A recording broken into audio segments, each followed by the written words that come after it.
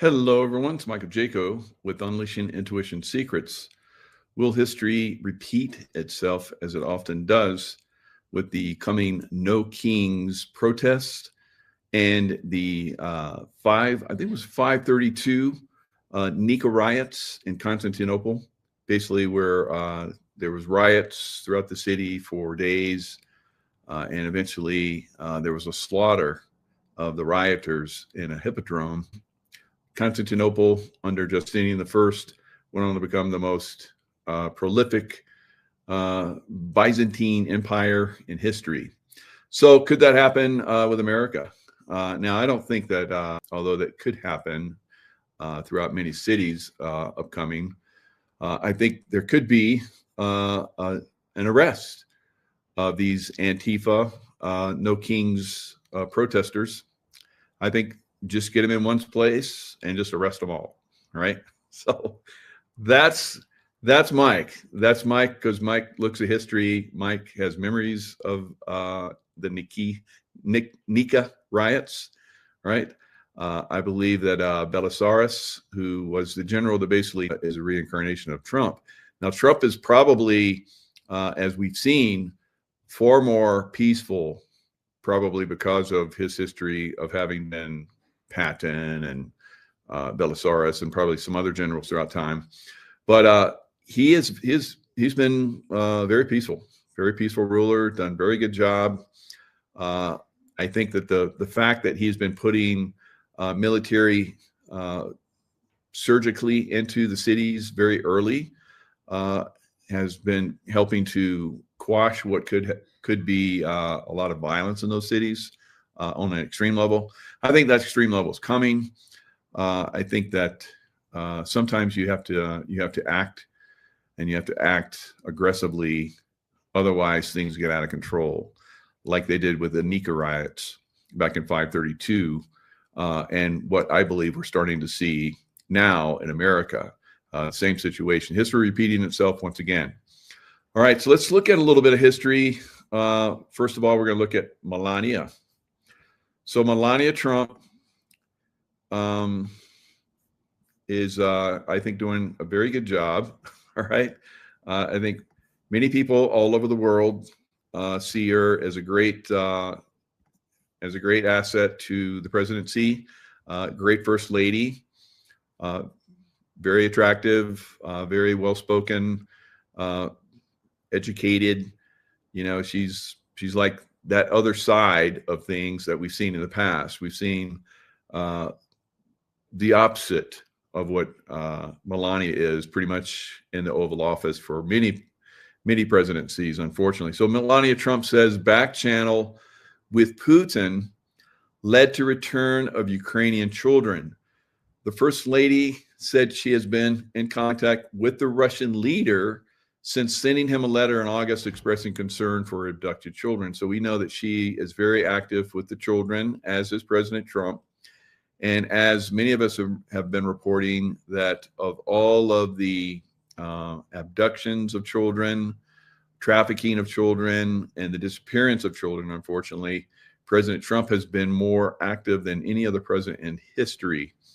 And of course, his lovely wife, Melania, is at the forefront of that as well.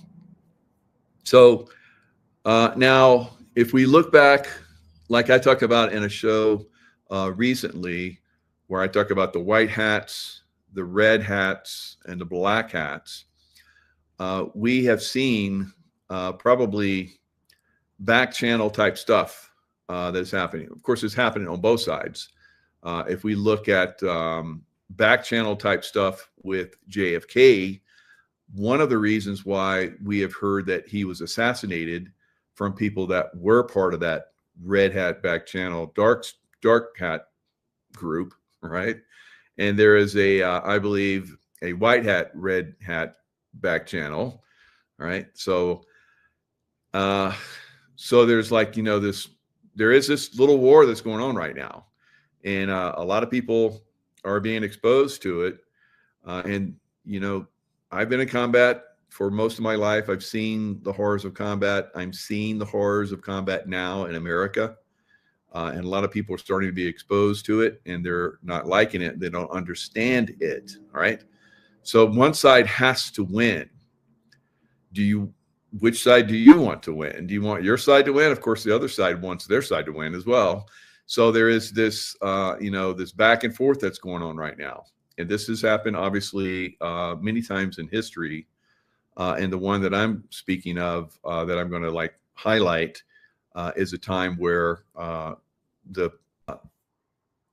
they're to the Russians. They use that as an excuse to assassinate him, right? The Red Hats, right? So the Red Hats, I've actually had James Files on my show multiple times with Ole Demigard and others, where we discussed how he was part of basically a Red Hat group that came in and assassinated President Kennedy because he had gotten out of line, according to the deep state, right? So again, we're going to see this push back and forth of these factions. I think that President Trump is at the forefront of a President Kennedy-like faction now, and that he has Red Hat activity going on for the good guys now. So the Black Hats started, I believe, this Red Hat activity where they had these assassins, and they call them the 30 assassins. James Files was one of those assassins. And he talked about how there's this whole group, and they have these women. All right. So we've had lots of people come on and talk about this, about how there's women that are basically come in and, give these guys, or with these guys, right? Kind of like a Jeffrey Epstein type situation. And Kathy O'Brien has been on my show talking about this, how they develop these girls from birth to be spies, and they pass information, they have sex with these presidents and men and so forth, and they're gathering information for the dark side, all right, the Black Hats. So the Black Hats use like Red Hats, right? So Kathy O'Brien, I would say, would have been a Red Hat that is now a White Hat, all right? I know it gets a little confusing here, but you can switch sides and you can go to the good guy side. That's what we hope everybody does, but some will not. Now, James Files, in my opinion, has gone to the good guy side, and he is disclosing about the use of he being a Red Hat by the Black Hats. All right, so he was the assassin behind the picket fence that shot President Kennedy and blew the back of his brain out. All right, so he talks about that. He's been on my show many times, and he talks about how they would use these women. One of them was for Ted Kennedy. She got out of line, and James Files and his group came in, and they suffocated her, put her in the car, and Chappaquiddick, they pushed it into the water. And Ted Kennedy, after they said, you can go to the police after we leave the island, because they had to catch a ferry off the island. So they got on the ferry, and then he went to the police like 2 hours later, and everybody's like, why did you wait 2 hours? His squeeze, this woman that's basically part of the Red Hat group that was gathering information, she was getting out of line, so they had to eliminate her, right? Kathy O'Brien was going to be eliminated, and she was saved. Her daughter was part of this process too. She rescued her daughter. So it's a Red Hat, Black Hat, White Hat, Red Hat operations that are going on all over the place right now, right? So Melania Trump having a back channel to Putin, Russia, would have been grounds for the Black Hat, right, in the past.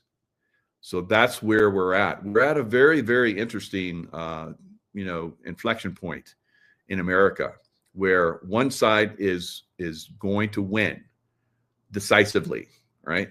So it's very important that everybody understands this process, because through that understanding, it's a shield.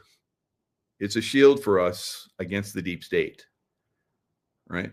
So if we have that knowledge, if we have that understanding, then their fear and manipulations that they use to usually control people, we're shielded from it with our knowledge, right? So you need to understand how this is working. So Melania Trump back channel to Putin, leading to the return of Ukrainian children. So we're in a reveal of children being used by the deep state, the black hats, because they're innocent and they like to use them. They like to use that innocence because they're extremely bad. Right?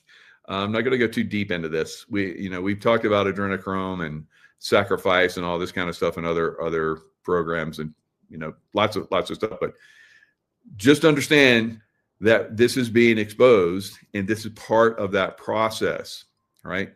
It's a slow process to try and awaken as many people as possible. But at some point, in my opinion, you're going to have to do a Nika riot type situation. All right, so let's go a little bit further into history here so that we can understand what Mike is talking about as far as like the Nika riots. So some of you, it's basically you're not that much into history, but history is very important because you will repeat history if you fail to learn the lessons of history. So we have a history lesson that we're all up against right now, and we need to learn from it. Otherwise, we're going to repeat it in a negative way. So we want it to happen in a very positive way, like it did then. But if it doesn't happen, because it was right on the cusp, Justinian was ready to walk away. But I think it's Isadora was his wife, basically convinced them that it's better to be buried in your purple robes, which was the sign of royalty back then, than to run and live like a pauper or whatever. So it ended up being good. And that's what we're seeing right now with America. Are we going to just let them take over? Because we're right at that cusp, right? Or are we going to basically fight back, right? So there could be some issues. I think there's going to be issues in some cities. Like I've said, some cities are going to be destroyed. So what to know about the upcoming Kings protest? No Kings, right? So they're all about no Kings, which is ridiculous because in a communist situation, the communists are the ones that are the kings, and they're worse than the other kings, right? So this is what these people don't understand because they're brainwashed into believing that communism is the way to go. They believe that capitalism is a curse and that anyone that believes in capitalism is bad. If it wasn't for capitalism, they wouldn't even exist, literally exist. So they don't realize that. They're brainwashed, and we have to resist these people, these brainwashed people, right? So it's possibly going to get ugly. Right? I don't think it's even started yet, guys, compared to what's going to be happening. So what to know about the upcoming No King protest? Demonstrations will once again take to the streets for No King's Day, a nationwide series of protests against the Trump administration. So that's not really against the Trump administration. It's against us that are conservative, that believe in families, that believe in good, like religion, Christianity, all the things that are like make everything great, I believe. They don't like that at all, right? And so we're bumping up against that. So while protests against President Trump have not been uncommon since his first term, No King's Day kicked off on June 14th. That was the Army's 250th anniversary military parade and also President Trump's 79th birthday. All right, so across the country, 2,000 No Kings protests are scheduled for next Saturday. 2,000, all right, according to a post from the Indivisible Project. So there are plans against major cities like Los Angeles, of course, Boston, of course, Washington, of course, Chicago, of course, Atlanta. All these are known. We know these are compromised cities and cities that I believe every one of these cities will be gone. Atlanta, New Orleans, Kansas City, Missouri. I don't know about that one, but in Bozeman, Montana, I don't believe that's going to go, but they're, going to basically protest there and maybe even riot. Planned protests stretch into Canada and as far south as Madrid, a town in Mexico. So October 18th, 7 days from today, next Saturday, there will be millions, as they say, of us rising again to show the world America has no kings and the power belongs to the people. All right. So these are communists. These are terrorists. And I think they need to be treated as such, guys. I think these people should be rounded up. Wherever they go to protest, they should be rounded up and thrown in jail. I'm just saying it, right? I'm just coming right out and saying it, right? It gets me in trouble, whatever. Somebody has to say it, and it needs to be done at some point. The sooner, the better, right? So that's pretty much what we're seeing upcoming. Now, No Kings Movement issues warnings ahead of next anti-Trump protest. Warnings, because President Trump, the king, I guess, to them, has put out a lot of military into cities, and he could possibly put out more military. All right, so No Kings Movement issues these warnings, and they talk about different things. Where's the article? It disappeared. Look at that. It's like doesn't want to show. How about that? Huh. It's like, no, you cannot show us. Wow, how about that? Come on. Continue, whatever. All right. Newsweek came out after me personally, so maybe this is them coming at me again. They've come after me before in the past for posting stuff. So anyway, they're out there saying, I read their article, so I'll tell you what it said. It said that they're concerned and they want people to not get violent, which of course they want them to get violent. All right. They're going to have, this is Antifa going to show up with these guys. Antifa is a violent organization. They're the brown shirts of the Democrat Party. So they're going to use this as a way to come into these events and start riots, just like they did with the last protest we had, not Rodney King, but the I Can't Breathe guy. Well, I can't think of his name right now, but anyway, they're basically going to do the same thing again.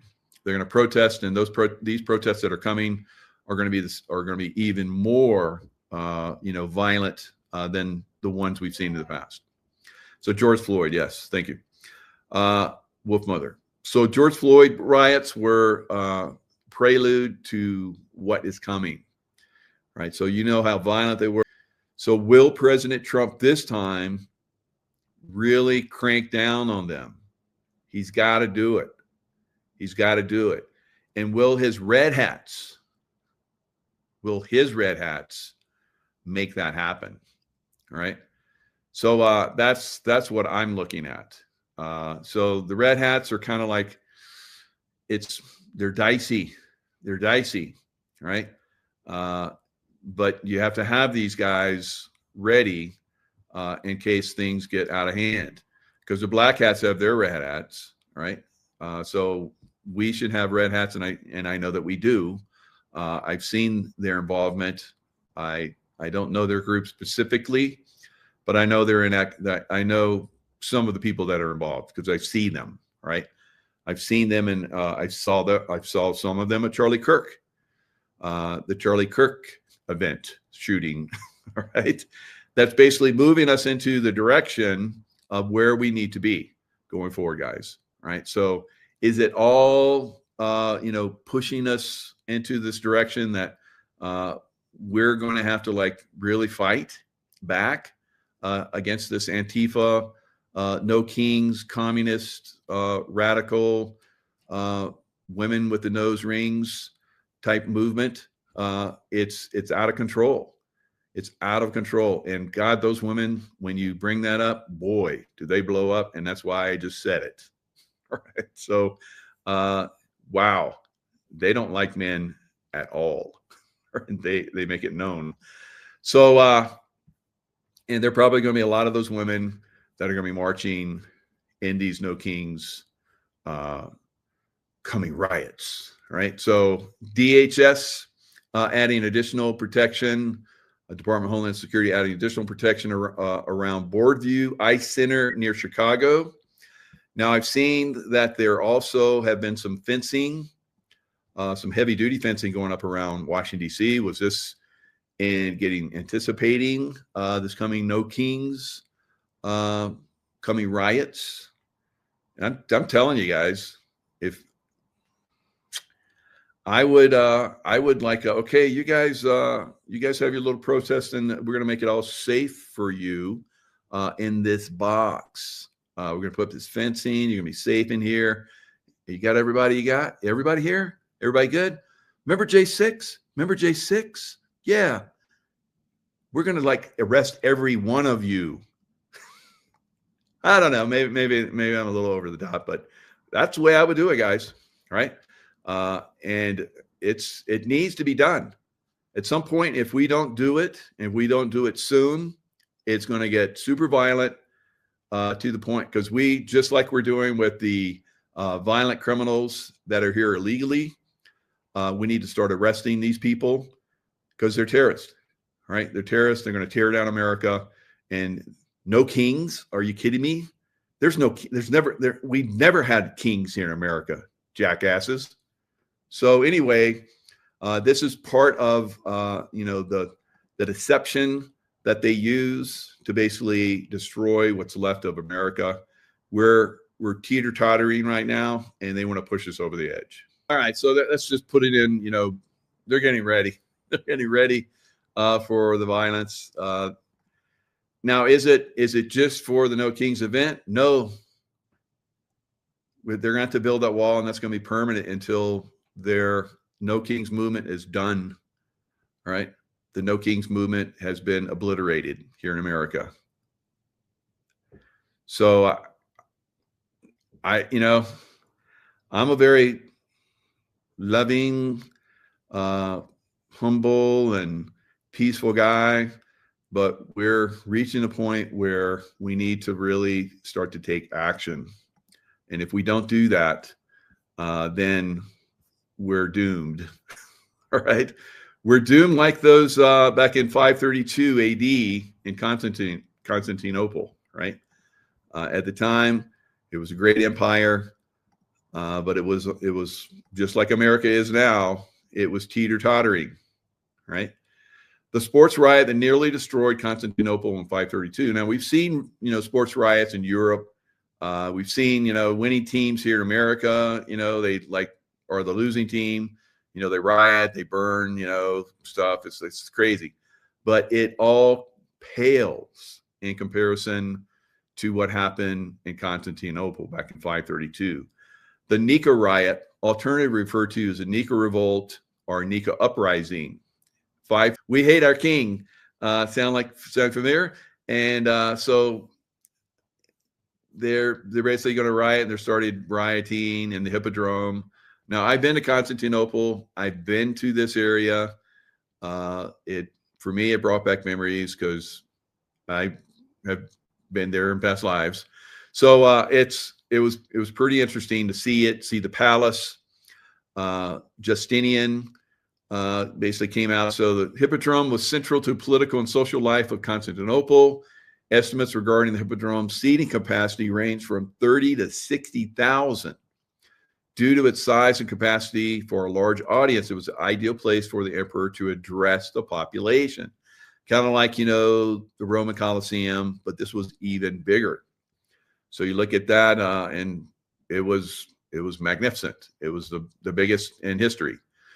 So violence was not uncommonly spilled outside the Hippodrome into the streets after some of these events, kind of like what we still see throughout the world. All right. So violence after these events, people get all, wound up, and whether they win or lose, they cause riots. It's crazy the way the human consciousness is, but, it's still the same. It hasn't changed much, has it? I'm still not sure. And it's going to be a problem coming up. So it goes on to fall. So the cause of the Nika riot appear to have been a mixture of simmering political and social tension. Sound familiar? These came to a head at the Hippodrome, where the emperor was met with jeers and insults from the crowd. Sound familiar? All right. So the blues and the greens sought clemency because they'd done some crimes. And he's like, no, I'm not going to do that. So they started rioting. All right. Justinian refused, leading to dire consequences. The two rival factions, the blues and the greens, who had perpetually clashed, forged an uncommon alliance. In unison, the populace, like the the Antifa and BLM with the leftist, that's pretty much what we're seeing right now, right? Uncommon alliance. So they, in unison, the populace began chanting Nika, signifying victory or conquer in Greek. This chant, previously employed to rally behind charioteers at the Hippodrome, now resonated as a collective reproach directed towards the emperor, right? The king, Trump, all right? So the seething crowd launched their initial assault on the Praetorium, the very side of the housing prison. So they basically spilled in the streets. The emperor retreated into the great palace walls, and then they started burning, just like they did during George Floyd, just like they're going to do coming up again. Once again, it's going to reach this. It's going to reach this again, guys. It's going to happen again. All right. So as dawn broke on the following day, January 14th, so this was the chariot races were on the Ides of March, right? Or no, the Ides of, January, whatever it was. So anyway, Justinian reappeared at the Hippodrome, his last-ditch endeavor to quell the unrest. This time, the emperor yielded to the rioters and agreed to the ousting of the deeply unpopular prefect, John the Cappadocian, and Castor Tribonian from their positions. By now, however, the rioters were beyond reconciliation. So give them an inch, they want a mile, and give them another inch, they want another mile. So that's what has been going on, I believe. All right. We've been giving these people leeway and giving them what they want, thinking that they will be satisfied, but they want more and they want more and they want more, and they're going to take over. And it's going to destroy everything that America has worked for the last hundreds of years. All right. A great fire spread across the Capitol, engulfing several important buildings such as the Hagia Sophia and the Senate House. The Hagia Sophia, I've been there, unbelievable. During its time, it was it was impossible. No one could build what they built, but they did it, right? So unbelievable, still going there today. It's a magnificent building. The situation was made worse still by members of the Senate who opposed Justinian. Sound familiar? With the riots in full swing, they saw an opportunity to depose the emperor. So what we're seeing right now with the Senate, the Democrats in the Senate refusing to pass the bill, all right, for funding, the funding bill, and it's causing lots of problems. The Democrats didn't want to fund the military, their pay. All the Republicans did, but the Democrats didn't. So President Trump has promised that the military is going to get their pay. Very smart, right? So it ends up they chose somebody else. Hypatius was former Emperor Anastasius' son, I think, or nephew. And so they're like, he's going to be our ruler now. So they put him in Justinian's chair that he would be in. It would be like them going into the White House and going into the Resolute desk and putting somebody else there that they wanted there. All right. So don't think that they don't want to do that. They would if emboldened, they would do that. So the rioters were crushed. Now, this is where Empress Theodora came in. So, you know, the women have done a really good job, you know, over the last several years of, you know, keeping things in line. So Theodora back then, you know, came out and basically said, hey, royal purple makes a fine burial shroud. So we need to hold the line here. So Generals Belisarius and Mundus, with the leadership of the troops, tasking them with crushing the rioters at the Hippodrome. So they blocked off the Hippodrome, just like I think they should block off those protesters, right, and arrest them. But in this case, because they had done incredibly evil things and they were very, you know, unjust in many ways and needed to have justice served to them, they went in and slaughtered them, right? So they locked the doors, the soldiers and the generals went inside. So the same grand chariot racing area that witnessed the inception of the Nika riot became the site of its brutal suppression. The soldiers effectively barricaded all exits and slaughtered those inside. When the day concluded, had accumulated. Justinian had the ringleaders and conspirators executed, among them his rival, Hypatius. He then secured his political positions and rebuilt Constantinople. Sports riots in human history. All right. Quite fascinating story. And 6 days of riots and revolt ended. And after that, they didn't have any more chariot races. Right? So people got too wound up and too crazy. So you know, it took them 5 years to rebuild the Hippodrome, but I guess the chariot racing was the end of it. No more chariot racing. There were other spectator events that they had, but other than that, that was pretty much it. All right. So like I said, Constantinople went on from that point for another 30 years, expanded the empire. It was bigger than anything that ever, the biggest empire ever in history, right?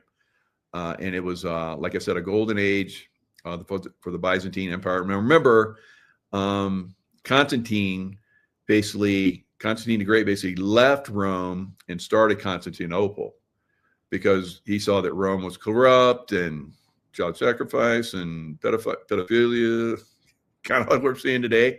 All right, so he basically built Constantinople, and then 500 years later, or approximately 400 some odd years later, they had that crazy riot, right? So 300 or 400 years later. So kind of like, you know, what we're seeing here in America, you know, the same buildup.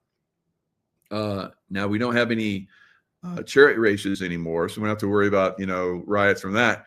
But we definitely have all the ingredients of what that riot caused, you know, dissension and so forth. There's only one remedy, guys. It's only one remedy.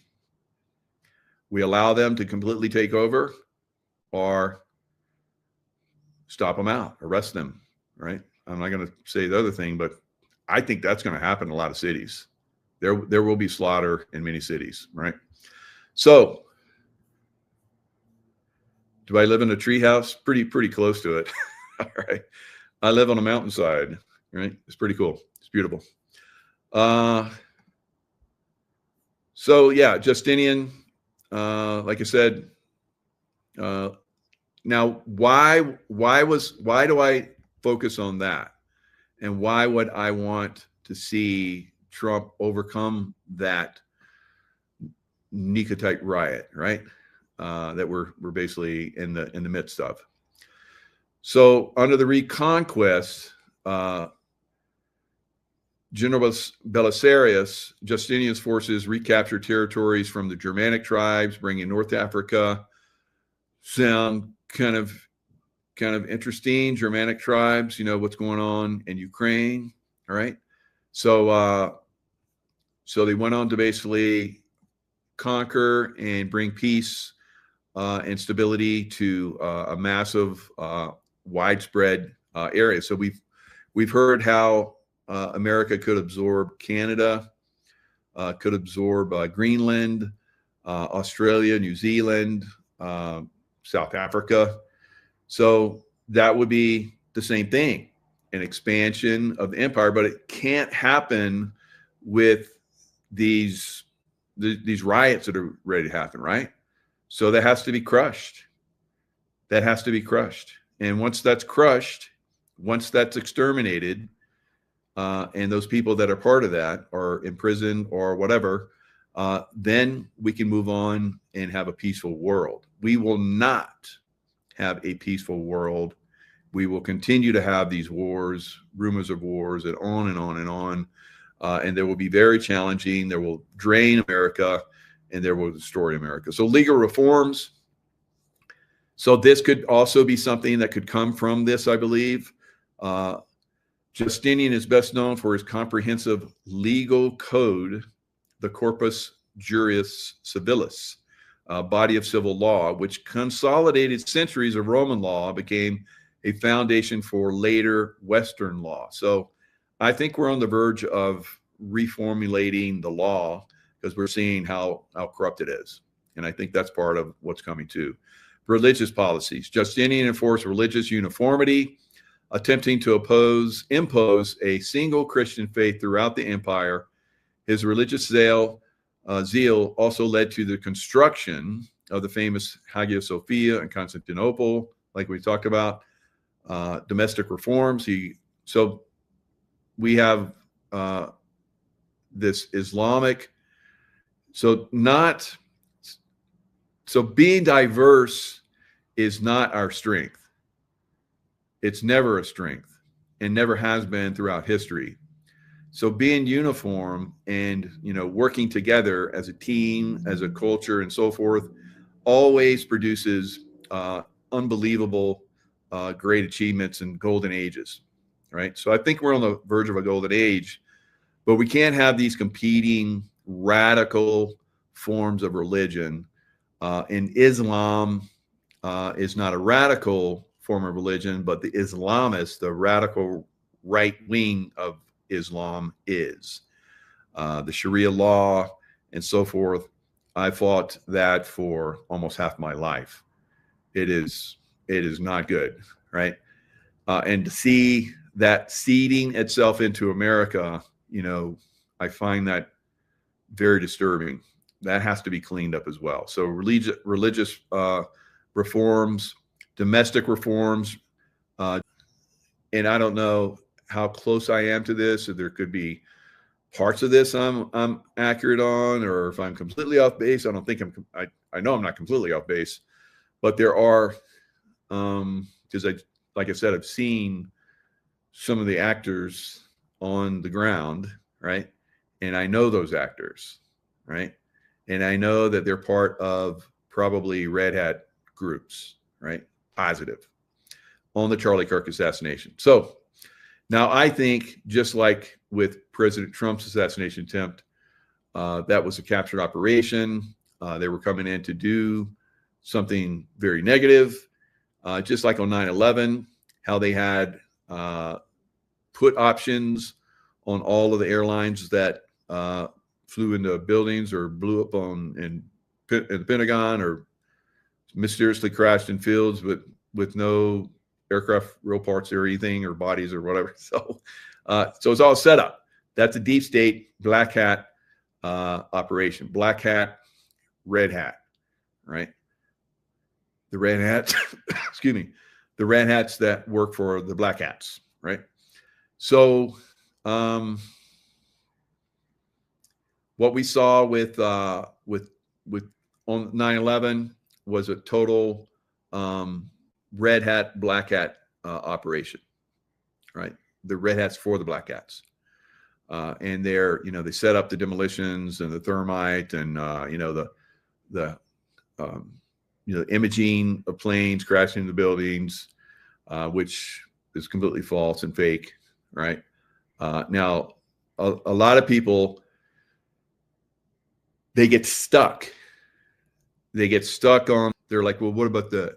It's like, it didn't happen, right? Like they said it, duh. All right, if he wasn't, shot, the whole thing is staged. Hello. So the same thing with 9/11. So now with President Trump's assassination, that was a red hat, white hat operation. Okay. So you need to start to make the distinction, right? So you have these secretive militaristic intelligence groups, right? That work in the white hat favor. And you have the secretive CIA, whatever, FBI, right? Of course, the FBI is being taken back to a certain extent by Bongino and Kash Patel.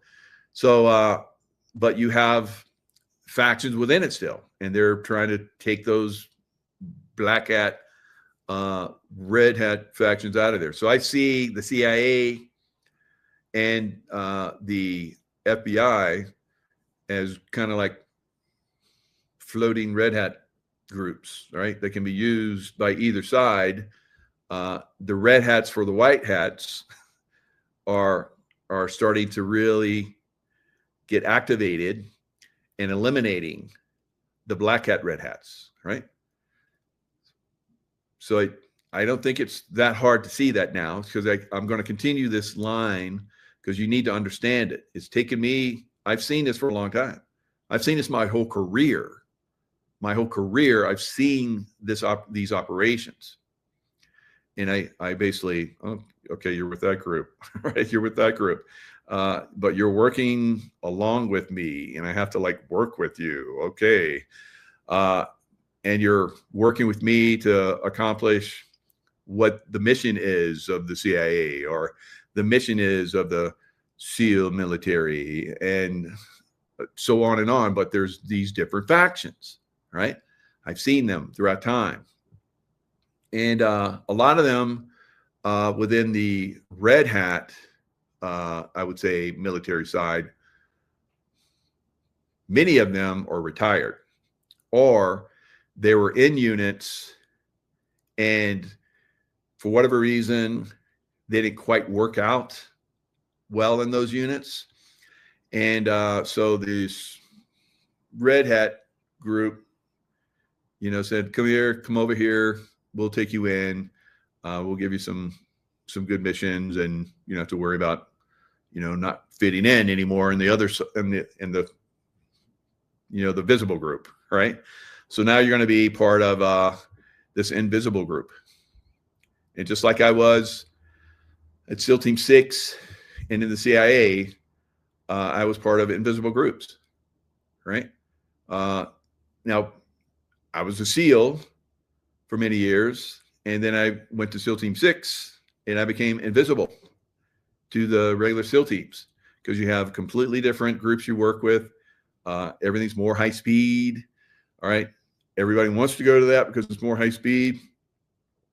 Now, the red hats are like that. The red hats on both sides, whether it's white hat or black hat, they each have very high speed stuff, right? Very high tech stuff. And they use that for their side, right? To either take down people on one side or another, right? Just like when we took down Osama bin Laden, right? So I was part of the good guy side. Now, Osama bin Laden was part of, think about it, he was part of the black hat, red hat team. See how this works? So I'm going to continually teach you guys over time how this works. So now there were elements within the CIA that were good, like myself, that helped find him. And there were elements within the military, SEAL Team 6, which helped to take him out. Now, remember that crash that happened with the SEAL Team 6 guys in Afghanistan not too long after the Osama bin Laden takedown. That was payback for the white hats, red hats, taking down their boy, black hat, red hat boy, Osama bin Laden. So they went after the good guys in SEAL Team 6 and crashed that helo. That was payback. It's like, oh, you want to F around and find out? That's what they did, guys. That's how this is bad games. A lot of you guys don't know these games. I do.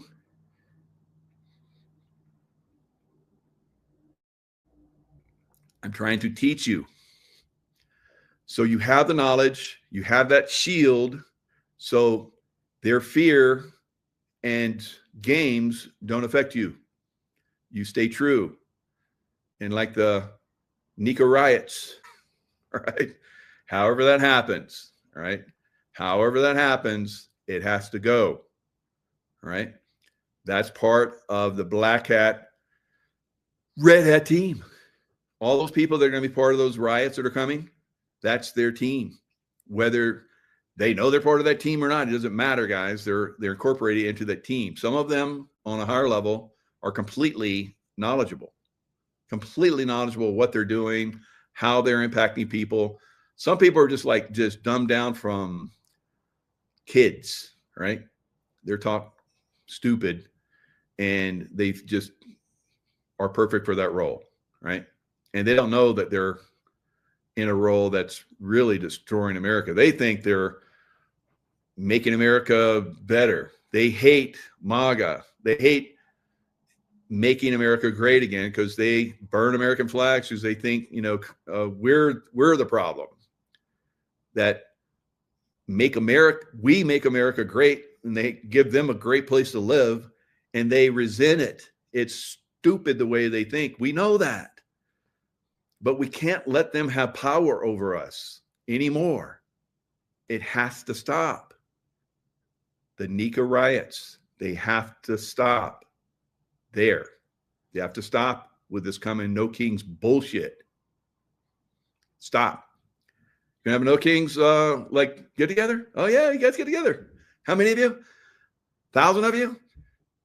Get 1,000 places where we can store these assholes, right? And when they're least expected, arrest all of them.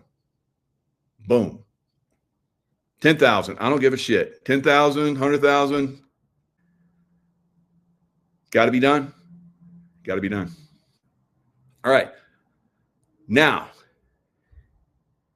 let's go into all of the make-believe that's going on out there and try and educate you guys on how to see, which side is doing what.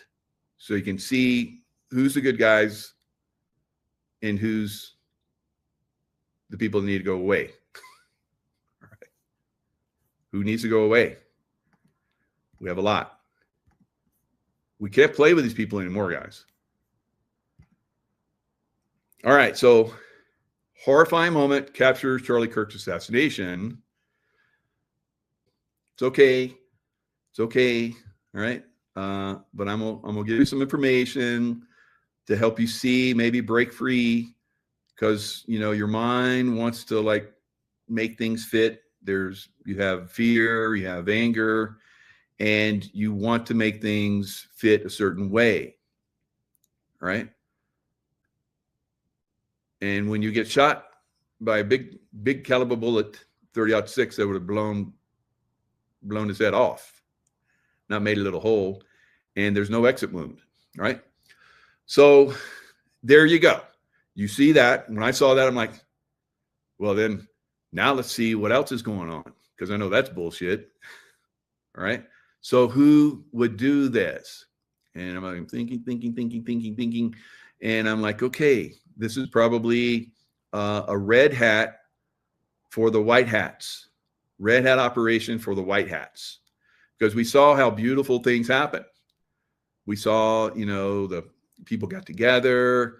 We had that stadium that was, some people say it was reserved 4 months, or regardless of however long it was reserved or whenever they got it, it happened fast, right? Everything happened fast. Everything was planned, obviously, right? So there's so many anomalies. I can't go into all of them, you know, but I'm going to just go into a few. From that point there, you should be okay. He was not shot. Whoever that is, whatever that is, if it's a hologram, if it's real, I think it's real. Or maybe some hologram stuff in there. I don't know. But the way everybody moved before and after, it's basically, it was a planned event. It's a red hat, good guy, white hat, planned event, guys. And which I don't think he was. I think he's still alive. I think he's within the red hats now, right? He's in the red hats back in the background still doing his stuff, right? So let's look at a little bit more of this. I'm going to pull this up to a minute at the 1 minute mark. Now, I'm not going to go into all the little details. Now, you guys, you're going to see people, they don't react to a gunshot. Now, when JFK was shot, everybody pointed to the grassy knoll and the picket fence behind which James File shot from. And police officer on his motorcycle went up there. People looked in that direction. There were shots coming all over the place. So people were looking, they were hearing shots all over. But that one shot, people that are around there, they turned and looked. No one turns and looks at the guy that shot supposedly from the roof. All right. So lots of clues that this is not what it seems. Now I'm going to zoom in on his neck.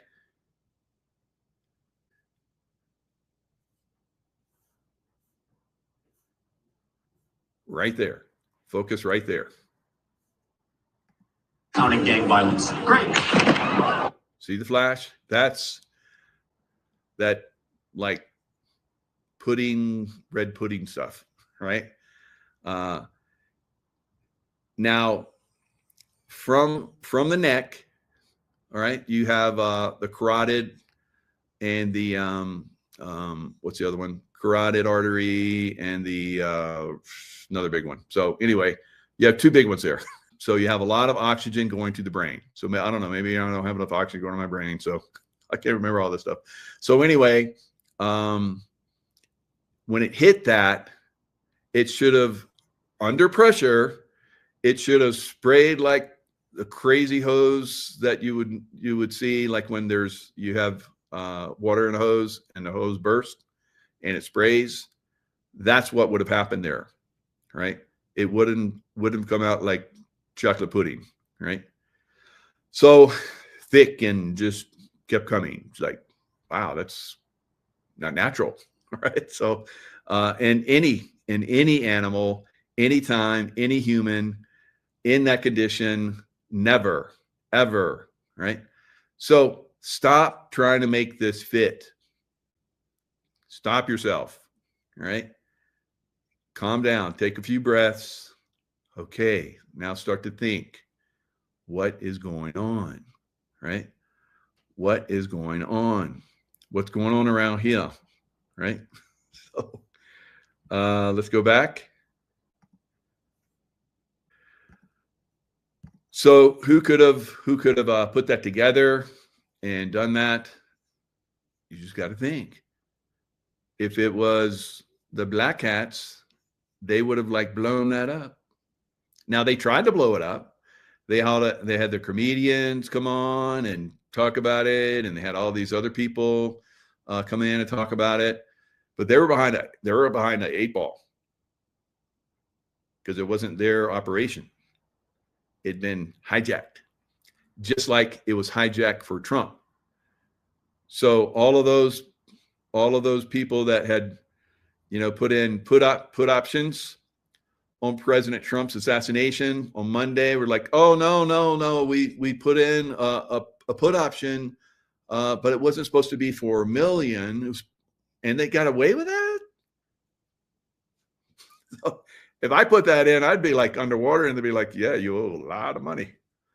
And so on 9/11, same thing. So those black hats that should have made a lot of money were scrambling, weren't they? Because it was a seized operation. Same thing with Charlie Kirk. All right.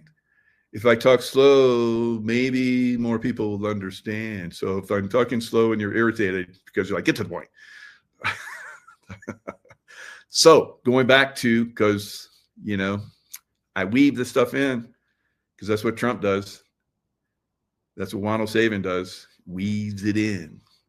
So go back to 9/11 and all those put options on the day that it happened, and somebody made a lot of money. The FBI knows who made all that money, but they haven't told us. They haven't told us. I think that's bullshit. That's because they know. Because if I did it, my name would be all over the place. Michael Jaco put in 1 million put options on United. How the hell did he know that? He made $1 billion. How could he have known? Everybody would be like, oh man, George Bush would have been, he's not with us. He's against us. Oh, shut up. Oh, whatever. So black hat, red hat operation. And, we had all those, the dancing, what was it? Dancing Muslims or something, dancing Arabs, but they were Israeli. Now they're trying to tie in the Israeli thing on Charlie Kirk. Candace Owens, what's going on there? So I'm just watching that. I don't feel that so much, but it is out there, right? It is out there for us to look at it and go, So I don't know. They have been an issue in the past, but are they this time? Now we have the Gaza situation. President Trump did get the peace Nobel Peace Prize because he's like stopped. I mean, like, isn't that his like 100th thing that he stopped war? Something crazy. Maybe not that much, but he's done a lot. And of course, they gave it to a Venezuelan woman that is, having people march for peace in Venezuela. That's a good thing. Now, she was really cool, and she basically dedicated it to President Trump. And why? Because he's coming in firm, like the Nika riots. He's coming in firm on Venezuela, and he could flip Venezuela. Now, President Trump getting peace in Gaza, still got an issue with Iran. That's got to be fixed. I've been in the Middle East, guys. Where did most of the terrorism and the problems come from? Iran. I'm an expert. I've been there. I know. Iran is the problem. Not all of Iran, not all of the Iranian people. The government, the Nazi government of Iran, has to be replaced. Just like the Venezuelan government has to be replaced. Now, you can exert pressure the way Donald Trump is in the cities and on Iran and on Israel and on Venezuela. He's got all these Marines landing all around, all these ships, fire missiles, and boats, narcotic boats burning up in the middle of the water, putting pressure on them, squeezing them, right? Cutting off their funding. All of them cutting off their funding. Ukraine cutting off the funding, drying it up, right? So that's good. So we're seeing that. So that's white hats are doing well against the black hats right now. But the black hats are going to use their red hats to cause some problems, cause issues. And that's going to be the No Kings riots. And it has to be crushed. It has to be ruthlessly and hammer time crushed. Ruthless. We're starting to see it with some of these Antifa and even the police. Remember, maybe you don't, but I was coming out, I was saying when in Chicago, where the ICE guys, they had 10 cars, like box them in, and somebody got out with a gun. Now they're saying that she had a gun in her purse, a handgun in her purse. Like, God, these guys lie. During that time frame, the Chicago police were told to stand down and not help them. And I said, Chicago police, don't help them. And now the Chicago police are like defying orders. We need more of that in these deep state cities. Good people, define the deep state. So we have Chicago police now that are basically going against the rioters.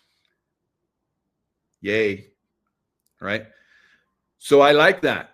That we can say, you don't want to help, then we're not going to help you. And they're like, oh, hell no. We want to be part of the team. You know, those guys, screw those guys. So good job. That's what we want. All right. So we're going to talk smack. If they don't get online, then they don't get helped, and then they go away. All right. Now, I like how I say that about Chicago guys. Good job. I can say that about California, and Californians were like, shut up, Mike. Like, what? Shut up what? Get your ass out there and get to work.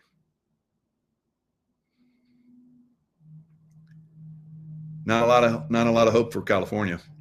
All right, so California, all the cities destroyed, right? And then good people will come in and rebuild, right?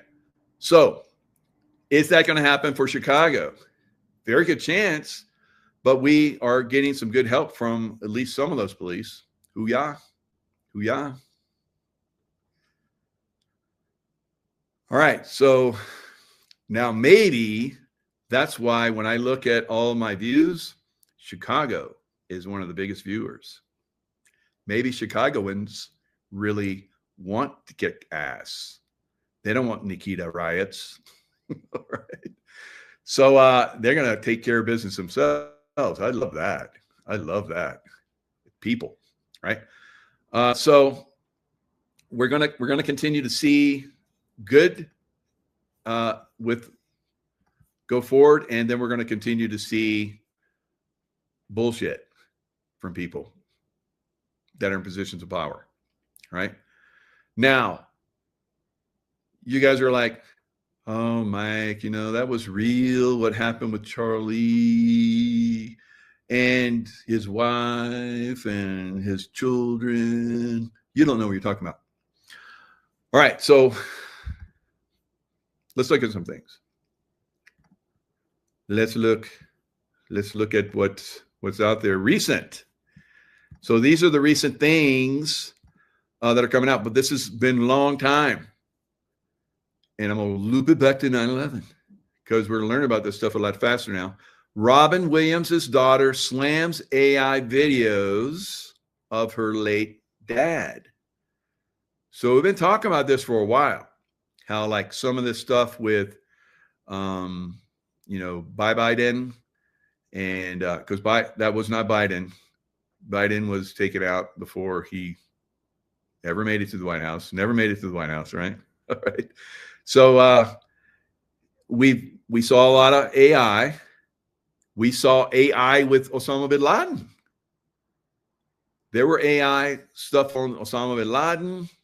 actors, just like with Biden. So a lot of these people, there's actors and AI. Watch this. Never said this or this. Somewhere in heaven, there's a booking agent going, he's available Thursday, but only as a hologram. This isn't him either. Welcome back to the Cloud9 podcast. They're all fake. To casual viewers, they might seem funny or even inspiring. But Robin Williams' youngest daughter, Zelda, isn't laughing, pleading on social media for people to stop making and sending her these clips. If you've got any decency, just stop doing this to him and to me, to everyone even, she writes. It's dumb, it's a waste of time and energy, and believe me, it's not what he'd want. Robin Williams died by suicide in 2014 after... Yeah, he was suicided. All right, so, and I'm not laughing about that. And was he really suicided? Or did he go into Valhalla? Right, so I don't know where Charlie Kirk and so many others have gone, right? Now, this AI stuff is not something new, guys. You know, I was pointing this out long ago,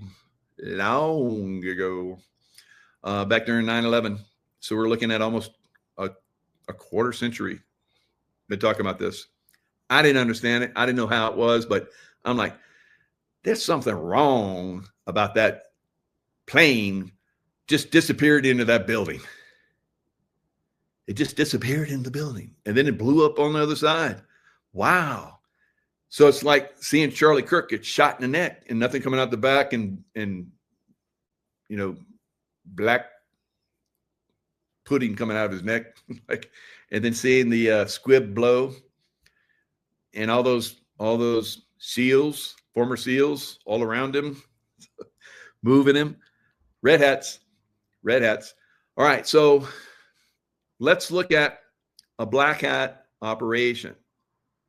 Black hat, red hat. So the red hats are the ones that have put all this stuff together and create this facade and, you know, brainwash people. Because remember how we would see the planes going into the buildings over and over and over again. I'm like, it's not real. It's not real. I kept saying it and people didn't like it because there's so many other people that were like brainwashed by it. And it's like, so a lot of people are like, it's a plane. They said it's a plane. Yeah. My whole family, I saw it. You didn't see it. You saw a hologram. You didn't see a plane crash in there. So let's look at that plane disappearing into that building. Look at that wing. Just doesn't look right, does it? Now that we know CGI and special effects a lot more, that wing kind of just disappears over there. And disappears a little bit more. And disappears a little bit more. And then the fuselage disappears. Then it disappears some more. And just disappears. Just disappears. Now, when you see that now, do you still believe it? How many of you still believe that? How many? How many still believe that? Huh? How many? Come on. I don't see anybody saying anything. Jugular. Thank you, James Ryan. Jugular. Yeah. So carotid in the jugular. How many people believe that plane crashed in that building? And if you do, better not cry, better not pout, I'm telling you why. Santa Claus is coming.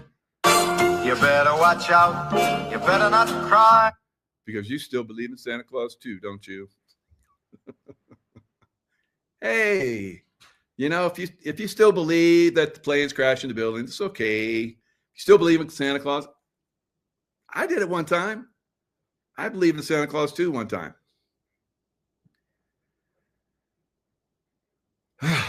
Yeah, they taught us how to believe in bullshit early on, didn't they? Brainwashing us from the beginning.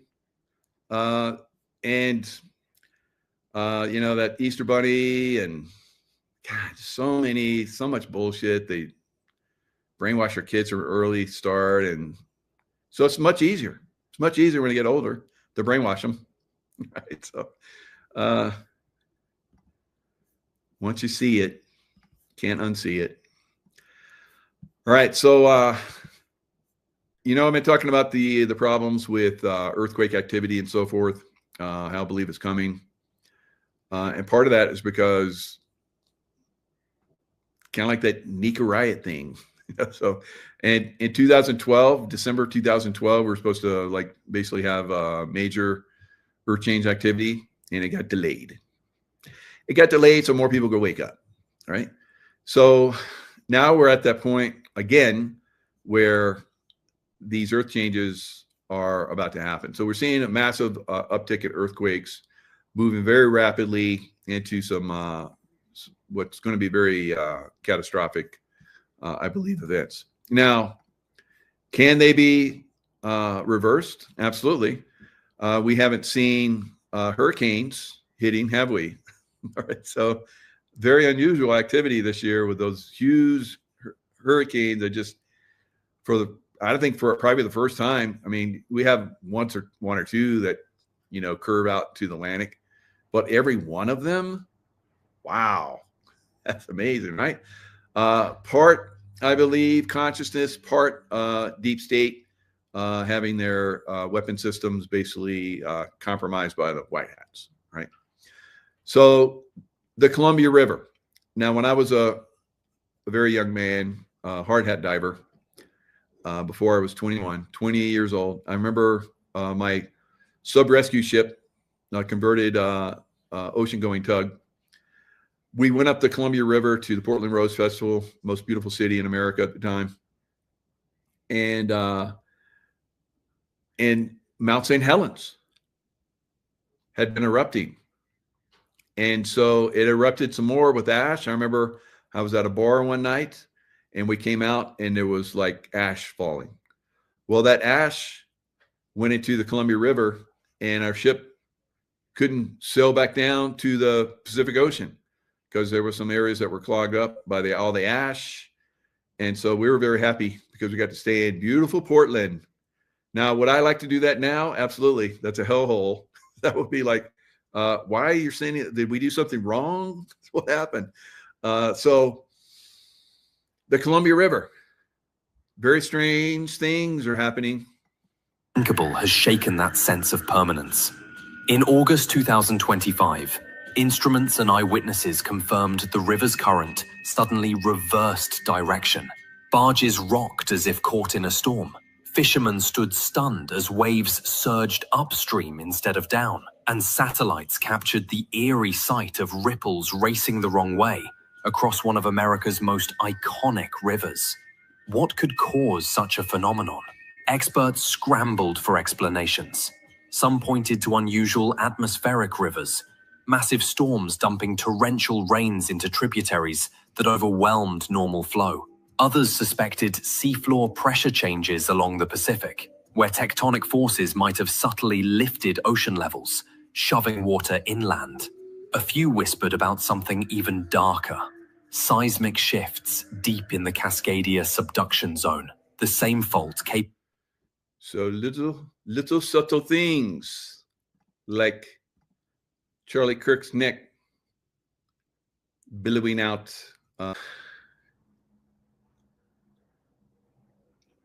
Little things, little whispers of problems coming.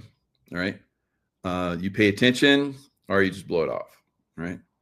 So now big earthquakes have pushed water up the Columbia River, and the Indians have given tails. The American Indians of that area have tails, where they pass, down to their next generation, tales, right? Histories where the water reversed and caused flooding deep up the Columbia River, way up, right? So what would cause that? Well, when they did, they looked at the plant life and so forth, they can see that trees were ripped as if something like a tsunami had happened. And they found that, these happen every 100, 120 years or so. And almost like on cue. And they can look back and see all that from the past. Well, guess what? We're overdue. We're overdue. And then you got the Columbia River reversing, and you have a volcano out on the Cascadia that's erupting with seismic activity all over the place and massive seismic activity all around the globe. I don't know. I'm glad I'm way inland, high up. So,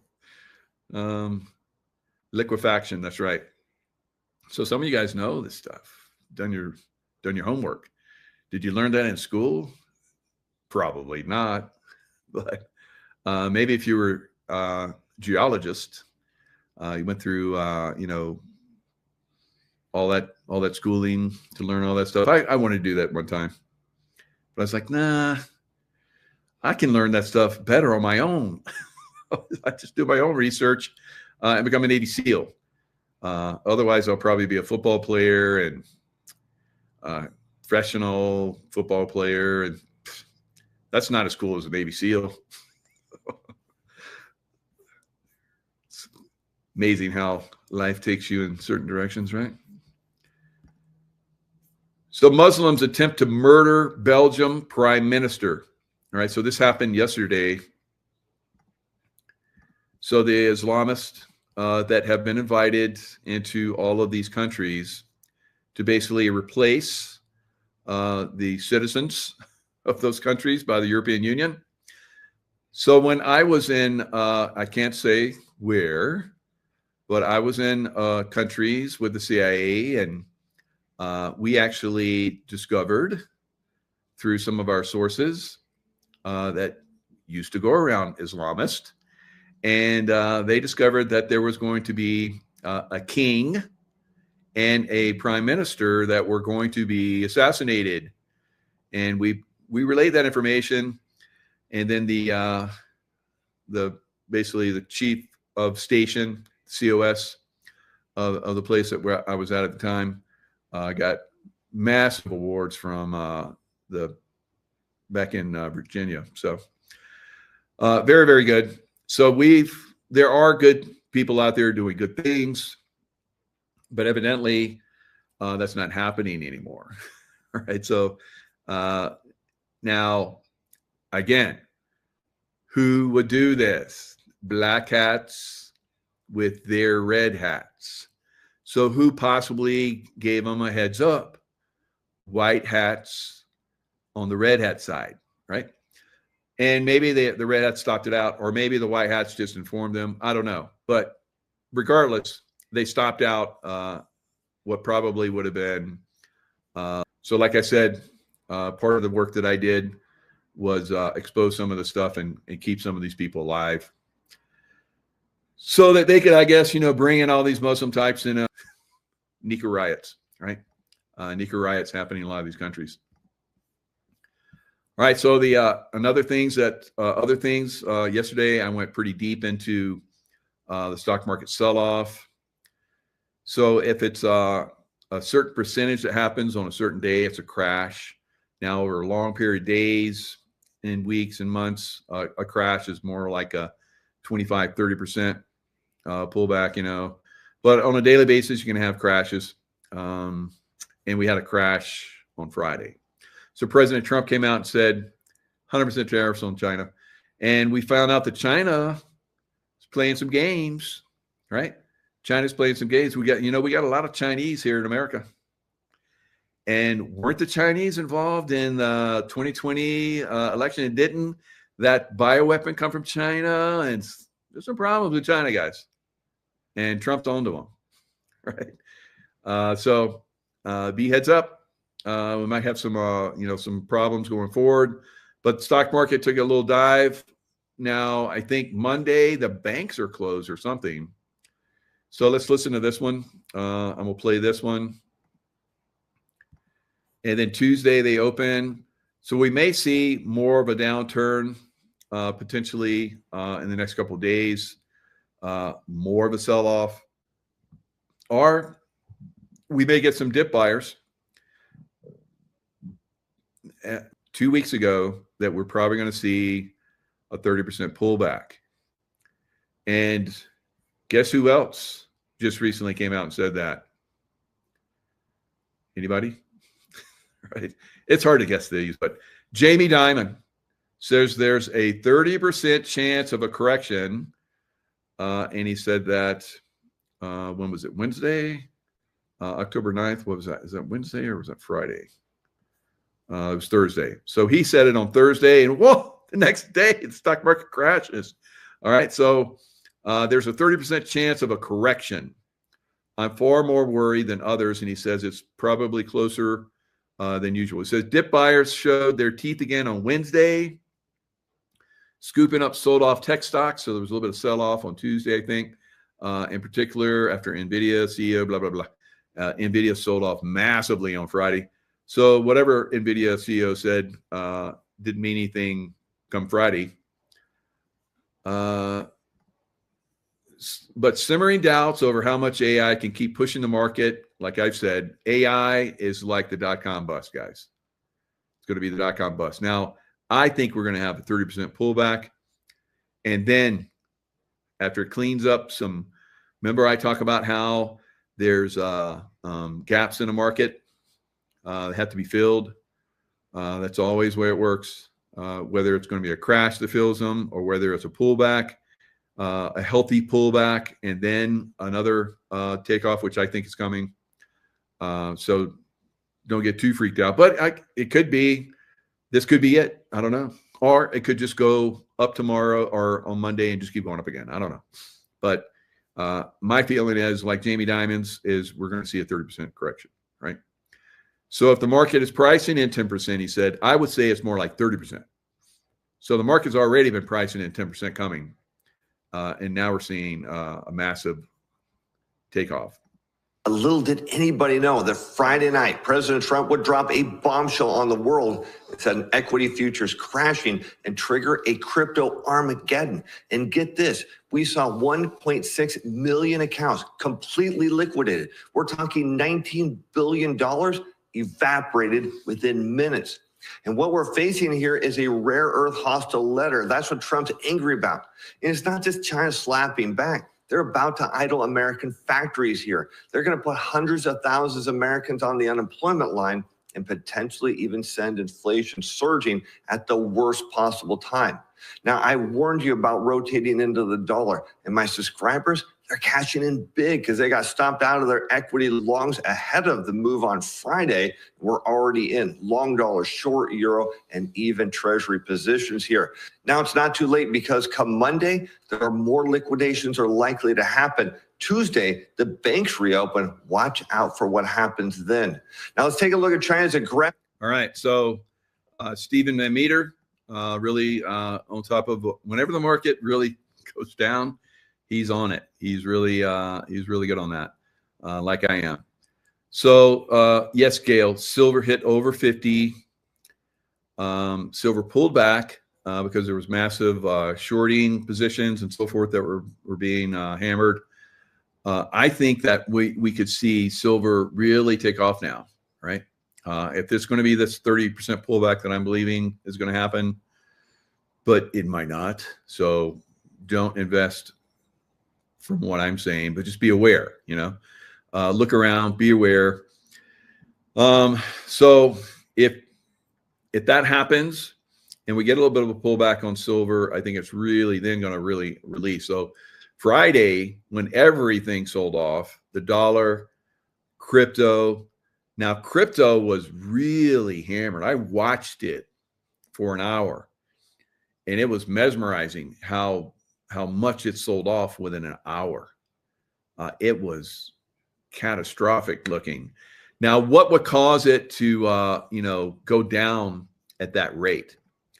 Well, some of it could be which I think happened, is a lot of people have their stuff on margin.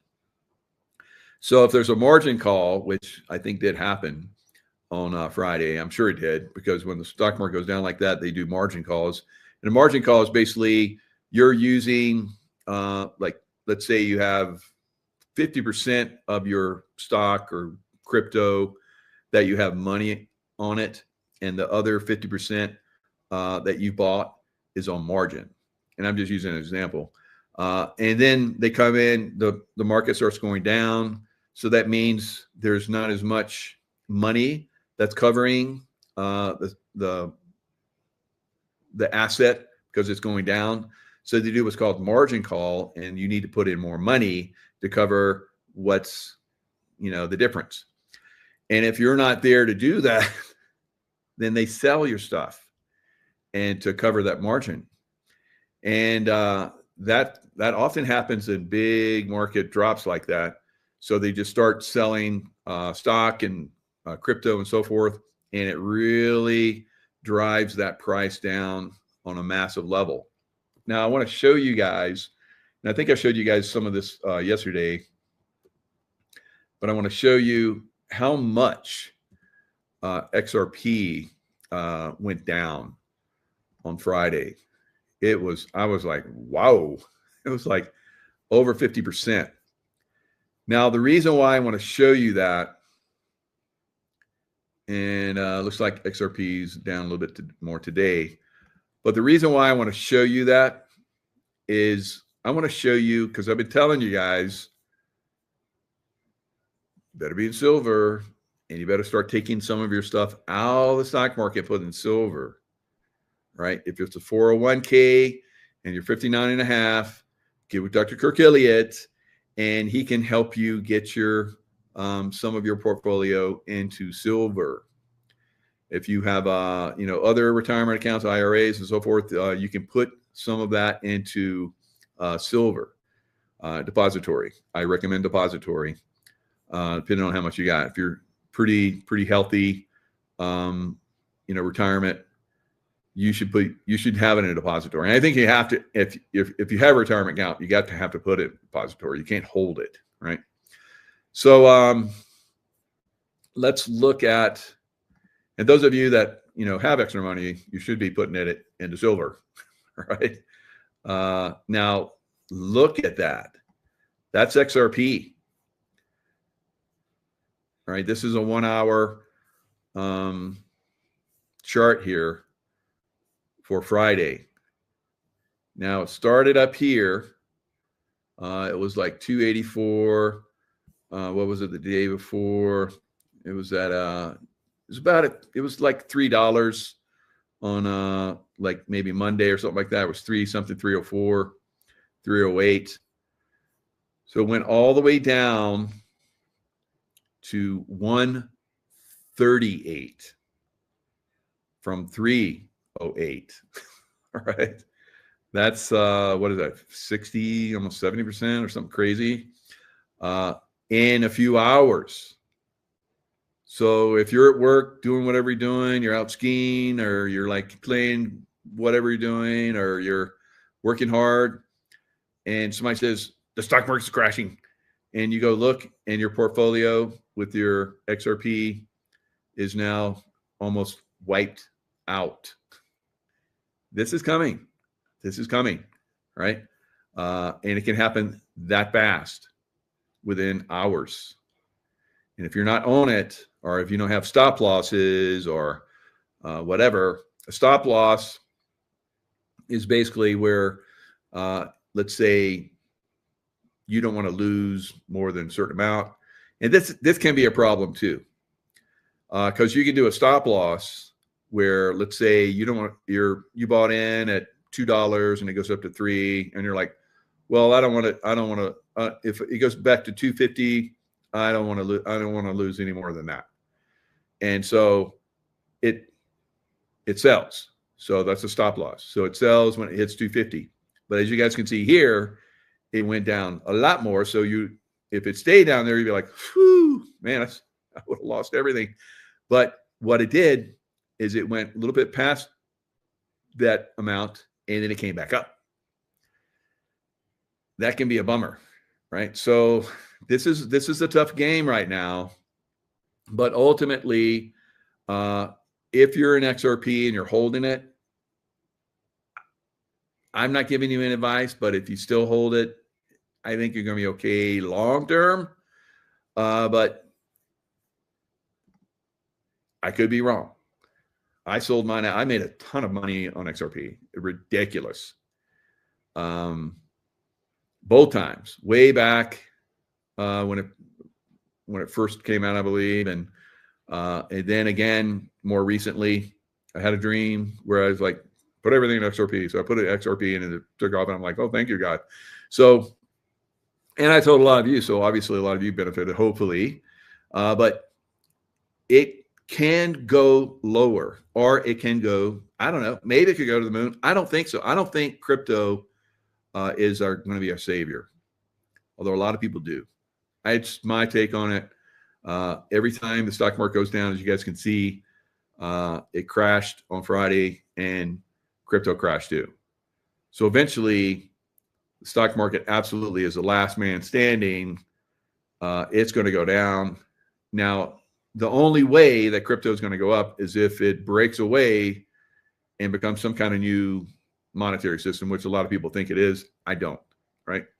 So we'll see. We'll see. It's a huge gamble to be in crypto right now, in my opinion. So I think it's going to go lower, potentially. It could be. The only reason I go in crypto is because it's like, for me, it's like a no-brainer. I'm going to make money on it, right? I know the patterns of it. I made money, crazy amounts of money on crypto because I know the patterns. I get in before it goes up, I get out before it goes down, and I wait. And then before it goes up, I get in again. It's just so easy. Now, I don't think it's going to be easy in the future. I think pretty much everything goes down, right? So except for silver, except for silver and gold, silver and gold, silver and gold. And if you don't have it, you're going to wish you did. And a lot of you probably are wishing you did now because I'm so glad. Silver. So glad I listened to my intuition this time on silver, because the last time I was like, I get a little bit. And I was like, get the silver. That intuition was going, you better get it. You better get it. And I was like, I'll get it. I'll get it. Be cool. And then it went, woo. I'm like, dang it. This time I'm like, okay, I'm in it. I'm listening now. Tell me what I need to know. I'll tell everybody else. Maybe if I tell everybody else, I'm helping people, and God will like that, and he'll help me some more. So, so that's kind of way I see it.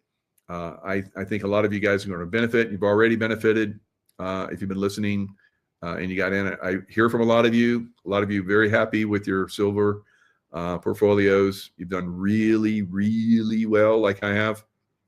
So, and it's just beginning, I think. No, I know it's just beginning, right? So hopefully you'll be able to stick with it. Let's look at a couple more things. Let's look at Johnny Bravo. I like Johnny Bravo. I follow him. He's a funny guy. If nothing else, you get a good laugh from Johnny Bravo.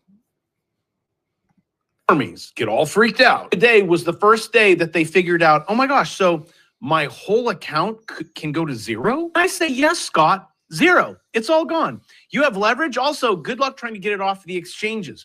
Those of us that have been in this market for a long time. Yes, listen to this man. All right. So there was a time, I remember, when crypto was like selling. I had to get out. I was like, damn it, I should have listened to myself and gotten out sooner. So I'm trying to get out, and it's like, it ain't working. It wasn't working, and not good. So that's another problem that you're going to have if you have your portfolios in stock market. You'll be calling, you'll be trying to like execute, nothing's working. It's like the internet goes down. And like you saw with that huge drop, you finally get in, you're like, there's nothing left. You're zero. They close your account out because you didn't meet margins and all kind of crazy stuff. Familiar. Actually, in just about every market crash, because I put in shorts, these guys won't let you. Actually, this article says take your funds off centralized exchanges immediately. Coinbase and Robinhood users are reporting issues selling and withdrawing their crypto. Really? Robinhood? I've never heard of this before. Coinbase? No. Yes, both of them. Coinbase, I got out of Coinbase a long time ago. I had an insider tell me, you better get out. So I'm glad I listened. Now, I did really well in Coinbase when everything was smooth and calm.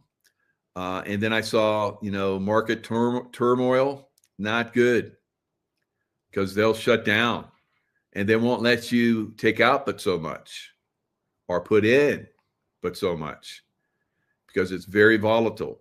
And they know that if they make you wait, they're going to make more money, right? So in the build up to this, stock market turmoil, and you're like trading. So if everything's cool and I'm trading, it's great. But if turmoil hits, those exchanges suck, right? You're going to get hammered, right? And I'm sure a lot of people, unfortunately, got hammered on Friday. So word to the wise, it's up to you. Some of you guys just know better than old Mike and old Johnny Bravo, right? So that's pretty much what I got. Hope that helps you guys out. That thing about the red hats and the black hats and the white hats, it's something that I think I'm giving the world that's going to be very valuable, right? For everyone to realize this, right? And you're going to be able to put people in their rightful categories, and it's not going to be confusing for you. You're going to see through stuff a lot faster. You're going to be like me. You look at Charlie Kirk. Hey, there's something else going on here. What else do I need to look at? And I'm just like that. I'm like that detective that's, just crushing everything. And I figured out, like, bam, bam, bam, bam. So that's what you want to look for. Oh, you guys like my LifeWave? Right. So I got my LifeWave on. Right. My grip is very strong again. Right. Was a little bit weak, but now it's doing really well. And I get a lot of great stuff from LifeWave, and LifeWave water, which is coming. It's light. You drink light.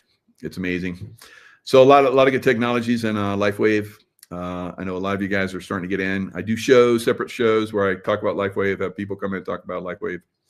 So jump on those, get in those, figure that stuff out, get involved in LifeWave. I think we have the best team in all of LifeWave, and LifeWave's amazing. Have a lot of great teams, but we really help our people excel and do really well. So anyway,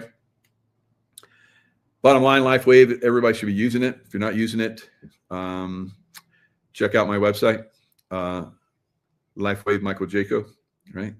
So yeah, it'll give you some insights, and if you want more info, there's an info button down there, and I have a team that'll help you out. I'll help you out. You build a business, you're going to go far with our group, guys. All right, lots of love. Stay in the love vibration, and I will see you guys next time. Michael Jaco with Unleashing Information Secrets.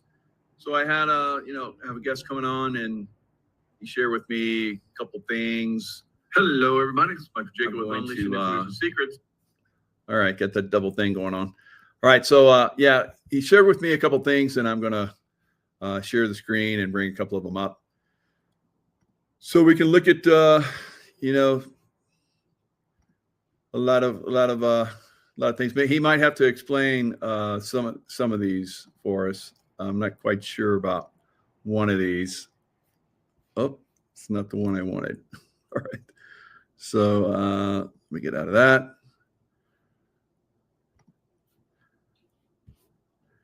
So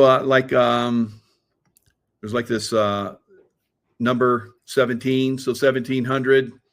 There was a Navy show just the other day. There was, I guess there was 5 o'clock time. Here we go. All right. So there's like this pig.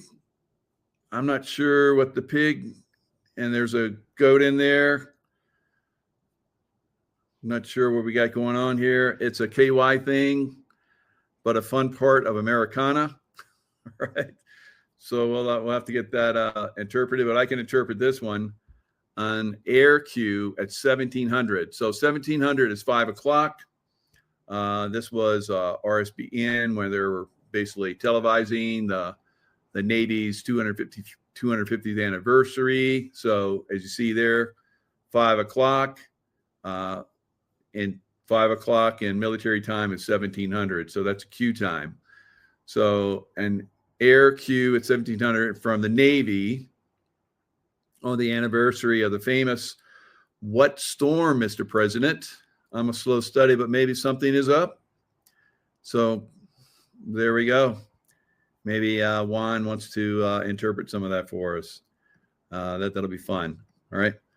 So another thing that he shared was this video with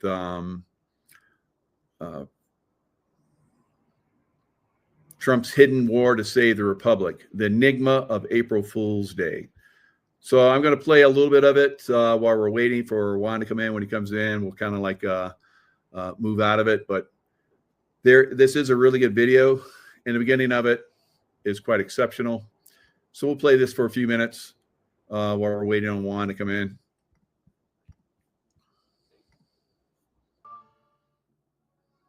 A shadow engulfs our republic, its sacred vote plundered for over 2 decades by traitors wielding rigged elections and a media unleashed to deceive by the Smith-Mundt Modernization Act of 2012, a law that freed government-funded propaganda to shape American minds.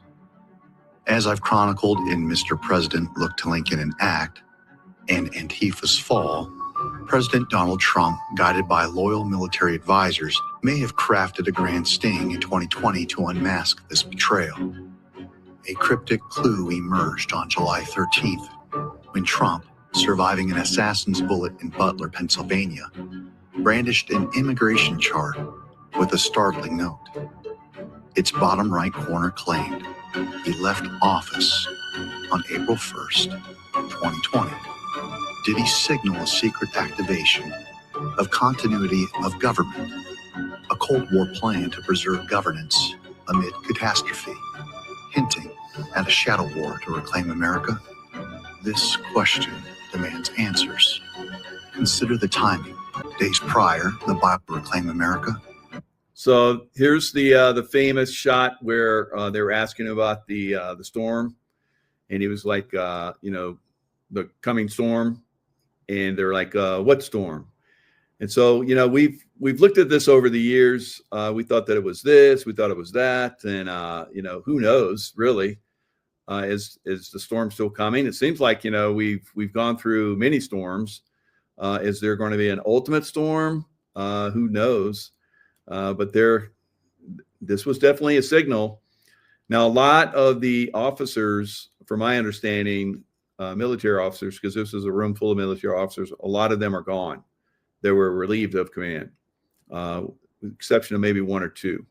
So we know there's been a cleaning out of the military on a massive scale. And that continued when supposedly the commander-in-chief was no longer in office. But of course, we've seen the 45-47, and we've seen President Trump where he was jokingly pointing to pictures of presidents, the wall of presidents, and he pointed to a picture of the President Joe Biden timeframe, and there was an auto pen signature there, and there was no Joe Biden there. So we know that there are operations that are afoot, and I believe that we're seeing some of that operation with the shutdown of the U.S. government, which basically gives President Trump a lot more reign to put the the military into these Democrat hellhole cities. All right, they can't resist. They can't resist, and as we're seeing, there's judges that are coming in and saying you can't do that, but pretty much it's already a military operation. It's been a military operation for quite some time. We've just been letting a lot of this information be exposed. This question demands answers. Consider the timing. Was unleashed to shut down America. Antifa's street chaos during the Summer of Love shaped their Handler's Fear campaign. Precursors to a stolen election. All tools to carry out a soft coup by globalist insiders. Think Obama's intelligence operatives and Clinton's hidden allies. In 2025, troops marched to Portland, Oregon, and immigration and customs enforcement facilities to counter Antifa's riots. New executive orders shield elections, and Venezuelan operatives are named as meddlers. If continuity of government. So all the way back in 2020, Venezuela was pointed out as having been part of the manipulation of the vote, right, with the machines. Now it's very interesting that we're seeing the beginnings of the fall of Venezuela, because we're seeing a military operation still, which is basically going to take down, I believe, the Venezuelan government. Trafficking drugs, part of treasonous activities of usurping our elections. They were not fair. They were definitely free and fair. No, fair. And who was part of it not being fair? Who pushed that? Who pushed that in some of these corporations, like we've seen with Facebook, Zuckerberg, spending hundreds of millions of dollars to push illegal voting in several states, where people showed up and had backpacks full of ballots and stuffed them into ballot machines that Zuckerberg had funded. So we're seeing a lot of this stuff being exposed. President Trump invited a lot of these people or people that look like them to the White House for meetings. A lot of this stuff is going to be exposed. The people that were part of the treasonous activities of 2020, and then those governments around the world that were part of that treasonous activity that happened on 2020. So Venezuela will be one of those that will find repercussions from that. Was triggered in 2020, it could nullify objections from courts corrupted by traitors, keeping Trump's fight within the Constitution's hallowed bounds. As a former professor and prosecutor, I offer a civilian lens to trace this legal path, blending it with military standards to reveal how Trump and allies like House Speaker Mike Johnson, who calls himself a wartime speaker, could restore the republic. Trump's own words claiming vast presidential powers and a wartime mantle underscore a commander-in-chief's resolve against a fractured government. And that's the topic for today. The enigma of April Fool's Day. Trump's hidden war to save the republic. He pointed to an immigration chart declaring he left office on April 1st, 2020, a date belied by his service until January 20th, 2021. In our premise, elections rigged since 2000 via hacked machines and foreign ballots, media hiding treason, this note sparks intrigue.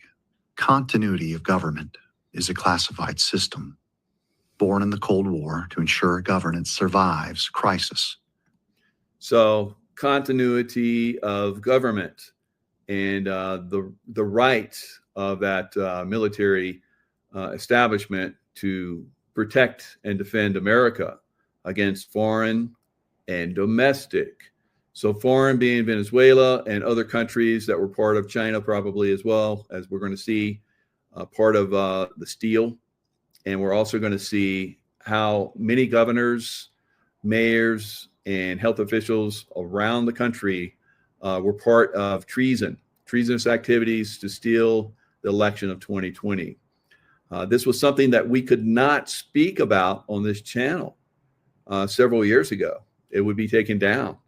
But now, through a process of pushing back on the false narratives of some of these social media platforms, and also in the the media, the corrupt media that pushes the deep state narrative, Democrat Party, Rhino Party, whatever, they're all one party, right? And that party is dedicated to destroying America so that some very dark elite can take over. This dark elite that has powers that belies, what we wanted to have. Child trafficking on a massive scale over the last 4 years during the so-called Biden administration. All right, a shadow government that basically came in and was exposing itself to the American people and the world as being not constitutional, as being a shadow corporate entity. So we're seeing all of this being exposed. Juan has been part of that. I've been part of that. Many other truthers out there have been part of this. We've had massive pushback, and but still we continue the fight. And on a day like today, we're able to really get this information out and continue to push back on the deep state and destroy it. So let's play just a little bit more. Like nuclear war or a coup, guided by Presidential Policy Directive 40. It allows the president to relocate leaders to secure bunkers, like Cheyenne Mountain, Colorado, or transfer power to trusted officials if Washington falls. Did military advisors, alerted by 2016 spying on Trump's campaign, exposed in 2025 by declassified intelligence reports, first, to set into motion the bioengineers' depopulation agenda. Second, to create panic, to undermine his presidency and shape the conditions to rig the 2020 election.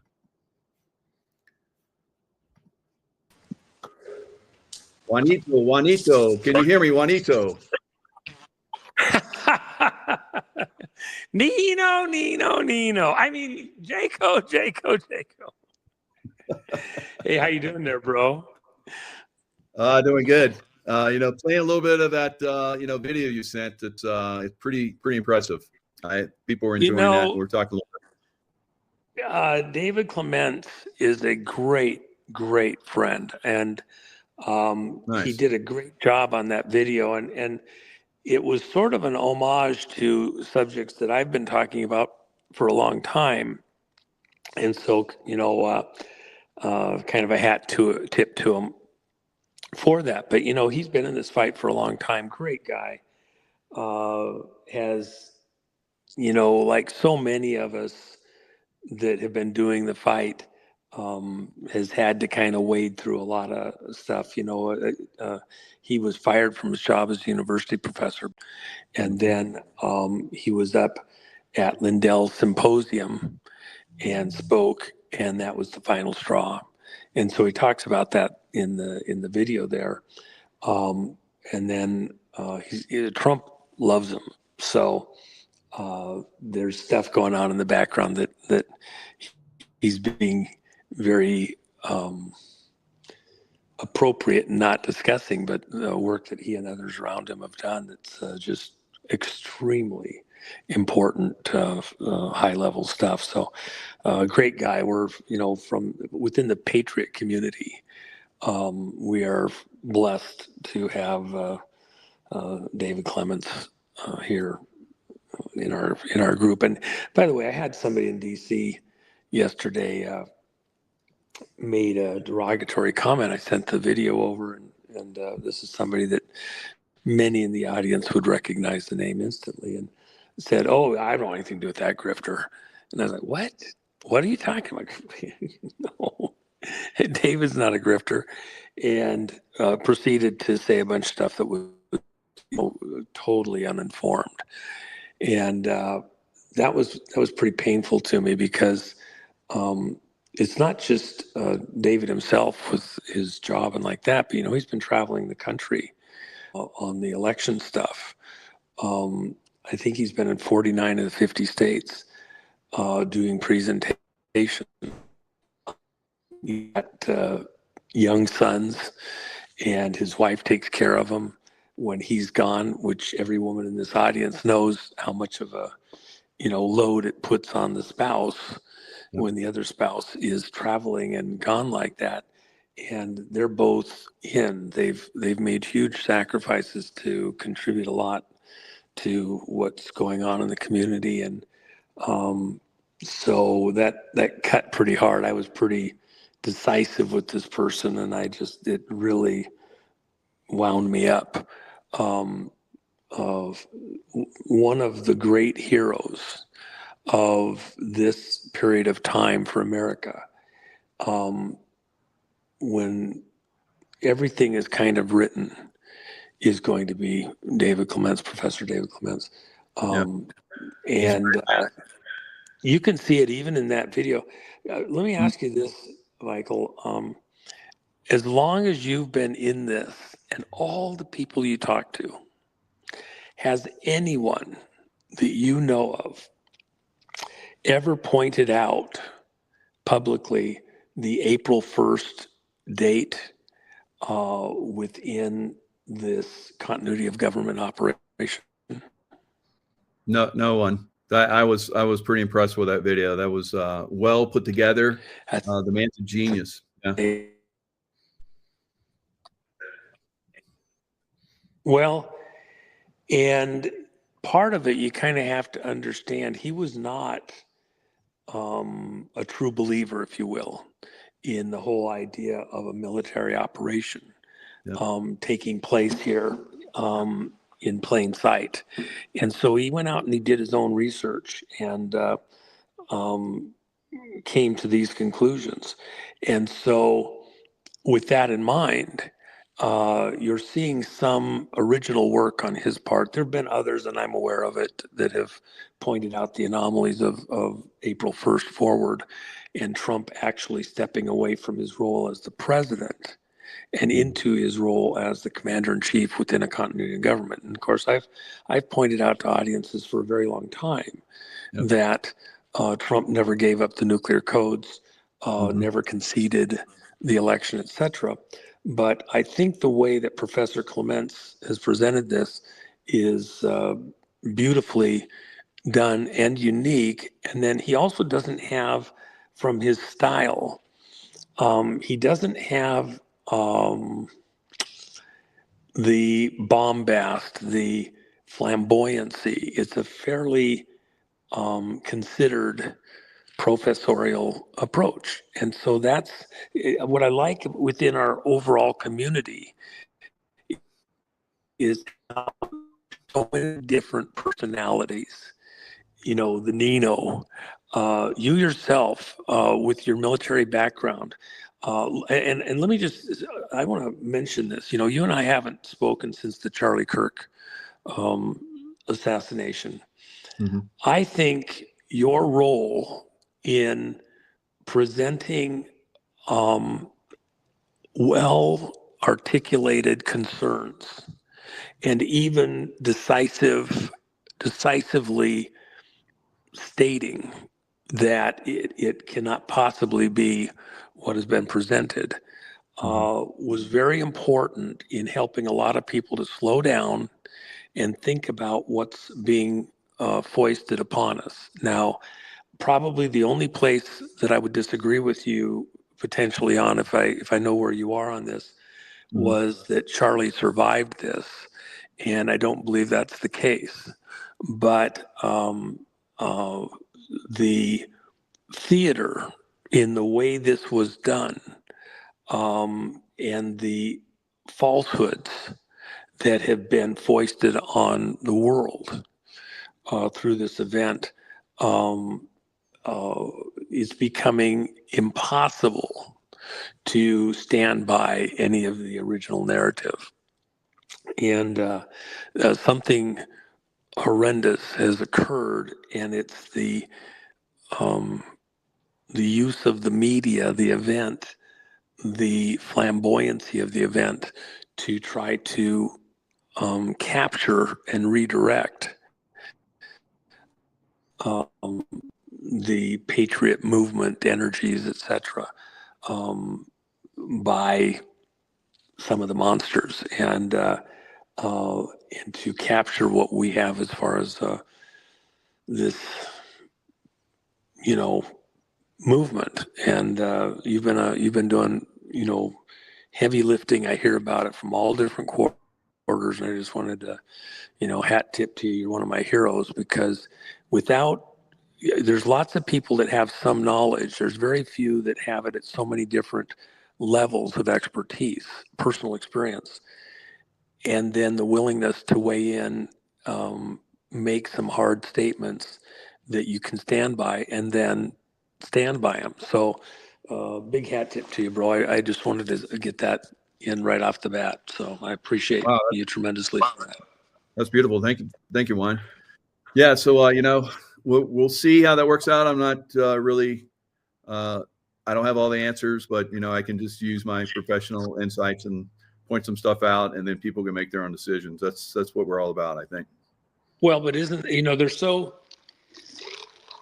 I had to get a little sip of something to keep my throat wet. There's so much that isn't making sense in this whole thing, outside of the people that did it, exactly what's going on here. So we're looking through a glass darkly, but we've certainly got plenty of people that have become truly experts, stepped forward in so many ways with so much detail from their own expertise to show why it couldn't possibly have happened the way that it's been said, and to power through that. I am just amazed within this community, the broader community, how many different expert disciplines have come into play in this one thing to try to wade through what we were told happened and the theater of what actually occurred there, and trying to get to the truth. I believe that Charlie, and there's valid reason to question. I'm pretty personally convinced that he actually, so many weird things. No autopsy, seriously. Yeah. Destroy the crime scene, seriously. It doesn't make sense. Yeah. So, that's one of the things that we can do. We can just help people do the critical thinking, and just ask those questions. But I love the direction that we took it. We being the Patriots, we definitely made that a beautiful, statement, and I think it keeps moving forward. It's, if anything, if they tried to come in and destroy the Patriot movement and cause a rift and cause infighting and cause some kind of civil war type thing, I think it completely failed there. Well, let me ask you this. What's your current thinking? Do you still think that he's alive somewhere? Is that where you've gone in your view of this with everything you've seen? Yeah, I think that he's probably part of, and I don't know this, no one's told me this. I just, just deductive reasoning. But what I think is he was removed from the scene, and I've seen some people that are there, former Navy SEALs and so forth, that were part of that. So I think there was maybe some kind of other agenda that's going on there to remove him from the scene and put him in a protective situation, and another military group that's out there. Are those your vehicles? Oh yeah, I've been sitting so much over the last couple of days, needed to get up and move around for a minute. Beautiful. So yeah, that's almost perfectly restored 59 Skyliner I've had for a while, and it's an excellent car. I mean, I haven't, I'm so busy. I've parked a lot of stuff and haven't even touched it for years. That's an ultra rare supercharged 56 Sunliner. My very first car I personally purchased at 13 years old was a 56 Sunliner. And but this one is like the Eleanor of Eleanors. It's with the right data stuff on the data plate. It was delivered as a supercharged 56 convertible. So it's one of those ones where when you do it, you know you have to do everything exactly perfect. And I've had 2 restored over the years, and so it's a project. Someday I want to get to it, but you can't do it half-ass, or Yeah. It was a black and white convertible. Some of the other stuff. Some people might remember these little AMC 4-wheel drives when they came out. These are cool little cars, and that's an ultra low miles one. It's only got, I think, 36,000 miles on it. That's and nice. K car with the turbo 2.2. I had to open to charge the battery a little bit ago, but that's a fun car. The Avanti. This is really a pretty cool hot rod here. That's but I drove that one for the first time in many years, just to go get some gas in it, get some fresh gas in it, and do time to wash it up. But that's impressive. I've never even seen that style before. I got the cars, so. Yeah, you got some nice. Yeah, well, I mean, I got. What is that? What is that first car you were focused on? That's actually it's kind of a car. It's actually based on the 20s, but it's if you look at the doors there, that's they built these cars around that, and they did it with LTD up in Santa Barbara. These types of bodies on the LTDs up there, and I was living in Montecito at the time, and I remember going to a friend's house who had actually manufactured cars at one point, custom cars, first American sports car. And so I was at his house, we were talking about it, and I told him what the price was on it, and I forget the name of the boxer. Fought Frazier and Ali, and I can't think of his name right off the top of my head. Anyway, he was coming over dinner and he had his brand new Clanet. And I told my friend, well, they sell for, I think at the time I said $29,000. And he said, there's no way you can build a car. I know what it costs. There's no way. I says, no, they're selling the parts off these LTDs from Ford. They got to deal with it. He came over and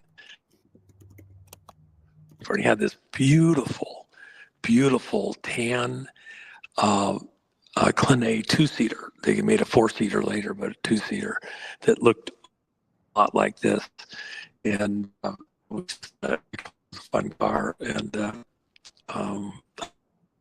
I've had Chad went to after he sold it, and that Clanet at some point in my life. But I just enjoy the Clanet was a convertible, and this is a hard top. It's very fun car to drive. But anyway, farm trucks, you gotta have trucks for farm, right? So it depends on what you're doing. If you're moving livestock or something, you really don't want to do it without a dually and then the other one like that. So, but yeah, fun stuff. I have a 2 WS6s, which are the hot rods with the Corvette motor. This is just a grocery getter convertible. These are rare. This is a wagon, AMC wagon. It's only got, I think, 80,000 miles on it. All original. We got the original wheels in the back. Actually, I had those wheels for the Shelby, but that's kind of a rare Shelby too. I've got a '66 red Shelby with white stripes, and then I've got this one because it's kind of fun. It actually looks horrible, but it's only got 60,000 miles on it too. It's perfect shape, original. Every option that you could have on it. So kind of fun. And I got 4 more garages kind of with various stuff, but I'm just trying to, I don't get to be here that often because, we're just so much in the fight. So it's kind of grinding because they just melt in the ground if you don't do a little bit with them. And I have to throw, anti-mouse stuff. If you look around underneath every car, my main reason for even coming by today, other than, I wanted to charge up one of the batteries, is the mouse stuff so that they're not getting into the wiring and all that. I have a friend, one of the Hollywood actors, and the mice got into his car, his Range Rover. He had it parked at somebody's house for like 3 or 4 months. And he got back to his car and they had completely eaten the wiring out. And so his 8 or 9 year old Range Rover 4-wheel drive was completely totaled from mice eating all the wiring. Oh my God. Wow. Yeah. Do you ever read those books by Clive Cussler, Dirk Pitt books? Oh yeah. Yeah. They totally remind me of that with all these cars. That's great. Well, I was over a few weeks ago and checked on my Shelby and a couple of the Bentleys. Oh, wow. I thought of that there too. There's stuff that I haven't even started in forever, but I've pickled the engine. So when you do that, you don't want to just go start them. You pickled them for a reason. You don't pull all the plugs out and put some stuff in there to keep them wet. But there's so many things carburetors, the seals dry out. I had to put air in the tires on this one here because it's, they're older tires and like that. You might have a bad valve stem or something like that. So they're down, in a year and a half, they were down maybe 10 pounds. So that's coming down for whatever reason. And so, there's just lots of stuff that in the fight, like we're in the fight, and I know you have kind of a similar thing probably, when you're so deep into it, this stuff just has to go to the wayside. You just cannot you just have to put it out of your mind. I'll get back to it whenever. I was thinking about, for example, on the Skyliner, that's a retractable top. The whole top comes down and goes in the trunk. Wow. And they don't like to sit. So there's actually, behind the rear seat back, there's 20 electrical relays. And if anywhere in this thing it runs into a little bit of resistance, it'll flip the switch. Well, you gotta kind of use it once in a while. So when you push the button, the trunk lid comes up. Then the top comes to a certain point, and a position or portion of the top in the front folds over, and then the whole thing comes down and goes in the trunk. And there's a tub in there that's, if you want to put something in the trunk, it has to be inside that tub. And the whole thing comes in, then the top has to come down. 20 electrical relays.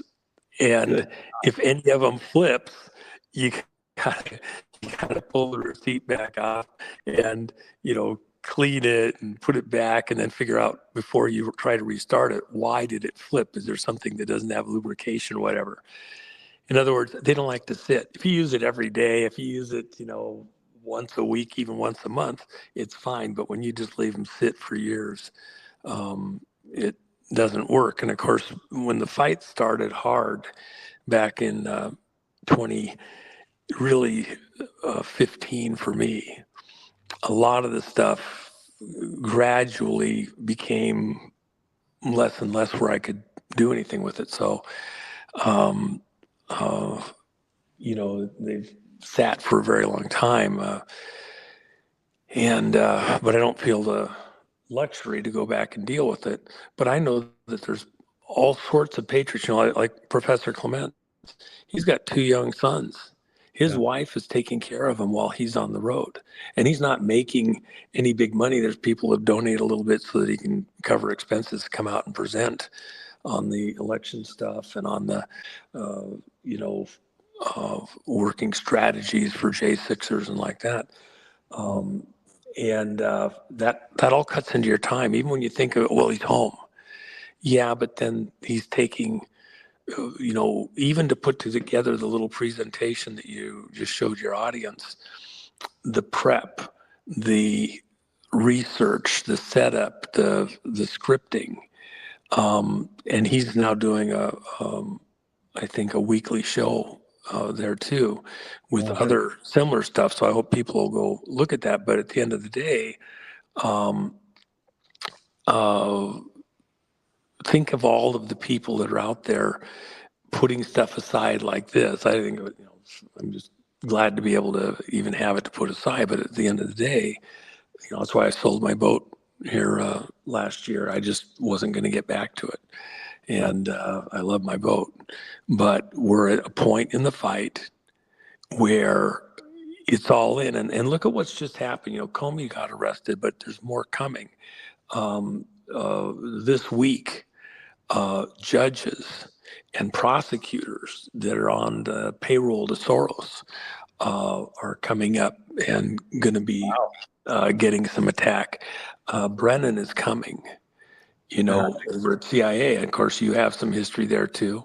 Yeah, that's coming. In fact, I spent the other day. I was there in the Brennan, and I know I knew that he was a bad man. It was very obvious. Yeah, and all the people around him, all the stuff that they're doing, around him. These are a pretty evil crew. Totally. So I like all these cars. You're a car aficionado, obviously, and some people notice some of these cars in the chat, but we've had other people that. Like Jay Leno, he has a lot of cars, but he had a black eye to keep some of those cars. I don't think you're going to have that problem. Well, I can tell you this, and every guy in here knows this, maybe a few gals, but if you're not using them and you can't take care of them, the spouses are always very ready to tell you that you should thin them out and get rid of them, but they're all personal. It's like your pets, and there's history. I just got off the phone with one of the mechanics that does stuff for me, and I have a couple of cars out in the East Coast. I got several cars out in the East Coast that I'm getting ready to move out to the West. And to Vegas, and it's I've had them sitting out there literally for several years in storage, and but I can't use them out there. I was gonna maybe drive a couple of them back that I wanted to. I was looking forward to it, but I'm not gonna get a chance. So they're just kind of. You just know when you're not using them that there's 1,000 little things that dry out, need attention, something. If you're using it all the time, at least you can keep it up. And, I've for a long time, I did keep track of all my stuff, but the fight is so now. And I know all through this audience, everybody feels that they know this is coming to a head. And so this is that one moment where you can't drop your guard. You can't roll it in. This is the one moment you got to be for. Even doing what President Trump did with the generals the other day reaffirms that. We're at this moment where it's all flipping and reversing. And by the way, did you notice, maybe some of your audience knows this or don't, President Trump at 5 o'clock in his presentation on the over in Virginia with the Navy, at 5 o'clock sharp, right on the button, he does a big Q in the air, right, with his hand. Well, excuse me, 5 o'clock is what military time? 1700, yeah. Yeah, and so Q is 17. Esther is the 17th book of the Bible. This is all about the boomerang. This is all coming around. We've seen the apex. When the boomerang goes out, it goes out and it goes up. It turns and then it gains momentum coming back a little bit. And this is I think, the apex. But the other thing you should take from that is it's not the end. Just because things are turning, there's a lot of moving parts in doing what we have to do here in the next bit, of taking out some of the crooked judges, which Professor Clements talks about in his presentation there that you listened to, and taking out some of the crooked prosecutors is a big deal. And then let me add this too, and I think it's an important thing that has to be added. My focus moving forward, and it is the next several years now, I've talked about the importance of these arrests that are coming, and that these people that were involved in this treasonous, traitorous moment have to see justice. And so as we see this coming to pass, Brennan and others, Hillary, all the others, some of them deciding to, not go through the trial phase that's coming, not wanting to experience Gitmo, self-exterminating. But as we move through that phase, the one thing that I'm going to be emphasizing with your audience and others, and it is, I have had it written, but standing by, because I initially wanted to, but I decided I didn't want to take the attention off of this current moment and the lead up to this phase of the arrests. But I do consider this just the turn at the apex to the more important issue, which is this. This was all orchestrated and conducted from outside the United States. This was our enemies. We had treasonous traitors within our government operations in positions of power and authority who did horrible things against America, trying to capture, divert, steal the helm of the ship of state. But at the end of the day, it was being orchestrated from outside the country, and it wasn't done by George Soros. Okay, Soros, as I've told your audience and others repeatedly, is just a figurehead for British intelligence. And all the money that he got was stolen from the people within the common market countries when they took down various currencies. It was an attack to have a black bag with money to do what Soros is doing within this globalist agenda. The fight is a lot bigger and broader than most people have understood. And as we get into the discovery phase, preparing for trials and the disclosures that will come from Gitmo, I think what this audience and what I'll ask other audiences to do is listen between the lines for an understanding of how a group of royalists, primarily out of the city of London and including the British, as well as other countries, Dutch prominently, and others within these royal families, have colluded in various ways, including the Green Movement, to try to steal the future of the world and do a coup against not just America, but against the whole world. With these elections and with the election systems and like that. And even what is at first look, China, to understand that there is a royalist component, these people seeking their empire and to continue with their empire, their imperialist idea and ideals out into the next centuries. They want to destroy humanity as we now know it, and they believe that they can own the future by killing the rest of the planet off seeing us, destroyed.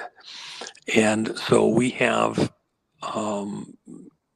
will see the American component of that, where they have infiltrated, become part of our government, been supported, funded, to bring America back under the heel of the royals and the organizations that they operate and fund in plain sight that seem so benign or American. It's not just one, it's multiple organizations that seem disconnected at one level, but at another level are totally connected.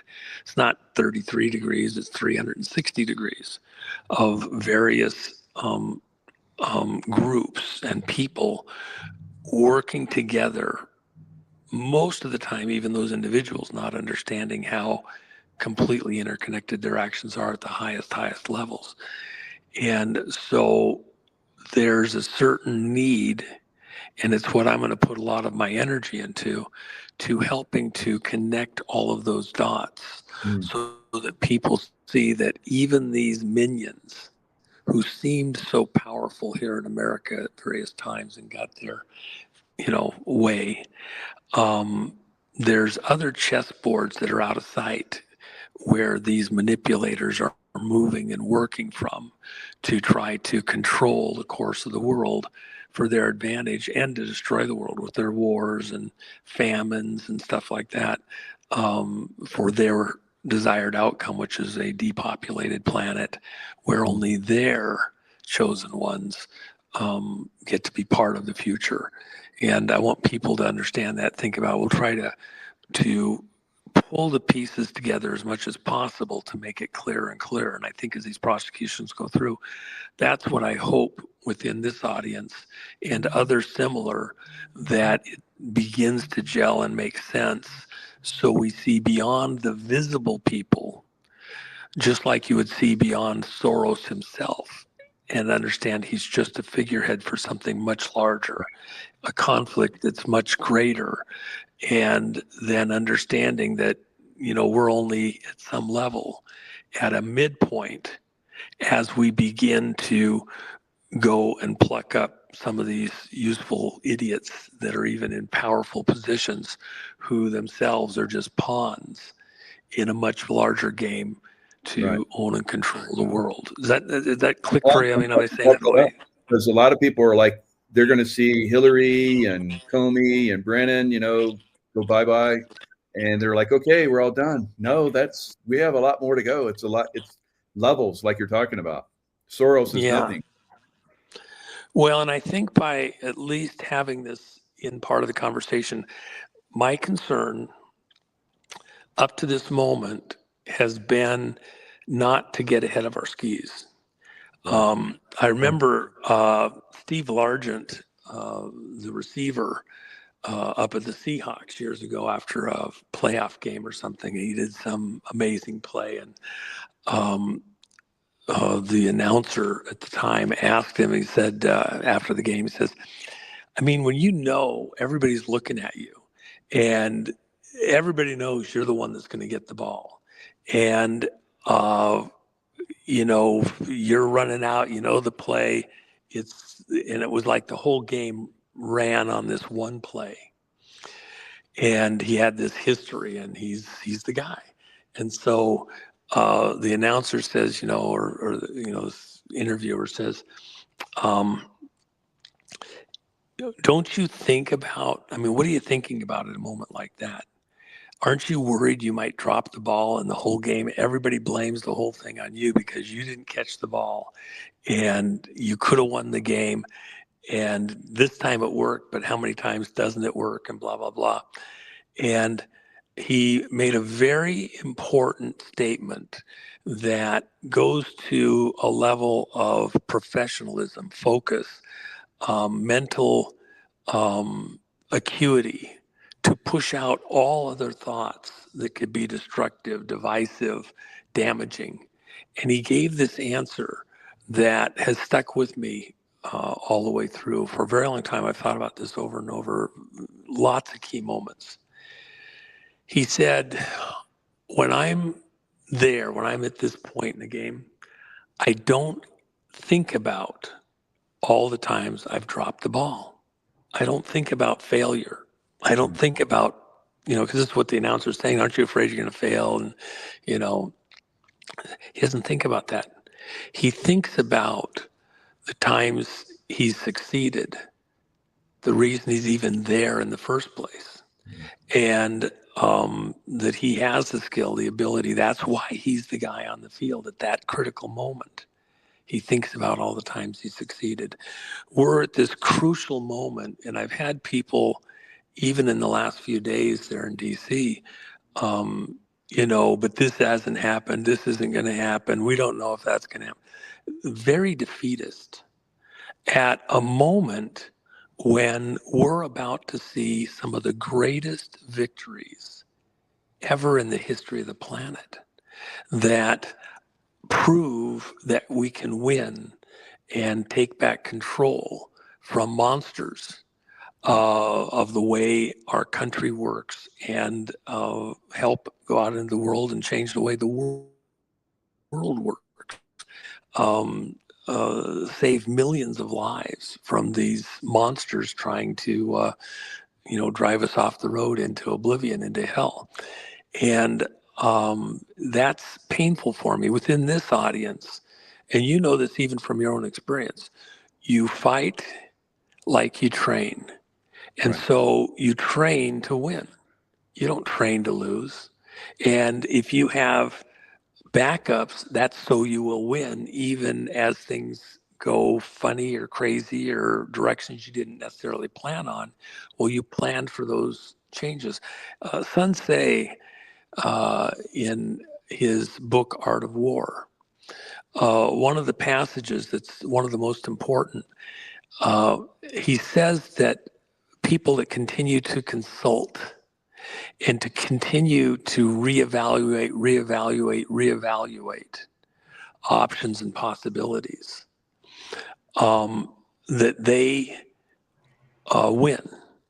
And those who tend not to reconsider, reevaluate, contemplate, and review tend to lose. Yeah. So yes, we're at this rarefied moment where we have to go through, okay, what if, okay, what's going on, okay, but not with the mindset, what if I drop the ball? How am I going to, explain this to my girlfriend, my mom, the viewers and all that. But in a very positive way, no, if this thing happens, the guy cuts in front of me that way, I'm going to do this and I'm going to cut that way. I'm going to play to win. I'm going to make the move. I'm going to get the ball to the ground and buy that extra minute. But I'm going to get across the, 10-yard line before I do it. I'm going to somehow accomplish the goal. You've got an attitude, a spirit of success, not failure. We're at the brink of something absolutely stunningly amazing.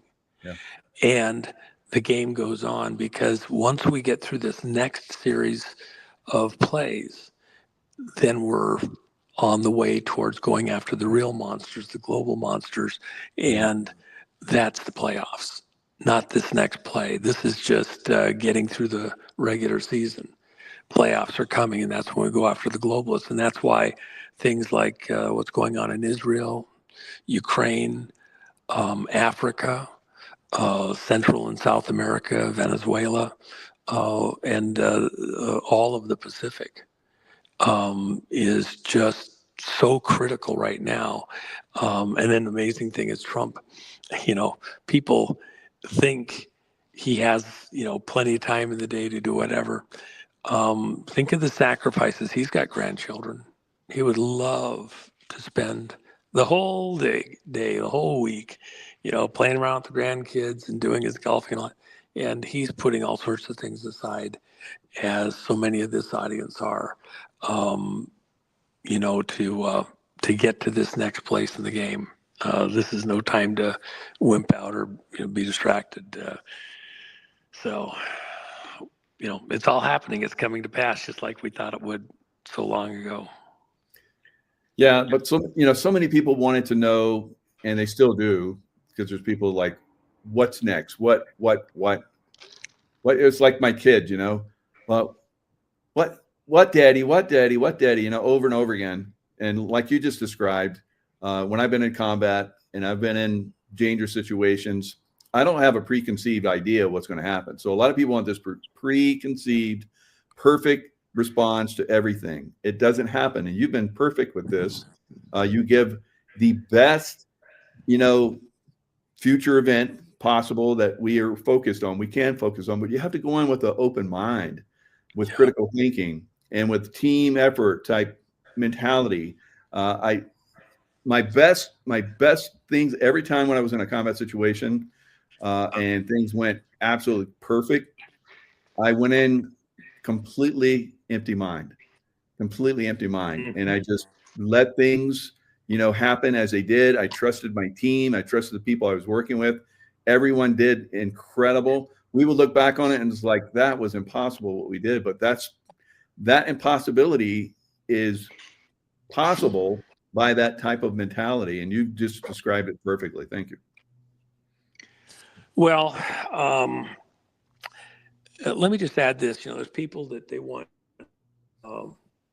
We want to do a show like this and give you every last detail. Cash that, and blah blah blah.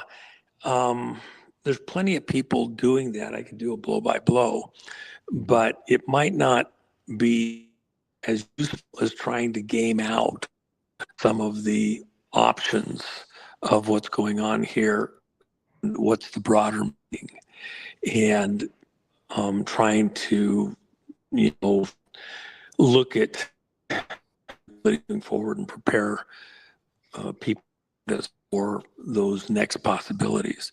I think that might be the proper place or role, at least for me for the moment, to try and tie these current events that are things that we already knew were coming, talked about, and now they're coming to pass with the coming arrests. Well, they haven't arrested Hillary yet. It hasn't happened. Oh, chill. Hold on. It's coming. It's very close. Okay. Now I'm trying to be further ahead than most of the other people out there. And what does that mean? Is the fight over? And if you think the fight is over, then you're missing the best part of the fight, which is the playoffs. Come on, take a deep breath. It's not season 2, it's playoffs. So anyway, because the other reason I want to get this, I want to get the show on the road. I want to get to the playoffs because I got a lot of stuff. I got a brand new engine for my Saline that's been sitting in the crates.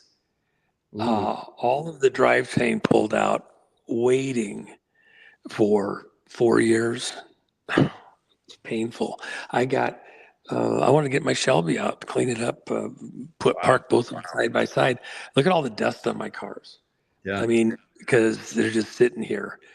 I got a lot of personal stuff I'd love to do, and prove to my wife that it's very important that I have my cars so I can, stay busy doing something else when things are on the right track. I'm highly motivated. Okay. Yeah. But it just isn't the moment yet. It just isn't. And so you take a deep breath and stay focused to get through this next moment. And that's the thing about even what Steve Largent said.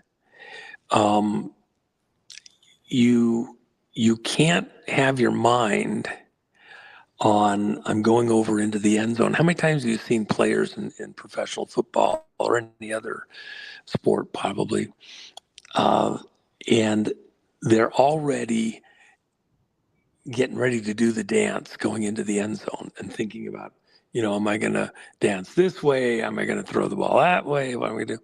And they haven't even caught the ball yet. You can't even think about running down the field so much as just catch the ball and then worry about those next moves. And so not getting ahead to the other stuff globally too much for the time being maybe acknowledging that that's an issue coming forward, and that's where I want to put a lot of my attention going forward. We still have to get through these next moments. And by the way, on the election stuff for 2026, don't expect, there's all sorts of issues over at Justice Department, and they're not the fault of the good guys. A very captured operation. Some good guys have come in. They're trying to get things going the right way. There's a lot of people that left. There's a legacy. Doge cut out a bunch of money that was going in there. I've talked with Rob many times. The solution and the things that have to happen, both to get a proper prosecution and all 3 courts, which means court, and then the solutions, getting ready for 2026. We cannot have a stolen election, the election that is tainted through various types of fraud for the federal election 2026. So solutions will not be just executions. You see some people circulation over the next months within corrupt prosecutors and judges. The solutions will only partially occur, and they won't be completed in time for 2026. So watch for, prepare for the unexpected, be ready for the unexpected. And that's another thing about training. You train for everything you know, and then you also train for the unexpected. So within your conversations to your fellow citizens, friends, family, everything else, if you're over fixated on solutions coming from the place that they should logically come from, which is Justice Department, you might be frustrated or disappointed ultimately while you don't see it coming from that direction in the time period you expect to see it. I think you're going to have to take a deep breath and be prepared for solutions coming from directions that nobody saw or anticipated fully, and let them play out. The people around the president and the president himself got him here in the first place are very clear on what must and needs to be done to protect the future here and what's coming. And we should all be very grateful that we have such a great group of patriots that are in position to do what needs to be done at the right time, right place, right way, to keep us intact as a country, as a people. Yeah, very good. So you've talked about this month, October, as potentially being pretty involved, maybe into next month as well. What are your current? Mm-hmm. Well, I think that classically it's been referred to as Red October. Of course, we have the anniversary coming up of the October 7th stuff in Israel, and lots of anticipation that there may be some type of reprisals, attacks to emphasize that date. So I know that at other times there were attempts to try and do that. We thwarted them and anticipated, and the bad guys, the black hats, didn't get to pull off what they intended. But every situation is unique and different. So, again, deep breaths. Let's not drop our guard. And then each time we thwart some of these monsters, the more frustrated they get when they come back. Remember, Benghazi happened on the 11th anniversary, not the 10th anniversary. Most people were looking for that. And by the way, on the flip side, Bush 1, his New World Order speech happened 11 years before 9/11. So they had a 11-year calendar that they were working from, not a 10-year, which most people think of. You could easily see some kind of a variation in the attacks and things like that that suits their purposes. They love to live by the numbers and celestial alignments and all sorts of other, gizmos. But let's not be afraid to think outside the box. We have very sophisticated enemies that we're engaging with. Yeah, totally. I was just talking with a person that's very high up in LA, and they were talking about 30-year, programs that they have going on. So, and they just pointed out all these different things, how every 30 years, they hammer down a little bit more, they grab a little bit more, they steal a little bit more, they're a little bit more corrupt. So, and that happens in a 30-year period. It's crazy. Well, I'll tell you something interesting. You just raised something that I should mention. And I don't want to give away the farm on it. Mm-hmm. But in the bonds, see, one of the most insidious ways that the American people have been being trapped, our system hijacked, money diverted in order to do all sorts of political mischief, is in the bonds. Fire district bonds, school district bonds, road projects, a high-speed train in California, the monorail up in Seattle.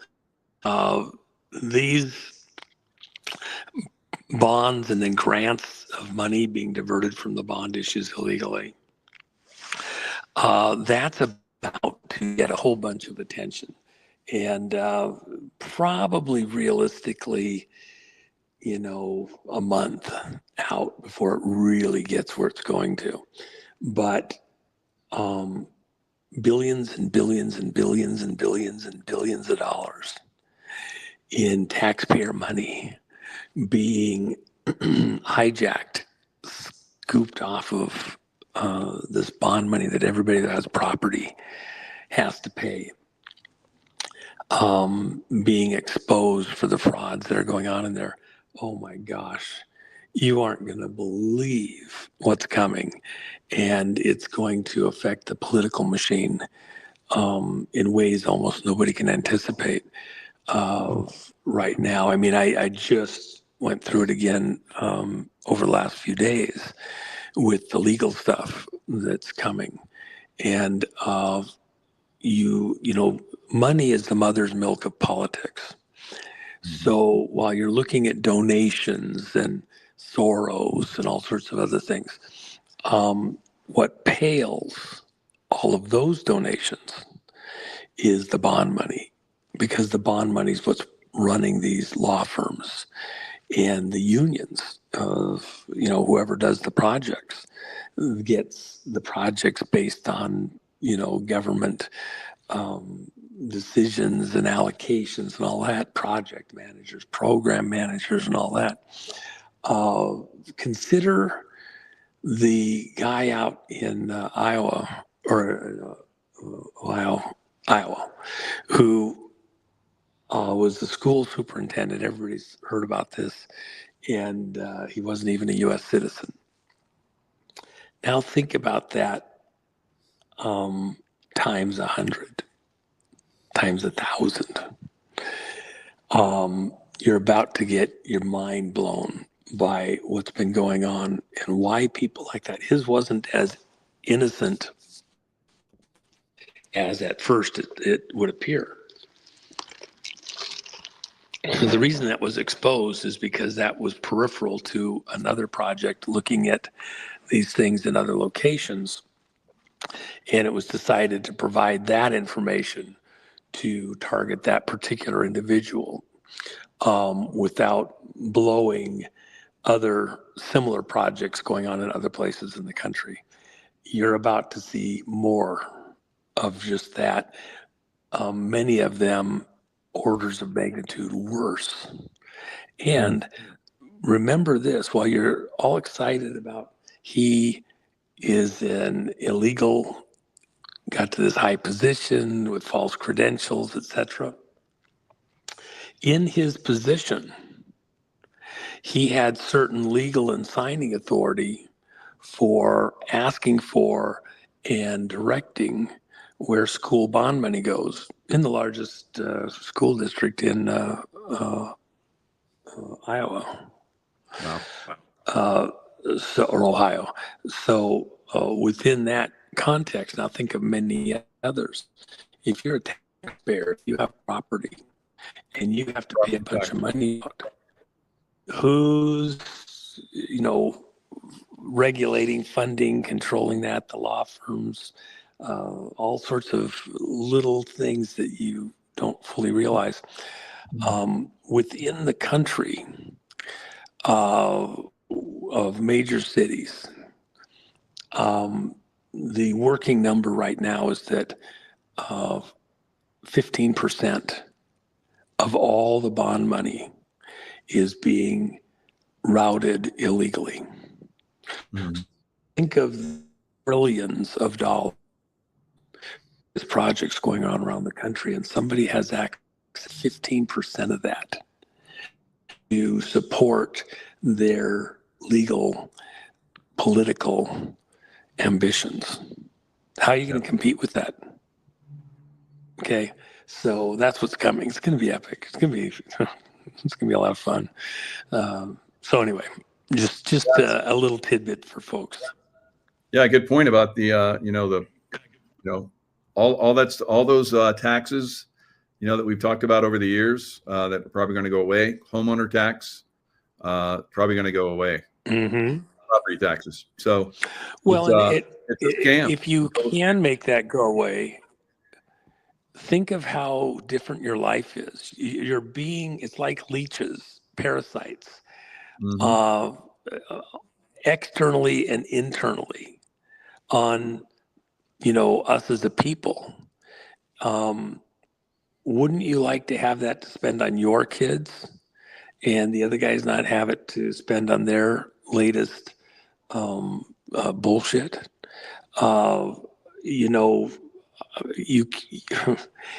You look at what the property taxes are.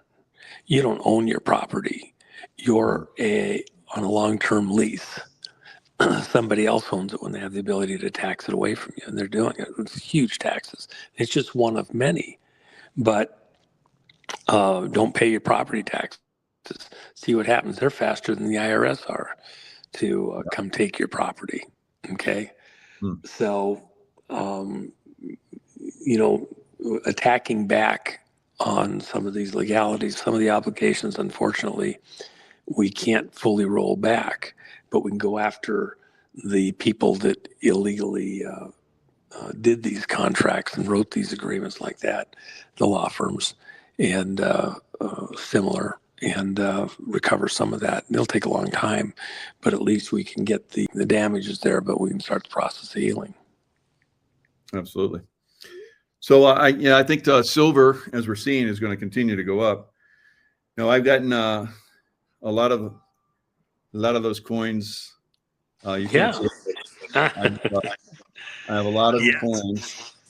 Now I'm not really a collector anymore. The last big run in silver, my collectibles didn't really do well. So I'm pretty much a guy that does 1,000 coins or bars now. But I like these coins. These coins are going to be very amazing going forward. You have a very good price on the Jennifer Mack website.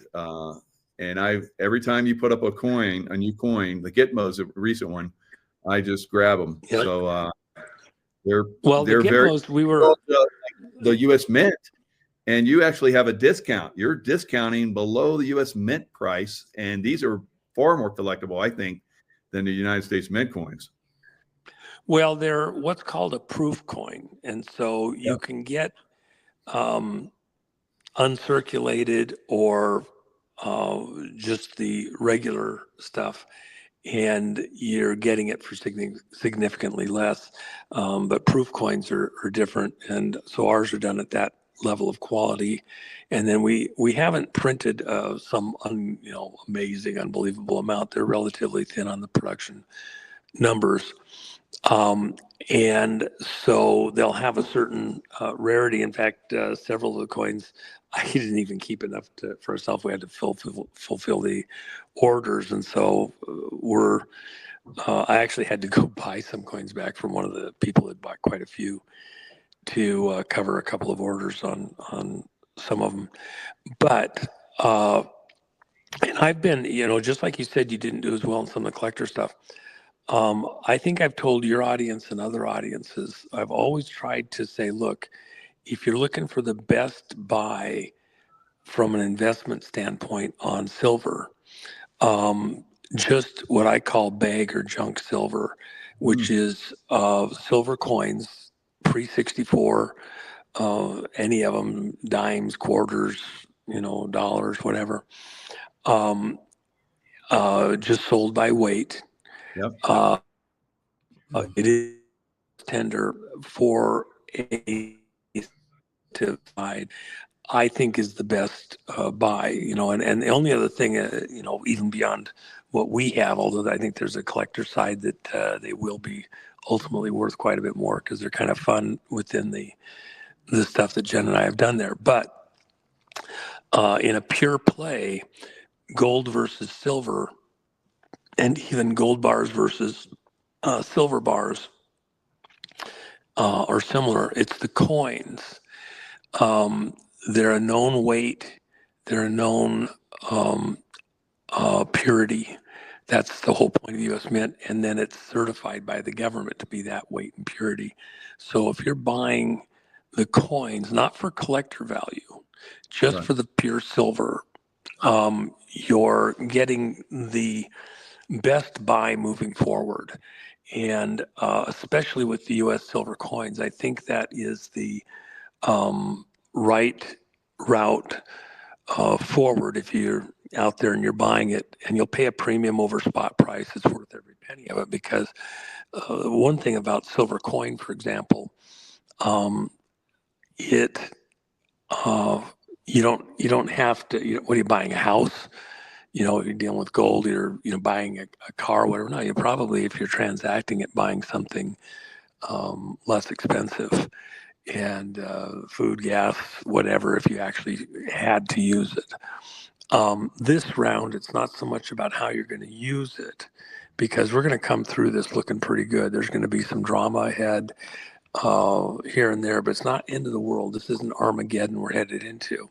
What you're trying to do is preserve your purchasing power against fiat of all types. So what it's, doesn't have any intrinsic value. It's just a stated value, the paper, whatever, and by the way, people, if paper fiat, printed dollars in any country's thing, if that's sketchy because it's not worth the paper it's printed on, what do you think digital fiat is? I get it. I understand all the Bitcoin, the digital currency that the Biden people were trying to push, all of the cryptos. But the reality is there's, it's a perceived value. It's an agreed upon value, but it's not intrinsic. It's not like gold and silver tied to something essentially within that context immutable. And the way you have to look at gold and silver is probably the opposite of what you're trained. Silver, you mentioned just a minute ago, has gone way up in value. No, it hasn't. If you look at it correctly, the silver hasn't gone up in value. The paper required to buy the silver has gone down in value. Same with gold. And that's what the fiat is. It's a con game. So we need to be preserving our wealth. Is it a permanent position? know. I've told this to your audience before, but it bears repeating. Everybody has to kind of think about it a little bit. On the far side of everything that we're going through right now, you're going to want, if you've bought gold or silver, you're going to want to reinvest it into things that do things, that make things. That's why, for example, in the crash after 29, the one sector of the stock market that continued to do well, that actually made good profits, were the mining stocks, specifically gold mining stocks. This time around, there may be other mining stocks that have other focuses, whether it's rare earth or stuff that I'm into with certain metals used for aerospace applications that are very rare and unique. But stuff where it has some actual utilization value. If you just have your gold and silver buried under the bed or the couch or wherever, it neither spins nor toils. But this wild moment that we're coming into, it's hard to pick the right direction perfectly. And so there's moments where you know the music is about to stop, and you don't know which companies are really looking like they're going to survive on the far side. There's not enough data, it's not clear, etc. So you find a seat until the music starts up again. We're in that kind of a moment where there may be people that know the perfect best next play in some area, and they're going to go take a wild shot at it. For a lot of your audience, they're not comfortable, they're not that sophisticated, it's not the right moment. So they take a pause, they get something that has real value, let the war between the International Reserve Bank system and the US Treasury duke it out. And on the far side, by the way, the Treasury, which is denominating its currency, has notes against in stock gold and silver. Remember Kennedy, he issued a silver certificate that Johnson reversed immediately in the days after the assassination. That was a threat to the Federal Reserve System by the Treasury that Kennedy initiated. It wasn't fiat like what the Federal Reserve has, not tied to anything. It was tied to silver on deposit in the Federal Reserve, that you could take your currency, your reserve notes, and go to any bank and get silver coin of the same amount. Okay, and by the way, in that time period, you still had real silver without the copper in it in your silver dollars, pre-64 Kennedy silver dollars. Kennedy did that. And by the way, let me just, I haven't mentioned this before. I'm going to do something on this. I haven't so far, but I'm going to do something on this. We always talk repeatedly, for example, with the 60s assassinations and President Kennedy, the attempt on Reagan and on President Trump. We rarely hear anybody going back to McKinley. But McKinley was threatening the international banker operations prior to the setup of the Federal Reserve. Family members on the Titanic, which was a ruse, I talk about it in my book, to take out that moneyed family members who were opposing any move towards a Federal Reserve type system. Things moved rapidly to create this international reserve system and bring America on board with that, with crooked politicians, etc. But the thing that happened that also greased the skids for that to happen was the assassination of McKinley. Far more critical than most people give weight, most historians give weight or tie to the current moment. McKinley should be mentioned at every time we talk about President Kennedy's assassination, because they are related with the people behind the scenes and what their involvement was. Wow. So, I'll do something on that shortly. And it is in the work that I've done for the follow-on book, which is done, but, essentially, but I haven't released it because I didn't want to get ahead of our skis. It wasn't the right moment. I was ready to, and the more, it would have thrown off, I think, this movement in its focus before we got to the critical moment. We're now in that critical moment. Let's get through this a little bit, and then begin looking further out, while the rest of the public is so fixated, and the media is so fixated on these people and the prosecutions. We don't want to take our eye off that, but we do want to be looking a little further down the road. And where does it lead to? It leads to the rest of the people that put them in power, kept them in power, and were the agency through which they tried to do this coup, not just to take over America, but to take over the whole world. Okay, and that's what we're pushing back against, and that will be the next decade. Wow. Impressive. Yeah, thanks for sharing that about the silver, because you don't just get the silver and you hold it forever. You use it when the stock market crashes at some point, and silver goes higher, and you start to buy the assets that are going to make you generationally very popular with your people down the line. So yeah, that's a good point. Very good point. Well, let me just add this. Mm-hmm. If you think about it, the stock market, while it's going up, and it'll hit 50 years shortly, it's not going up and hasn't been going up as much as, for example, silver and gold. So while it is going up, you have to think about it's actually collapsing compared to gold and silver. Why have they gone up more? Because the value of the money, see, the stock market does represent real assets. It's buildings, airplanes, cars, trucks, machinery, factories, plants, real estate, everything else.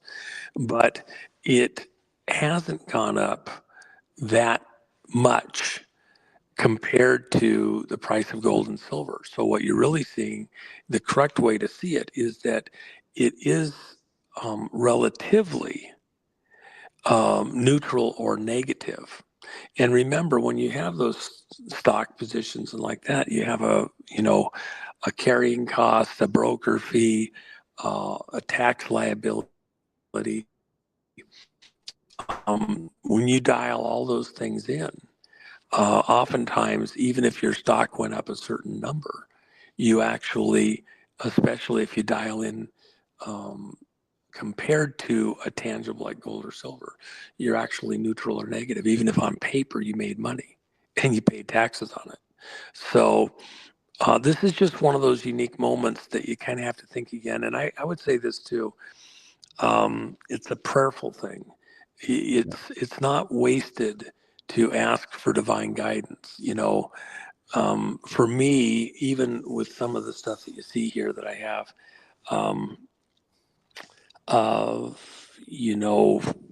on the far side of this, they're kind of a type of gold bar. I think when everything recovers and we get back on track as a country, that some of the things that I have will be worth radically more. They're art and they're fun. So I get them out, polish them off, show a little love. And they are a type of silver coin, gold bar or something.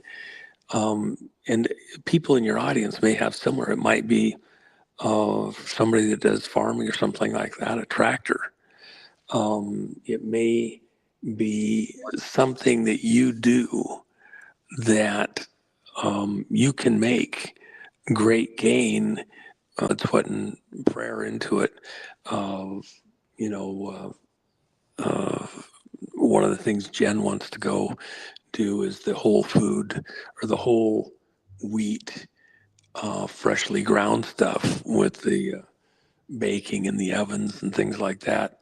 That really is a lost art right now for the most part, but has great health benefits. And so there's things out there that people in the audience here have some personal expertise in. Yep. Gold or silver might not be the best thing for you. It might be a tractor that you know exactly how to maintain it, or it has a certain application, or you got a piece of ground that it actually works on. There's something that you should be investing in, not necessarily holding paper at this moment in time, that fits your exact area of expertise. My mechanic has, with the stuff he has in his truck and trailer that he travels with, $500,000 worth of tools. Well, to anybody else, it's a garage sale. For him, it's the way to make a living. And a lot of those tools, he might only pull it out of there, once in a year or every other year. But at the moment he needs it, he knows exactly how to use it, how to apply it, and can make pretty good gain with it. And so if you're in paper money, this might be the time to, keep some to pay the mortgage and the taxes or something like that. Day to day, it is hard to transact silver when you go down to the assessor's office to pay your property taxes. But you don't want to be weighted too heavily to the paper with what's going on right now. There's a huge war going on behind the scenes. People have no idea how big this is getting between the Federal Reserve, International Reserve System, the bankers in London, and our Treasury and Besant and Trump and all that. It's a lot bigger than most people have any comprehension of. Well, I know who's going to win eventually, but in the meantime, stock up on your silver or get the tractor or the piece of art or and as a last resort, good cookies. Yes, stock up on good cookies.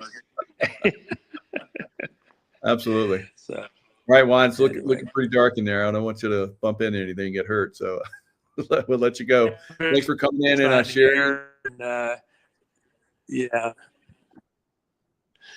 Yep. Of course, always appreciate the opportunity to talk to your folks, and it's a critical moment. Hope that helps people a little bit. And as we have some further updates, I'll be glad to come back and do it. And by the way, love your Nino shirt. Yeah, and that bottom where it's got the Q. Oh, yeah. Nice touch. Well, Jen has those over at the store there. And so those are actually pretty fun. If anybody gets the chance to, go over and take a look, that's kind of a fun deal that I think is actually just hysterical. So, yeah. Definitely. And the links for Jen's store, the Jen Mac, Jennifer Mac, is what's .com, yeah. Yeah, thejennifermac.com. And then there is stuff over at allpatriots.gumroad.com. And I'm going to post a little bit of a special over there on something before the silver hits 50. I'll probably do that tomorrow, but and I'll have to up prices a little bit more, but I'm going to hold tight for the moment. So if anybody wants to go over there and beat that, that's great. By the way, silver, I expect it, I've said this several times for folks. Once it crashes through 50, which they'll try to hold that just below 50 as long as they can, just like 40 was a big psychological number, and they kept it down in that 38, 39 range. It's going to switch from these 10, 10, 10 things. Gold's headed for 4,500. Everybody's fixated on that 4,000. Now it's headed for 4,500. Silver will probably be in the 70 range at the same time. And it's probably moving faster than most of the experts are dialing in. So I think it's a pretty safe investment for the time being. with a lot further to go. But even short term, there's a lot of move that's going to happen with the uncertainty of events over the next several months and the political side of things. I think it's an important thing to kind of dial that into your equations and anticipate. And if you're going to move into any of the metals or something like that, especially I think silver's the proper one personally, then, you're not, you don't want to be on the sidelines. If you're going to make the move, just do it, sit back, relax, and watch what happens next. Absolutely. And Juan, just like everything else, you can see into the future. You get that, I don't know, you get that special viewer. But, well, I've had my Lincoln Mark II forever. It's actually a great truck. And I looked into the future and said, well, they're not gonna make it like this for very long, and they only made it for 2 years.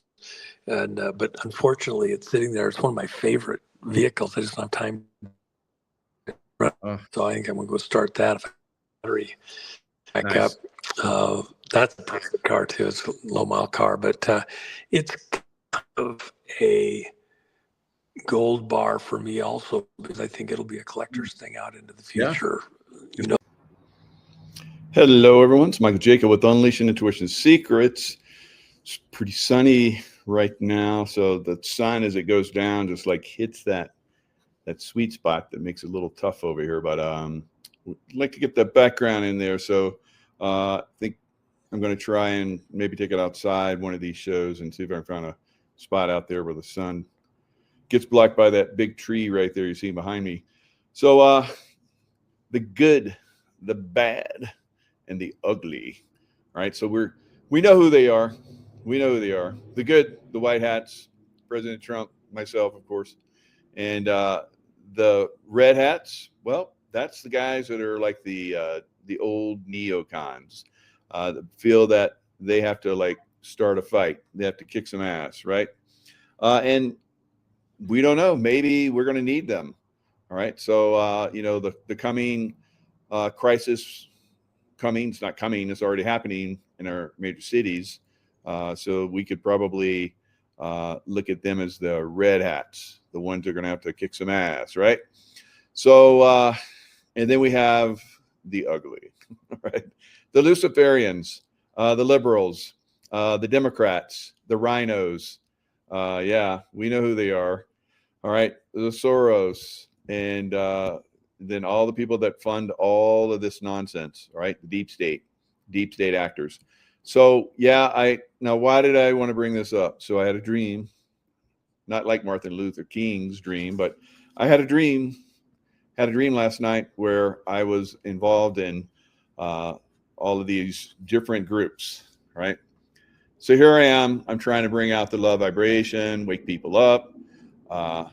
Now, obviously, the black hats, who want to start a civil war, they want to do everything and anything they can to stay in power. And what they have done throughout thousands of years is to start wars. All right, so they wanted to pick a fight with Russia, start a nuclear war with Russia. That didn't work, so they tried to start a nuclear war with China. That didn't work. So, they're just like, okay, let's pick a fight with the Americans because they're the only ones that are awake and have guns, right? So that's not so smart either, as they're going to find out. So that's kind of where we're at. And in my dream, I was waking people up, and so I was, under attack by the Luciferians, the black hats, and then I was surprised because I was under attack at certain times by the red hats, because the red hats they feel like, hey, stop trying to wake these effers up. Let's just kick their ass. I was like, no, we have to wake as many up as we can. Now, I believe that's what President Trump, and this was in my dream as well, really wants. He wants to wake up as many people as possible. He is putting before us all of the bad actors so that everybody can see who they are, and just pushing them back out into the front. He's like, he brings them in, and that helps steal elections. He brings them in. It's like, oh, let's come on in. Let's sit down at the table here. Let's work together. Let's work together. So are they going to work together? I don't know. They're black hats, Luciferians. Maybe they can be woken. They can be awakened, and they can start to do the right thing. I don't know. I think a lot of them have done such incredibly evil things that they have to stand trial. And in some cases, I believe that's already happened. But we're going to see a lot of them, black hat types, start to be taken down. Now, we're seeing that now, of course, with Comey, and today, I guess, Letitia James. We'll talk about that. So, because that's up in the air. That's up in the air, all of that, as you guys are going to see. Trump appointed someone that's kind of on shaky ground. And if she's on shaky ground, calling in all these, criminal, all these criminal activities, they could be dismissed because these people aren't in positions where they actually have that position. Because we know that the liberal Congress and the rhinos, right, the red hats, are dragging their feet and not appointing people. It's just one of the worst times ever, I think, for appointing people. And with this shutdown, I guess they did 107. That nice number, Juan sent me that, where they basically legislated 107 appointments through very quick, because the Democrats are on shaky ground right now. And so the Republicans, the good Republicans, the white hat Republicans are pushing stuff through as fast as they can. All right, tribunals. There's that. So I think that on a certain level, we're seeing, the beginning stages of what's going to lead to tribunals. And it could be that, these people that he's appointing that are starting to drop off, unfortunately, like Alina Habada, I think that's her name, that was appointed in New Jersey. She wasn't confirmed, so she had to drop out. They have 120 days. There's another one in Nevada. She had to drop out 120 days. So if they're not appointed by the Senate, then they have to drop out, and there's no one has been appointed. So yeah, there's some serious problems with this Congress and Senate guys. They're dragging their feet on purpose, obviously. So the bad and the ugly. All right. So the bad and the ugly in the Congress and the Senate, as white hats like President Trump trying to make things happen. It's definitely what Real Raw News is. What 50% truth? It's sells itself as being like a humorous site. So I don't know. I would say maybe not even 50%. But are they leaking stuff? I don't know. So let's look at the good, the bad, and the ugly. All right. Of course, first we look at that old spaghetti western, the good, the bad, and the ugly. Right, with Clint Eastwood. All right. There's all the old photos, Lee Van Cleef, Eli Wallach, Clint Eastwood, right? That was one of my favorite movies back in the day. I love the spaghetti westerns. I watched them over and over again because, it was like, that's what I'm going to do when I grow up. I'm going to be the good guy, and I'm gonna knock out all the bad guys and take out the ugly guys, right? The evil, right? So let's look at that song, if you can call it that. It's what. Some of you guys know what I'm talking about. So you see that shooting skill? That's what your boy can do, right? 3 headshots in less than a second. So those guys that have the wheel guns, and the wheel guns are like, the guns, the 38 specials or 45s or whatever they are. They can be big bullets. 45 is a big bullet, and then 38's a big bullet too. And it goes around, and when the hammer hits one, it loads the next one, and then the next one, and then the next one, until it's all done. So I've seen guys that shoot from the hip, and they like take their hand and on the where you cock it back, they hit that real fast, and they can, like, in seconds, in less than a second, they can hit multiple targets, just like you saw in that scene. That's real. There's people that have that skill, like your boy. Right? I don't have it with a wheel gun. I have it with a regular gun, but I can shoot fast. I've learned some good skills over time. So it is one of those things that, the red hats, they want to go out and take out the ugly, right? The bad hats, or the red hats, bad, or the red hats, or whatever. So wah, wah, wah. So it's called, it came out in 1966. It's a spaghetti Western. They have all the Italian directors and everything. And then, over time, some of these, you would watch them and the lips don't match because they're speaking in Italian, and they dubbed English. So here are these Westerns that were in America, right? The Old West. And these gunslingers that were basically, I guess the Italians liked it. They liked it like I like it, and it's pretty cool. So there was one called Trinity, and Trinity is still my name. My name is Trinity. All right, Trinity, like the good, the bad, and the ugly. Sound familiar in religion too, right? So let's watch this one. This one's a really good one. This was one of my favorite. I remember back when we used to go to the theater, and for less than $1, you could watch a movie, have popcorn, and a drink, right?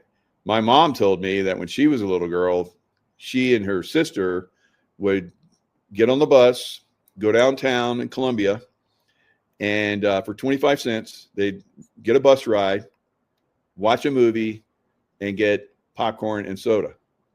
I was like, you did that for 25 cents? And then, of course, I was doing it for $1 by myself. And I thought, well, that's inflation like crazy. So I learned about inflation a long time ago. And, of course, I'm a silver guy. Because I know about inflation. I learned it very early in life. And, of course, silver popped today, popped very high.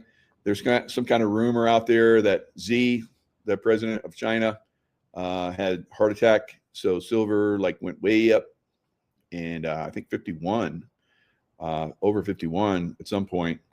Now on the COMEX, it didn't pass 50. It hit 49.96.5, right?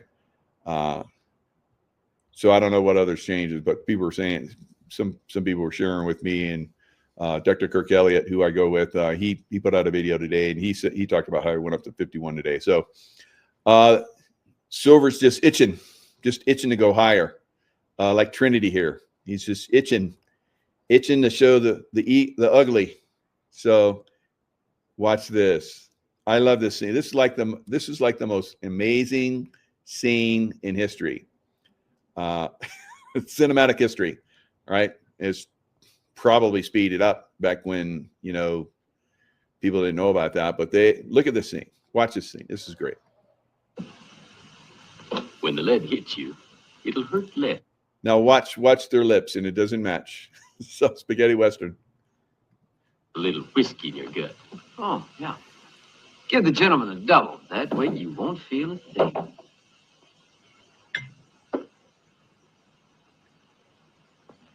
So this is the old gunslinger standoff right there in the bar. Right? And this was cool because he had a buddy. He was like a big bear of a man, and he would punch somebody and knock him right out. So there's a scene in here where he punches these two guys. You can hear it. Their heads hit the table. Bumble. And look over, and he's always grumpy. He's like, hurry up, get it over with. And so now when I taught the hand-to-hand course, I learned how to hit like that. I could knock two guys out at the same time. So I didn't do it, but they had face shields on and everything. But I remember one guy that I hit, and he was a martial artist for most of his life. And he said, I have never been hit that hard in my life. It's a good thing I had that shield on, or otherwise I would have been flying across the room unconscious.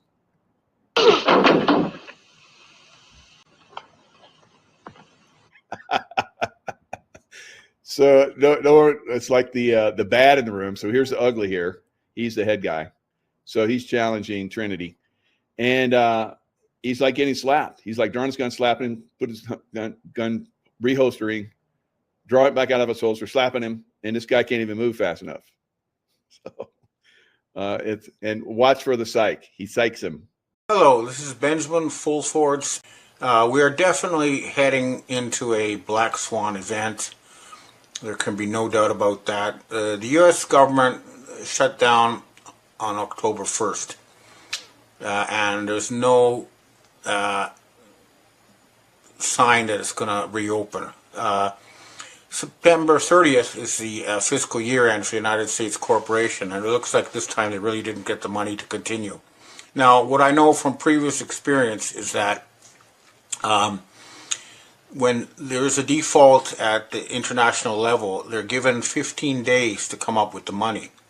And that means that if I am right about this, starting sometime next week, the U.S. military will no longer be receiving their paychecks, and it will be game over for the current system. I'm hoping this is going to happen, and we're trying to set up a war council to deal with the transition away from the United States Corporation and to something that, once again, restores power to the people. Now, to understand how important this is, I want you to take a look at this picture here.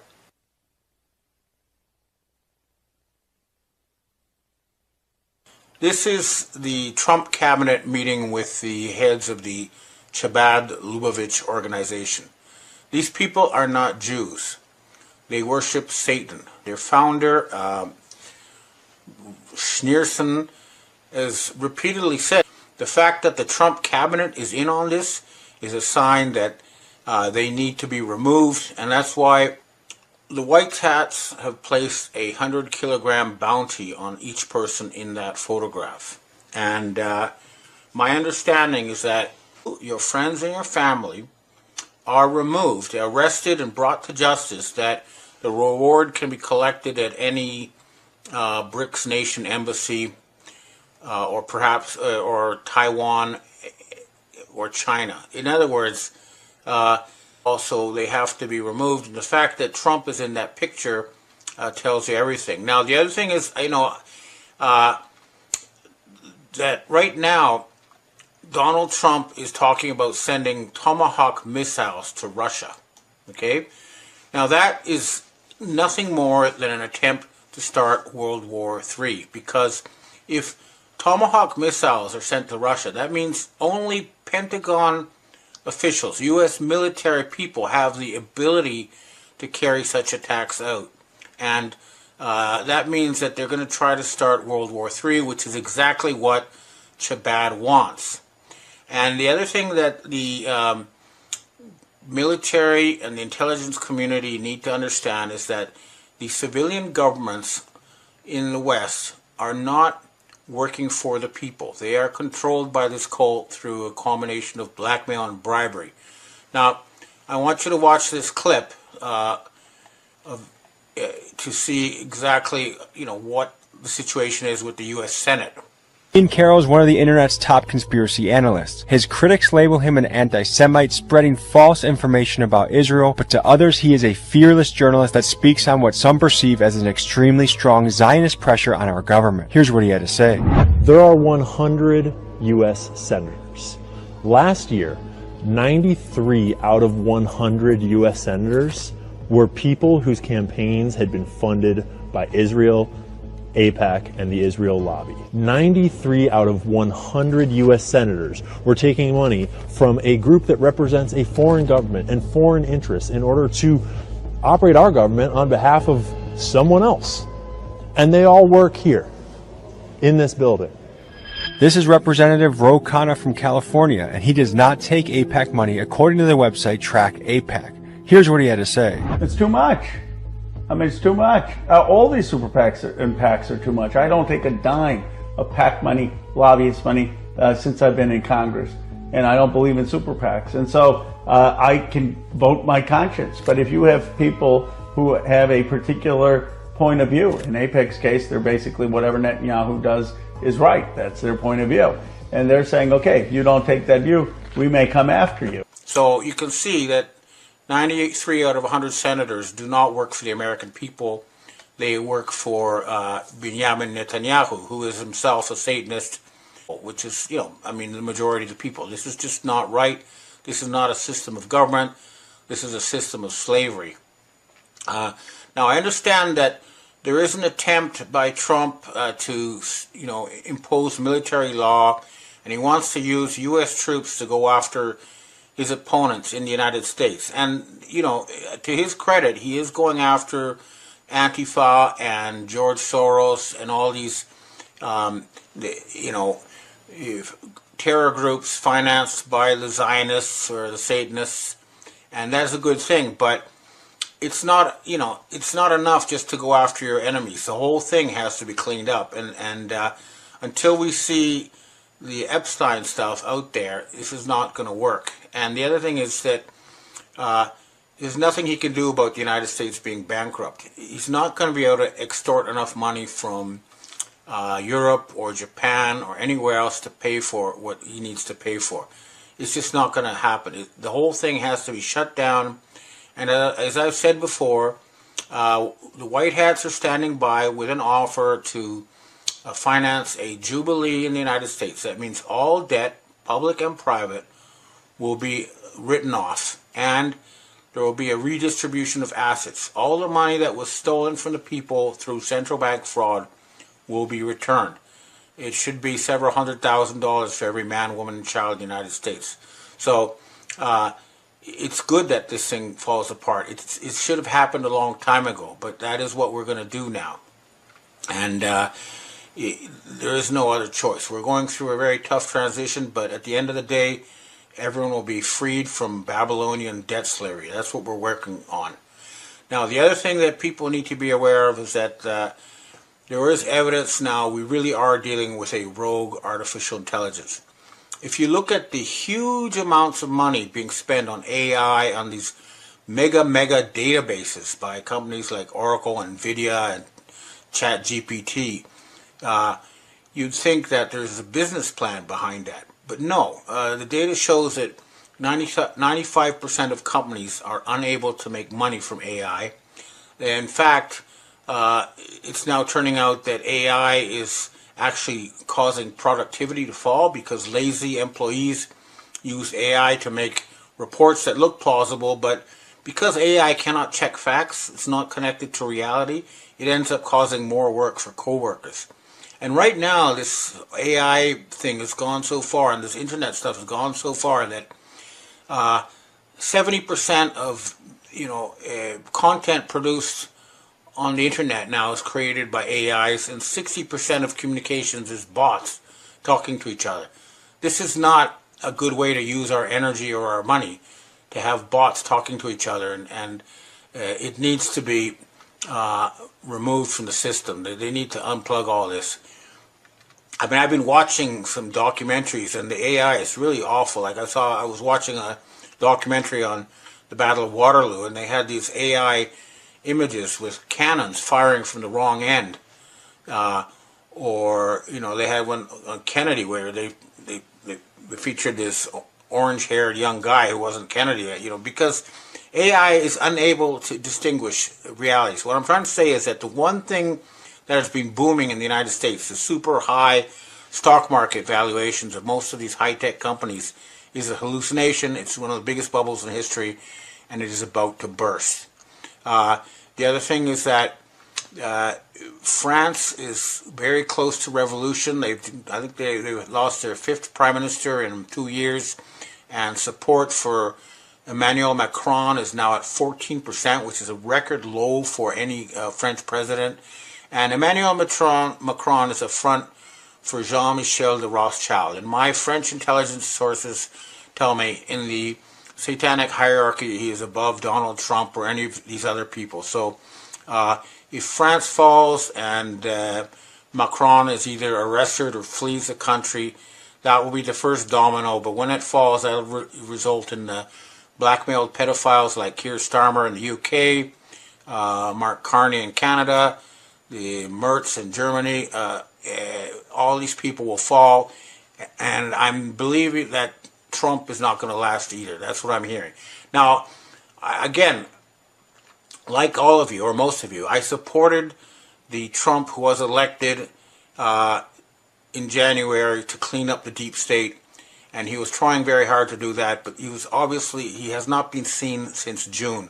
So the Trump we're seeing now is a Chabad puppet, not the original Trump from the U.S. Space Force, the white hat Trump. I haven't seen him, but you can tell that the current Trump is compromised because he was there with Alec Bourla of Pfizer promising $70 billion U.S. tax money, being treated as a hero. And the other thing is, I want you to take a look at this video from Finland showing a journalist being arrested for asking his president a question.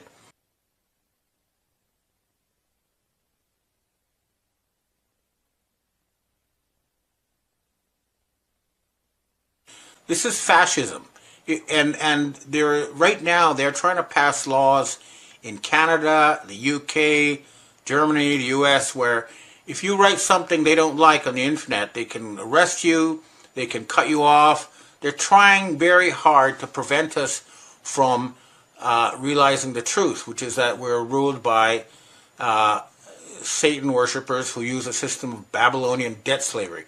This system is now collapsing. So, I hear the White Hats are going to be holding a war council, and they're going to find concrete ways to move in Mar-a-Lago and arrest all the people there, and move into the Senate and arrest the people there. All the traitors need to be arrested.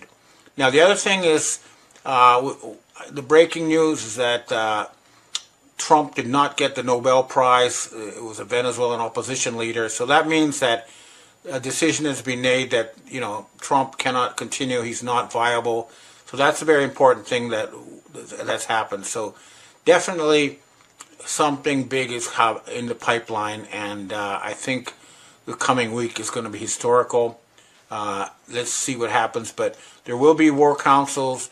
There will be a lot of stuff going on in the background. Right now, there are heavy-duty back-channel communications between the U.S. military, British intelligence, and the Russians. But the Chinese are out of the loop in this. This is going to be a Western solution to the Western problems, and then we can deal with China. But first, the West needs to remove its satanic infection, and that's what's going on.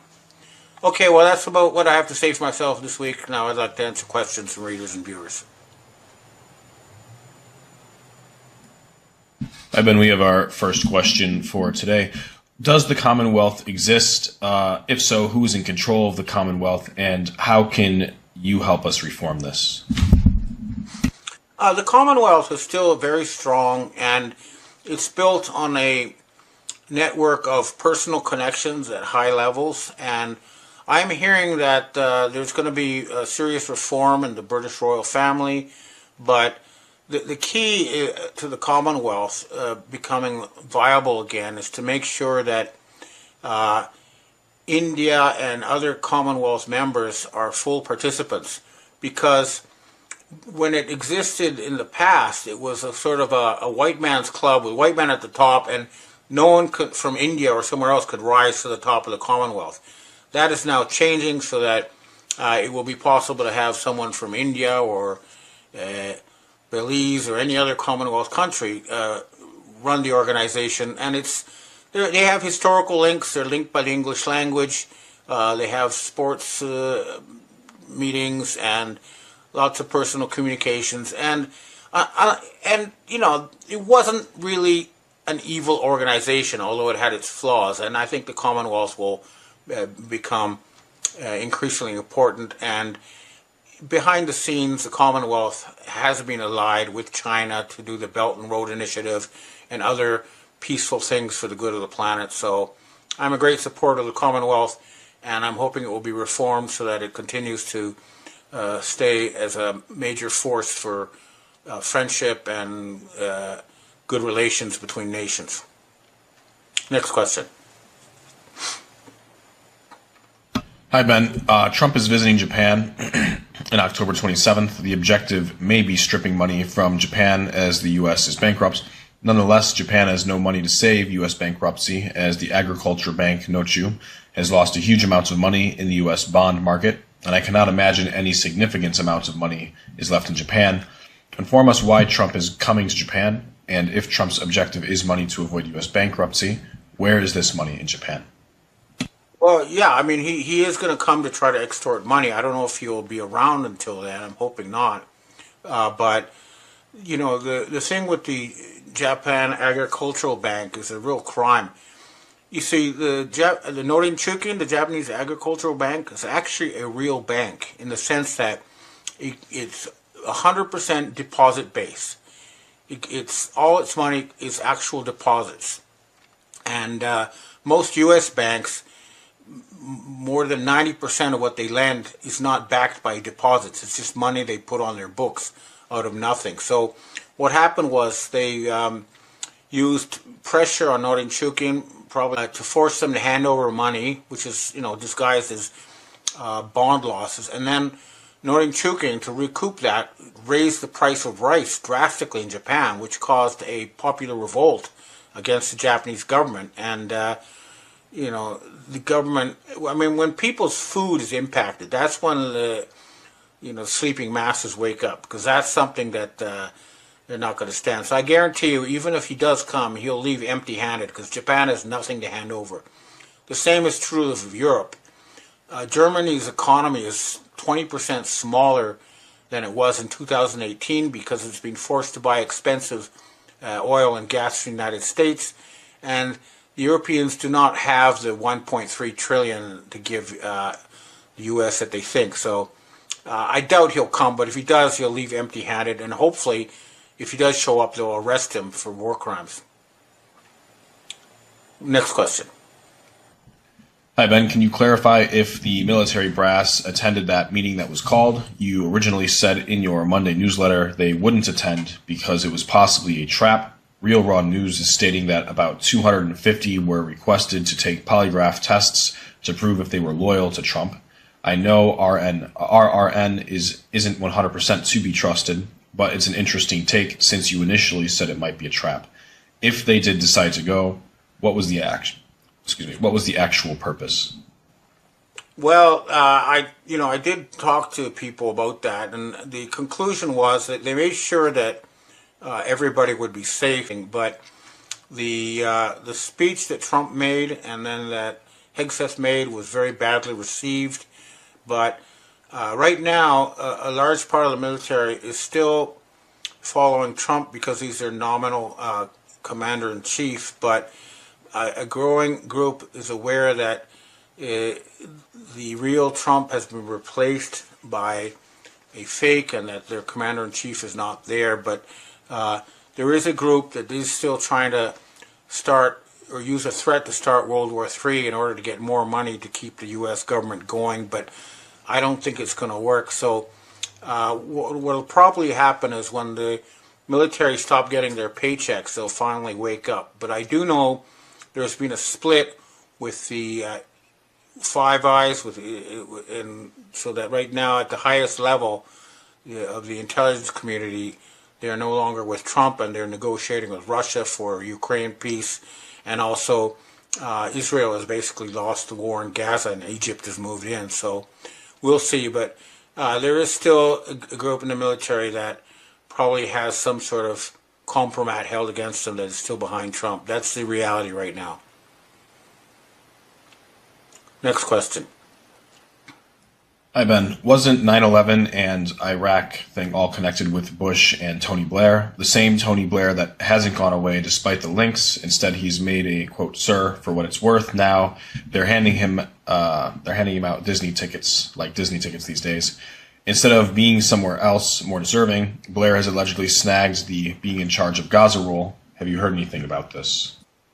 What I heard is the reason Tony Blair was not executed for his pedophile crimes and other things is that he secretly provided a lot of testimony about the cabal and Epstein Island and all that kind of stuff. But there's no way on earth that he's going to be made governor of Gaza. As I mentioned earlier, the Egyptians are actually in there now. Israel's actually lost the war. The only thing we're seeing is fake news on our screens, but that's not the reality on the ground in Israel. And I'm sure that Israel is about to be replaced by the multicultural, multi-ethnic, multi-religious state of Judea. And Blair will have no role in that. Next question. Hi, Ben. We have our last question for today. Another earthquake has hit the Philippines. This is the second earthquake this month. Is this some form of super weapon, or is it natural?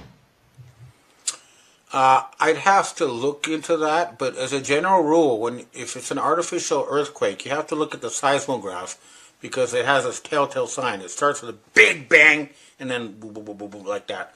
Whereas if it's natural, it goes boom, boom, boom, boom, boom, boom, boom. And the other thing is you have to look at where it was, because if the earthquake started around a military base, then you can tell it was some kind of weapons attack. I'll have to look into that, but you can do your own research by looking for the seismograph and seeing if there's a military base around the epicenter. Okay, well, that's what I have to say this week, but like I say, we're going to try behind the scenes to set up a war council and put an end to this nightmare because it's gone on way too long. And I think next week we'll see a lot of historical stuff. And I'm hearing that from my Pentagon sources, too. They say something big is coming. Hello, everyone. It's Michael Jaco with Unleashing Intuition Secrets. Joined once again by Leo Zagami, the Confessions of an Illuminati best-selling author. It's got 12 books in the Illuminati series. And we're probably going to be discussing the 12th and a little bit of in detail here. So, Leo, thanks for joining us once again. It's always a pleasure. It's always a pleasure because this world is there's always something very interesting happening. Also, maybe related possibly to my books. As you know, Volume 12 is the last installment of Confessions, and it's also the one where I talked about the future Pope, the climate change agenda that the Jesuits have constructed since the end of the 60s. And many other interesting topics like the relation between the Jesuits and China, the creation of the European Union and the Bilderberg Club. And like I said, it's definitely reaching the top of the pyramid with the all-seeing eye. And at the moment, this new Pope is finally coming out of the closet because he was kind of portrayed initially as a conservative for some people who didn't really have a clear idea of it. But you remember, I said it from the very start. Yeah, Pope, you said what blew me away, and my audience ate it up. It was like one of my best viewing shows I've ever done. Where you talked about the Jesuits and how they're the most powerful force as blow away everybody as far as their control. And I've been reading that book, and the first chapter alone basically shows you how they're dark. Loyola, the guy that started it, really started going down a dark road, and I think that set the set the pace for the Jesuits. They're all very dark, I believe. Well, there is really two forces at work in today's world. The Jesuits, of course, is in charge mostly of the spiritual realm, and then you have the banking cartel, which is the Sabbatean Frankist force within Judaism, the heresy that was created by Shabbatai and Jaco Frank. But if you think about it, both of these forces have a common origin, because apart from the fact they have always collaborated with each other, but they both come from those Marranos, those Spanish Portuguese Jews who pretended to become Catholic, but in reality they had retained their own Jewish faith in an unorthodox way. And Ignacio Loyola was claimed to be one of them, but definitely his personal secretary was one of them. And so it's like this combination of these two forces, the heresy within the Catholic world and Christianity, and the heresy within what we have with the Jews. And of course, the Jews have Judaism, respecting Mosaic laws. The moment in which they go out of those Mosaic laws, or those Sinaitic laws, which Moses gave to them after receiving them from God, then they are no longer to be respected as the chosen people. In any case, we have today a world in turmoil and a pope who blesses a block of ice. So, that is pretty shocking. Absolutely. And your latest article on your website was leozagami.com, where you talked about that. So here we have the Pope blessing we'll play a little clip here, blessing the block of ice, because it's all about climate change, and these knuckleheads are pushing this hard. Yeah, you see, they really believe that they can brainwash millions of people in accepting the lies of climate change.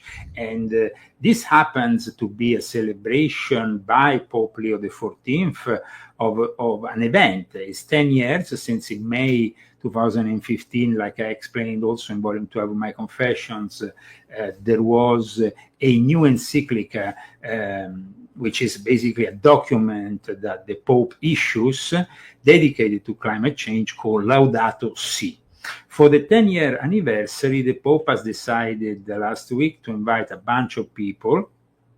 Amongst them, of course, Arnold Schwarzenegger was probably one of the most prominent figures, but there was also a bunch of other politicians, globalists of all kinds and sorts. And for a couple of days in the residency of Castel Gandolfo, which we have already discussed when it came to that first Green Mass that the Pope somehow put together in the month of July, and then he had even Zelensky coming to visit him. But the incredible thing was to see Arnold Schwarzenegger being nowadays a full-time Jesuit agent, because It's not so much about being a rhino, it's about being a Jesuit agent. Think about, for example, the Jesuit fifth class Jesuit, like I describe in my book, is somebody who maybe went to a Jesuit school, maybe somehow was connected to a Jesuit, but decided rather than joining the order and taking the 3 vows or the 4 vows, to stay maybe in politics or following another career outside of the order, and then taking what is known as the 5th vow. Now, that is completely secret. Nobody knows about that. But Schwarzenegger has been very much involved in promoting the activities of the Catholic Church in recent years, even if he doesn't really believe in the basic tenets of it.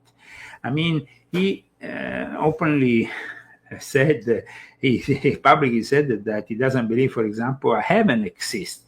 If you don't believe a heaven exists, that is, I think, the most basic things for all people of Christian faith. Right. So that gives you an idea that it's all about propaganda, it's all about appearing rather than being. And Arnold Schwarzenegger, of course, we have seen him here in America with Greta Thunberg, who recently was arrested and deported back to Sweden after being part of this freedom flotilla of boats that left from various parts of Europe that wanted to reach Gaza. Now there is people who say, "Oh, poor Greta, she was treated badly in the Israeli jail and this and that." I mean, all these people like Greta, who are actually from a rich background, she's not from a working class family, they do these fake revolutionary acts, knowing very well that some powerful lawyer will eventually get them out of trouble. So Greta Thunberg and Arnold Schwarzenegger, when I saw them together, I realized that Arnold Schwarzenegger was not only a rhino, he was much more than a rhino. Wow, yeah. Climate change guy. Wow, how about that? Yeah, absolutely. Absolutely. He has completely embraced this whole thing of climate change. But like I explained in my book, which you have read, this whole climate change agenda was born at the end of the 60s with a particular black pope called Padre Pedro Arrupe, the black pope back then, until the early 80s.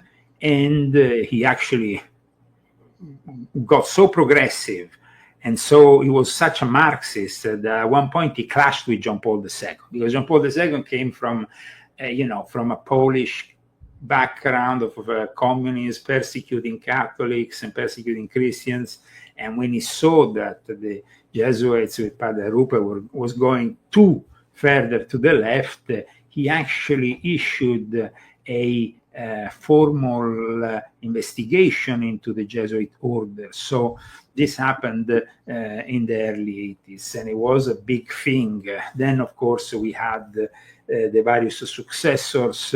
Hans Kobenbach, in particular, worked also for getting further with this climate agenda issue. And you can find actually very easily, if you go on Google, the Eco-Jesuit. It's a project which emanates from everything we have just discussed in regards to the Jesuits, who are the real instigators of the political climate change agenda. I mean, if you went to a politician in the 60s or 70s and talked to them about climate change, they were, they were laughed in your face. They would have known nothing about it. If you remember, it was the first one to really bring this attention to the mass. To the attention of the mass, it was Al Gore, not to a certain extent, but it was in reality behind the scenes the Jesuits who really tried to push the lie of climate change, because let's discuss it in detail. What does it mean, climate change for them? It means that in the future, they will be able to reimagine the state and work in what Tony Blair's Institute has depicted as a blueprint for a global techno-dictatorship, in which you can, and I'm talking here, what you're showing now is the most recent Black Pope, the one who is presently in charge of the order, Father Sosa, who is another communist from Venezuela, out of all places. So I mean, wow. It's going to be a little bit weird to see what's going to happen if we enter in an open war with Venezuela, as it seems like. When the Jesuits first were activated by the Pope, was the leader of the Jesuits, was that when they got the moniker of Black Pope? Okay, what happens is this. Let's go back at the beginning of the history of the Jesuits. We are basically in 1540 when the order eventually will be approved and sanctioned as an official order of the Catholic Church. In the early 1540s, they start their mission. Previously, they were actually judged as heretics because the way that Ignacio Loyola, the founder, he was connected to the Alumbrados. The Alumbrados were the Illuminati of the time, who were practicing Gnosticism, Islamic mysticism, the Kabbalah. Yeah. So he was arrested more than once by the Inquisition. He was investigated. Inquisition, then, the Inquisition, the Spanish Inquisition, not any Inquisition, the Spanish Inquisition, the ultimate Inquisition. They wanted Monty Python, those the pigs in their parodies. The Spanish Inquisition is the one that goes after him. But what happens is that because he writes these spiritual exercises after having some kind of mystical revelation in front of the Holy Mary of Montserrat, which is a beautiful place outside. Oh, yeah, that's incredible. You spent some time there, didn't you?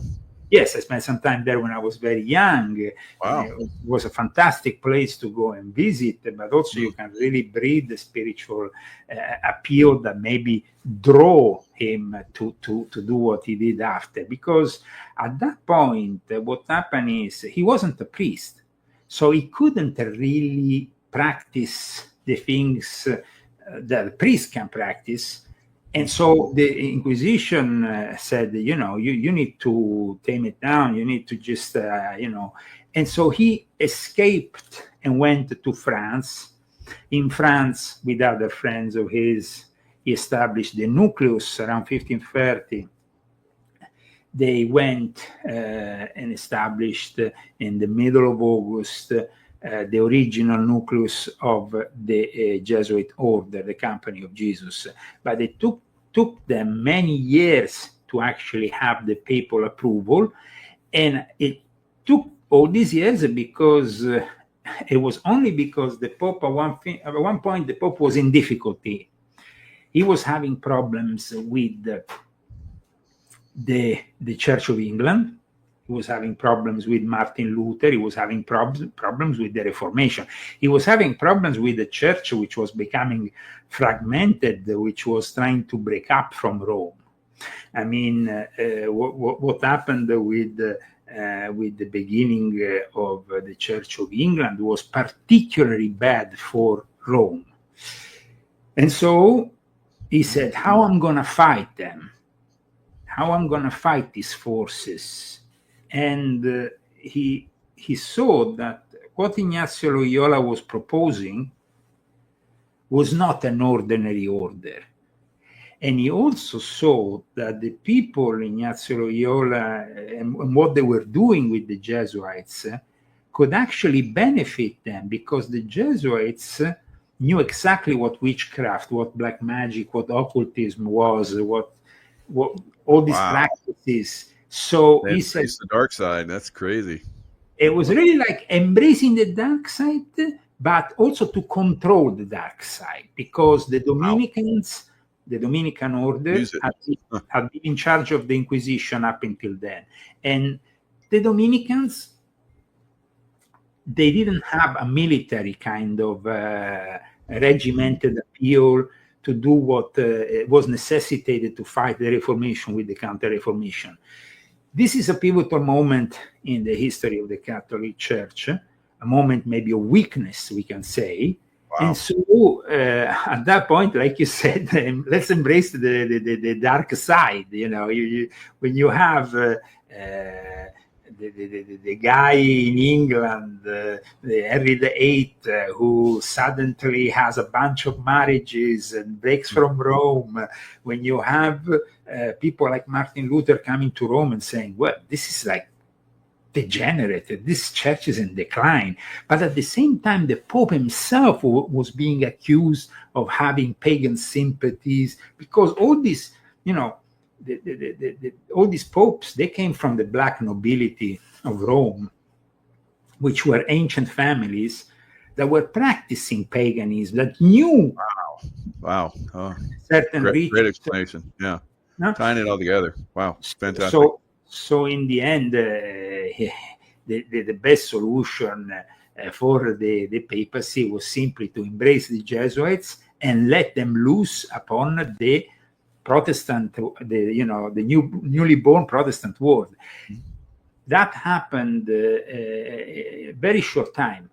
I mean, after 20 years after the foundation, the Pope decided that the Jesuits were good enough to head his intelligence unit, his first intelligence unit and secret service, also to protect the Pope from eventual poison and stuff, but also to infiltrate, because the Jesuits offered the Pope a new thing. The Ignazio Loyola, when he went with the constitutions of his new order, he had 4 vows.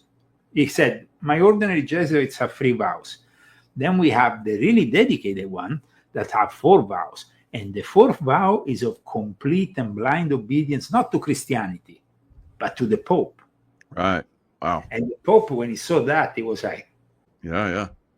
The Pope knew that the Catholic Church had been weakened by the Knights Templars not being any longer there. The military, the Knights Templar represented a military order, and that was lacking. They destroyed themselves by going after the Knights Templar and Jacques Molay and burning them at the stake. And then they ran to Scotland, and they ran to Scotland. Of course, then they had the protection of Robert the Bruce, some of them. Others. And then they started kicking, and Scotland then started kicking butt. So, yeah, absolutely. But Knights also, were there. Yeah. But the Knights Templar also merged with other orders in Portugal and other parts where they were also present, maybe not as publicly as they were in Scotland. In Scotland, they became, and he was actually one of my ancestors who was from the Lyon family, who I've mentioned in volume 12, who was a marshal of the Knights Templars, who went to Robert the Bruce, and then their families became involved with each other, and actually they married with each other, and so from that descends then the Lyon family of the Queen Mother of England also, which official castle is in Glamis in Scotland. Wow, So, I didn't know that it came all the way from Robert the Bruce, that time frame. That's pretty impressive. Yeah, yes, wow. Absolutely.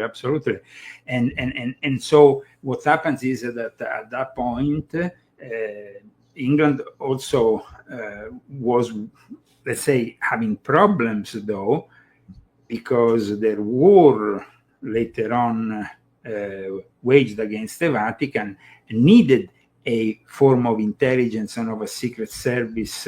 This, of course, a couple of centuries after the Templars' demise, so later on, with Queen Elizabeth. That's when John Dee became 007. That's when they unleashed the first form of British intelligence, which is a precursor to the model for James Bond. I mean, James Bond is itself a name that refers to the Masonic symbols, Joachim and Roberts, James Bond. But it's like also in regards to Freemasonry. Freemasonry comes partly from Scotland because those Templars got involved with the Scottish aristocracy and spearheaded the very early forms of Freemasonry. In this inaugurating the first lodge, Eredom of Kilwinning. Now, I will say that aside from all this, the Jesuits understood that the Templars had been a force that they could imitate, but they didn't want to be a military order. So when they established their order, they have a general. The Jesuits have a general, and that's one of the few orders. Now you have a general, it's very military. The approach is military. But they don't have, like the Knights Templars were warrior monks. They were going around with the swords. They were visibly military. The Jesuits could be more in disguise. The Jesuits started to practice the art of disguise, of dressing up like the locals. You will find them dressed up as Muslims in Muslim countries. You will find them dressed up as a Protestant. They will have to adapt to the local people to not generate, because their work, especially for the Jesuits of the Fourth Vow, became of infiltrating and trying to instigate a revolution against the Church of England. Guy Fawkes Day that was a Jesuit product. Wow. So, I mean, it's like they really were at the basis. Now, in regards to Freemasonry, of course, followed up, matured, but then Freemasonry eventually also got under the, any organization from the Rosicrucians to the Freemasons, once they started to have success, they would be infiltrated and manipulated by the Jesuits. And so that's why I wanted to write this book as the last book of my installment, because they are the ones who control the whole system. Now, Pope Leo is a pope, an Augustinian pope, from an Augustinian order. Now, Martin Luther was from the same order as Pope Leo. And he was placed there, so he almost like a way for the Augustinian order to pay the penitence for what happened hundreds of years ago and bring back all those churches. And now we see, just the other day, the Church of England has nominated the first woman Archbishop of Canterbury. Have you seen that? No. Wow. She is not only a woman, but she's a feminist, and she's a pro-abortionist. So you see, the Church of England is going full woke. I mean, it's like a nightmare, because we have seen millions of people marching with Tommy Robinson against the Islamic threat, and we expect some kind of Christian, revival. But you can't have a Christian revival if your own church is made up of this kind of people who are in bed with the one world religion, because that's what Prince Charles is, one of the biggest globalists at the moment. And, people at the moment also have seen what's happening with Gaza, and they know that maybe you will have Tony Blair's involvement. And people ask me, Leo, how come Tony Blair? I mean, we thought he was not, he was not around any longer. What is Tony Blair doing in the international arena? This is the new Archbishop of Canterbury. And I mean, it's just scandalous, because apart from the fact, it's not a question of being a woman or being a man, but it's a question of being a woman who is for abortion and for feminism, which are really values that contradict the basic tenets of Christianity. So I think that, and she takes her marching orders like the past Archbishop of Canterbury from the Pope in Rome. I mean, there's no longer the Church of England being independent from Rome. There is no Christian denomination in the world, aside from maybe the Orthodox Church of Kirill, like I explained in Volume 7, who is outside of the unification of Christians, which is being put together by the Jesuits. Wow. So I think that it was good to show that, but it would be also good to discuss the involvement of Tony Blair with Gaza, because we go from, people don't know maybe this, but I've been following, of course, the New World Order for a long time. I was involved in it. And with Tony Blair, I always said he was an agent of the Vatican when he was a prime minister. But it became obvious because the day after he left his office as prime minister, he became a Catholic. He made it obvious. Wow. He kind of like really openly made it obvious. And he is following the lead of the Fabian Society, which has always been instigating. I don't know if you know about the Fabian Society, but they are really the first British think tank that was established at the end of the 19th century. And Tony Blair's Institute for Global Change is reimagining the state in a way that those green policies which the Pope is trying to promote with the blessing of the ICE are also connected to Tony Blair. Because what Tony Blair is doing now He's arguing for the digital transformation of an imaginary or a reimagined state. In his case, of course, the United Kingdom, but it can be any state. They want to actually use Gaza as an experiment ground for this modern digital infrastructure. And what does it mean? It means, like, for example, policies like the Green New Deal were being enforced digitally by cutting off electricity or water once monthly limits are exceeded. If you exceed, you have your water or electricity cut off. Not only that, they want to create like a credit score system. So, for example, if you exceed, you will have your own flights canceled because they will say that you have already generated enough pollution for the month and you can't take a flight. So you will be forced to deal with so Blair has described this as a little work of persuasion towards modernization, but it is basically the normalization of a massive surveillance police state. And in all this, we have Peter Thiel, who talks about the Antichrist. With him, he's one of the protagonists with Palantir. So, I mean, everybody here is really not being honest with the people who, of course, are pushed towards a diabolic scheme, which, as you know, I've already discussed years ago in volume 7 of my Confessions. And this book is another book which I know you have read. But the thing is, the ideological roots of Blair's vision are to be traced in Anthony Giddens' book, which came out in 1998, called The Third Way, which advocates for this technocratic transformation of socialism.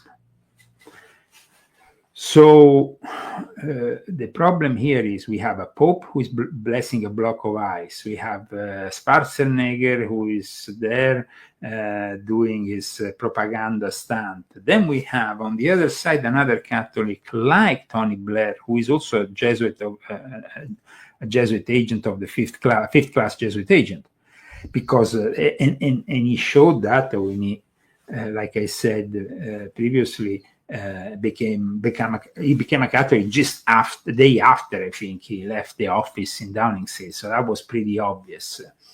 What's going to happen with Gaza? You know, I've written a book, volume 10 of my Confessions, about the eternal conflict in the Middle East. And of course, they might now reach a deal in Cairo tomorrow night. That's what's apparently going to happen. But like I explained in volume 10, it always happens in Cairo because that's the home of the Cairo Lodge, which controls the Middle East for the Illuminati. Wow. So we're going to have maybe a normalization that is required maybe at the moment for them, so they can then start an experiment in Gaza, which of course will be under the control of Tony Blair's technocratic vision. And Blair described himself as a follower of the ideas of Giddens. And he is, I mean, we can say one thing about what is happening here. This is, to say the least, despotism of the worst kind, because they think that they have fooled people in a way that we're going to believe them. We're going to believe our masters. So it's very sad to see, though, that the ignorance that unfortunately they've been able to push and the backing of powerful globalist partners like, the UN, the Gates Foundation, the Rockefeller Foundation,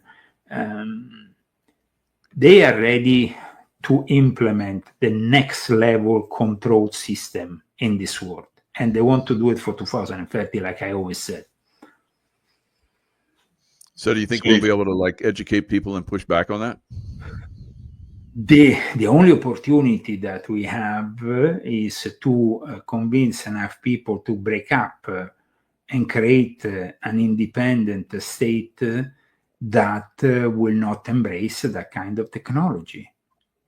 Remember, though, that this technology is very insidious, because even the creators of AI are saying that once the genie is out of the bottle, they can't control it.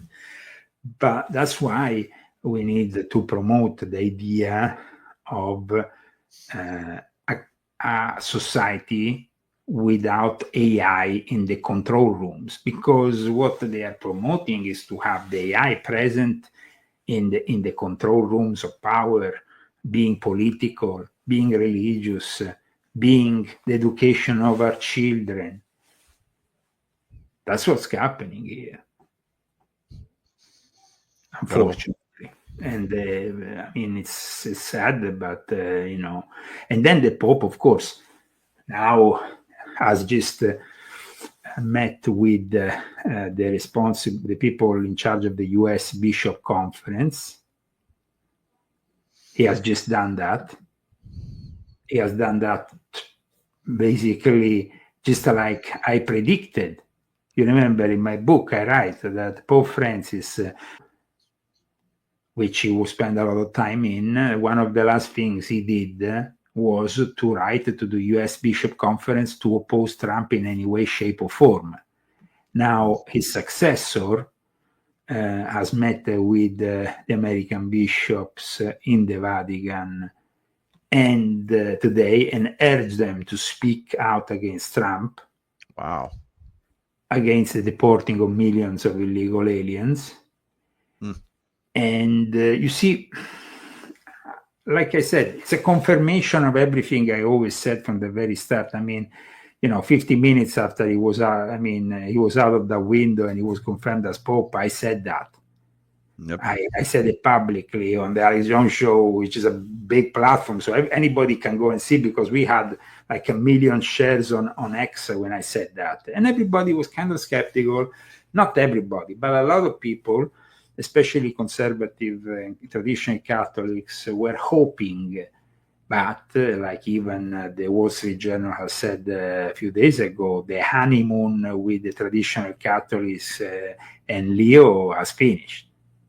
So now it's pretty obvious that the Pope is, because he was recruited by the Jesuits. He was brought in South America. He was brought to the Vatican in 2023. He was prepared for his role as Pope. And when the US Bishop Conference and its members were there, actually the ones who were cardinal electors, even Dolan, he didn't even know who this guy was. He never saw him. He came out of nowhere. But the Jesuit has said, this is the guy you have to vote. That's it. It didn't give any options. They forced, their decision, and everybody accepted it. So now it's obvious what this the rhetoric of this Pope. It's I think even worse than Pope Francis, because in a way Pope Francis was kind of open and less insidious about who he was. He was a Jesuit. He was acting as a Jesuit. He was the first Jesuit to ever become Pope, and he was very much open about his leftist inclinations here of America. And let's not forget who is behind Antifa, because behind Antifa you have, amongst other figures, Alex Soros and George Soros. Now, Alex Soros, as soon as he was nominated for the Open Society, the first thing he did was going with Bill Clinton to the Pope and received the Pope's blessing. So you see how powerful the Vatican is. And of course, the fact that we're talking about in this article about Texas Bishop reminds me of that Texas Bishop who instead was kicked out of his role simply for criticizing the Pope, simply for criticizing the transgenders who he So, I mean, the actual, you know, woke agenda is still firmly in the hands of the Vatican, and they are continuing this transformation, distraction of the Catholic faith, which in the end needs to simply be absorbed within a one-world religion, which is going to be guided by the AI. The fact that they're already using priests, chatbot, which act as priests in the internet, and even a Jesus chatbot has been launched. So you can actually virtually talk with Jesus, which is an insane thing. If you think about it, you are now able to talk with Jesus through a AI chatbot, AI generated chatbot. And this is of course, the next level of cyber Satan. But in regards to the immigration and what is happening here in America, of course, like I explained in volume 12 of my confessions, this is the number one issue, because they want to transform not only, you know, the religious landscape of America has to become Catholic, and at the same time, the political landscape of America has to become Democrat and leftist. Yep. So, I mean, it looks like the church is pushing that. The immigration thing is like, it's destroying every culture throughout Europe and trying to do the same here in America. You know, have Muslims coming in and basically transforming cities, and we're talking Islam, not Catholic, and they're like wanting to protect the immigration of people that are coming in to, you know, Islamists, they don't have any other religion but Islam and Sharia law. So it's like, you know, they're taking over some cities, and they're doing the call to prayer 5 times a day in like Minneapolis. I'm like, what? It's getting crazy. So the Catholic Church is pushing that. It's like you said, obviously they want to destroy the Catholic Church. So. Well, because like we saw with Pope Francis from early 2019, like I explained already in volume 6.66, and then I reiterated in volume 7, where I expanded on the subject. The one world religion started with the Human Fraternity document signed in Dubai. Then it gradually, you know, was developed after the Sunni Muslim war with Pope Francis' visit to Iraq and the Shia shrines. And that is an important moment for Islam. Just imagine this. A Spanish priest is now facing 3 years in prison for an article on radical Islam. He's facing 3 years in prison. This is insane. I mean, is that in Spain? A Catholic priest from Barcelona, Father Custodio, is called Father Custodio Ballester Bielsa. On October, he's been accused of incitement to hatred under Article 510 of the Spanish Penal Code, which prohibits discrimination related to the ideology, religion, or beliefs. Now, the trial, of course, is raising concern about the Spanish laws restricting freedom of speech. But the fact that what used to be a Catholic country is now obviously not any longer a Catholic country. I knew that for a long time. And this also gives us once again, think about it, where are the Jesuits born? In Spain. And Spain is the first country now that is actually condemning a Catholic priest and favoring Islam. So if I remember, the Jesuits basically took down the Inquisition too, didn't they? Okay, the Jesuits took over the Inquisition. They took it over. They took it over. We're going to do this now. Wow. Yeah. They actually started, you know, to get closer to the, you know, like the King of Spain or Portugal, the various heads of state, because also they were very good with the education of their children. You know, that was their mission. I explained that in my recent book. They focus, like for the Knights Templars, their mission was to create banking. But banking was already created by the time the Jesuits came around. So they needed to create something else. So they thought, how are we going to manipulate society? Okay, we have to control the universities. We have to control the schools. We have to build up the Collegium Romanum. Before that, they actually went to Messina, where my father comes from, which used to be a base for the Knights Templars. And so they went a little bit following the path of the Knights Templars because they were fixated with that. You see, Spanish priest facing 3 years in prison after it's a reality that I never thought I would see in my lifetime. Seriously. I'm absolutely shocked. But of course, you're on the cutting edge of this. So this is Islamophobia. They're going to keep using this. They use this here in the United States, but it's getting pushed back on. So I'm really surprised, especially in Texas, where they passed a law that no Sharia law can be used in Texas. And now we have a bishop in Texas that's like trying to root for him. I was like, what? Wow. No, but the crazy thing that, that is manifesting in front of our eyes is that, of course, we have this very weird alliance that happens only in the West. It doesn't happen if you go into the Middle East. But if you go to New York, you will have Mandani, who is basically the candidate for the far left, the LGBT, the whatever, and at the same time, the Muslims. Yeah.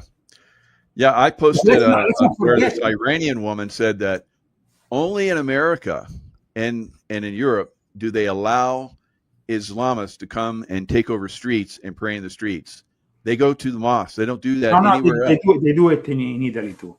They did it even in front of the Colosseum. They did it in front of the Cathedral of Milan. Europe is just as bad.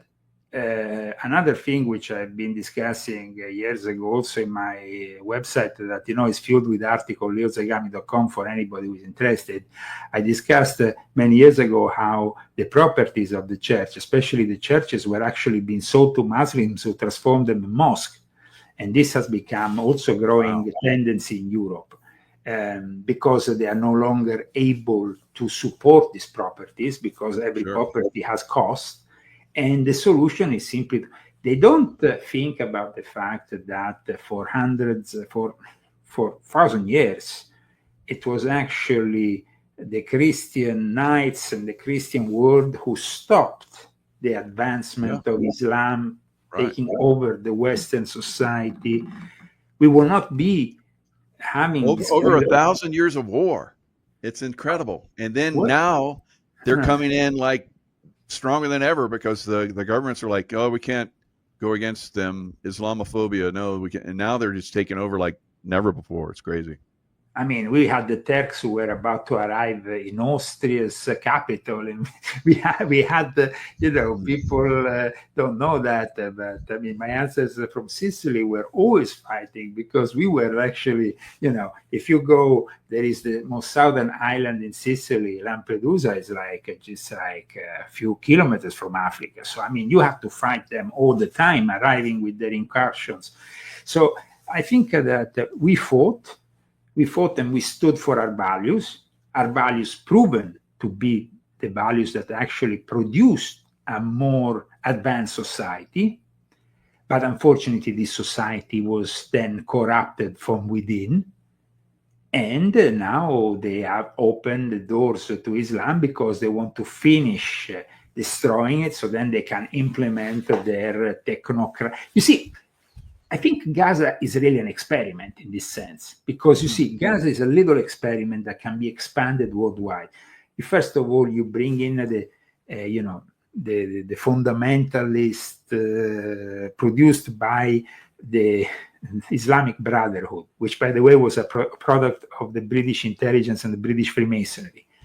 You get them to take over the place, who, of course, some of them corrupt, let them in on the 7th of October. I'm not saying that the Sabbath and Frankists didn't participate to this whole thing. But in any case, they transformed then Gaza in a living hell, with the distraction, ready for the technocratic makeover and transforming the whole thing in a super surveillance society. I mean, it's like, it's pretty, I mean, like I said, it's maybe a small what is happening, for example, with Los Angeles, with Portland, which now, of course, sees Trump, but also Chicago. What is happening to these cities? They are really literally getting them on their knees, and there is no reason to do so if the reason is not much more insidious. And I've discussed it for years in my book, is to basically then take over the show and produce the smart towns with super surveillance, super control, all in the hands of the AI, where no criticism is allowed, and where you have to bow down to their own one-word ideology and what they are forcing you into believe. So it's quite, though, paradoxical that only here in the West that you see this crazy alliance of queers, Muslims, that will not be possible in any way, shape, or form in the Middle East, because you have, of course, the woke ideology, the anti-Christian woke ideology. On the other, you have, of course, Islam, which has always been anti-Christian, because that's the tenets of their religion. Of course, they have Jesus, a different Jesus, but it's still Jesus in the Quran. But you always have to bow down above anything there is the Prophet Muhammad, which is for them superior to anything Jesus has ever done, which is, of course, their own thing. I mean, I'm not saying if they were practicing their own thing in their own home, in their own land, that would be their own problem. If they want to oppress the women, if the women of the Middle East are okay with that, it's their own problem. But to come in the Western world, in places like, for example, in Great Britain, we have now all cities ruled by Islam. The most crazy thing that happened in the last few days, and I tell you, it's literally insane, but nobody wants to really. You saw what happened at that mosque in Manchester the other day. Mr. Jihad, that was his name. He was actually called Jihad. So they couldn't really hide the fact that it was a Muslim terrorist, because if you call Jihad, that's your name. It was very difficult for them to hide that this was a jihad against the Jews. But the most insane thing is that their police forces. Right. They either they missed them or they actually targeted Jews. What do you think? Listen, two policemen crossfiring, one guy who is there with two guys behind. I mean, you don't need to be a genius to understand that the bullet is going to go and reach those people behind him. Yeah. Wow. I mean, you must be really a demented policeman. Then you don't need to be a policeman if you don't know where to fire. So I think that. But then it was all coordinated. They had like Muslims, rioting or protesting, turned into riots some places, all over in several cities throughout England right after that.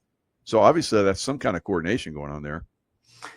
Like I said, all the cities in England, and I have lived in England many years, I'm half English. So for me, it's a little bit like a second home.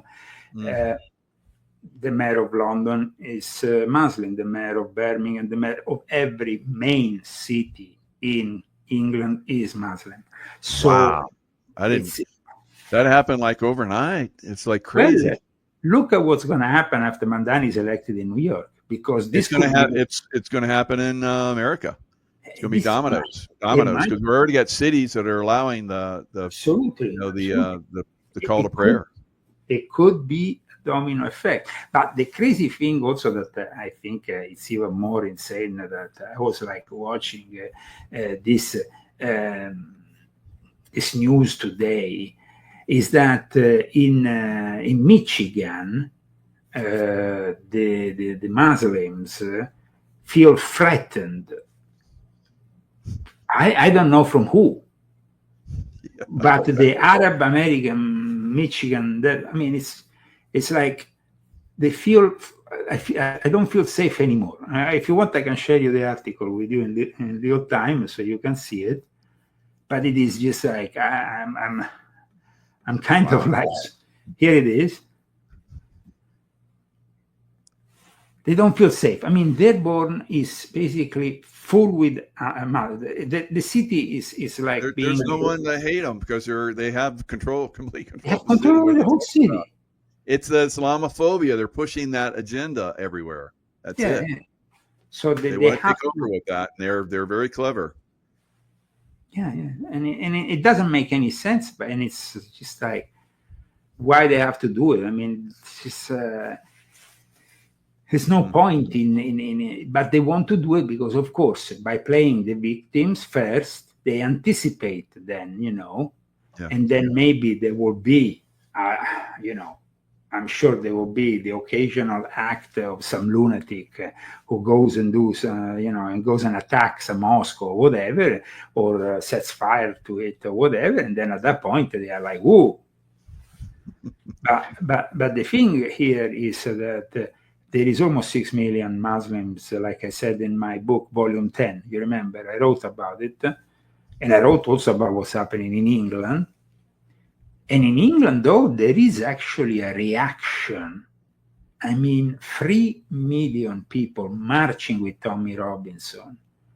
It's been an incredible public demonstration. And a lot of people from England thank me for this book, for the clarity that I have presented this we did book. some good shows on this. That was good. No, but because it is a very important topic, and also it's a topic that people don't want to discuss. The fact that Islamic Freemasonry exists, but nobody discusses it in the Middle East because, of course, it's not in their interest. Their interest in the Middle East is to criticize the alleged Crusaders and the Jews and the state of Israel.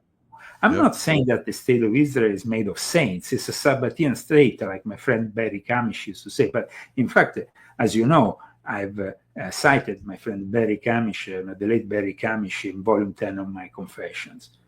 And it is, of course, there is a lot of compromises that are going on. There was actually information that confirmed that on that 7th of October, there were members of the IDF, from the Shin Bet, or Mossad, who knew that what was happening and did nothing to stop it. So, it's we have to be open and honest with everything. We can't be blindly supporting this or that in this game, because it's cleverly orchestrated so that when you put on the TV, you are almost like in a stadium where they're playing a football or a soccer game. Oh yeah, this, oh yeah. And they want that. That's what they feed of. The egregore, the thought form that we generate with our hate, with our ideas, is part of what they also, like vampires, absorb. No, so and it seems somebody like, made a good point. They visited Morocco and Turkey. I've been to Turkey as well, and the Muslims there are very sincere, beautiful people. There's no listen. If you left the Turks with the Ottoman Empire, because you talked about wars, and there were wars, and the Turks also waged wars at one point, and they had to be stopped because otherwise they would take over the whole of Europe and make us bow down 5 times a day. But one thing is for sure, that within the Turkish Ottoman Empire, the land we now call Israel, or whatever you want to call it after Palestine with the English, I explained in Volume 10. I mean, it was very peaceful. Very peaceful because the Quran states that the people in the book are also the Christians and, of course, the Jews. And so the only thing they can require is taxes from them. But they're not allowed to go and shoot them or to, of course, it happened in the past that with this taxation, when it was very high, people said, okay, I'm just going to bow down 5 times a day. Who cares? To avoid being taxed. But the thing is that all these religions have been generated also for controlling people. The original idea of the prophet or Jesus or Moses, any prophet comes with a message from God. But once it's transmitted to the human beings, and the human beings start messing around with it for political interest or gain, material gain, or other things, then that's when we really, destroy the beauty of the faith in question. And at the same time, we compromise it, because when you see the Pope blessing a block of ice, I mean, that is really, I think that was like, somebody would say, what is this? It's like watching some kind of comic, some kind of, I don't know. It's not possible that the Pope is blessing a block of ice. It's just like beyond my reason to see something like that. But this is the reign of idiocracy we are living in at the moment. Yeah. It's like in the film Idiocracy, the guy was hibernated to reawaken after a few hundred years. You remember that movie, no? Idiocracy, it's I think a cult classic by now. So Idiocracy, the guy, and then he awakens, and everybody's demented, so he has a hard time. In the end, he's going to become president of the United States, of the world, because the world is really left with very little brain power. But in any case, it's not like we need to wait a few hundred years to get to the level of idiocracy where we are now. When we see that in the last week we had millions of people marching for Gaza in Italy, a country of the European Union, which on the 14th of October is deciding they're passing a law maybe on the 14th of October that is going to give permission to the Eurocrats to control your private messages and everything, or your post, before you even post them from your phone. It's a law with no precedents. It's like worse than North Korea or China put together. If the European Union manages to pass this law, anybody who writes also private messages, Signal wants to leave Europe, even Meta, because the end-to-end messages that are encrypted will no longer be guaranteed as encrypted. And this is happening not in a million years. This is happening on the 14th of October. Not one person in Europe or in Italy has marched saying this is an injustice, but they march for what is happening in Gaza. With all the respect, they have more serious problems in Europe now. Of course, we are saddened by events that can touch other human beings. But the thing is that you have to see first what kind of problem you have in your own country. The populist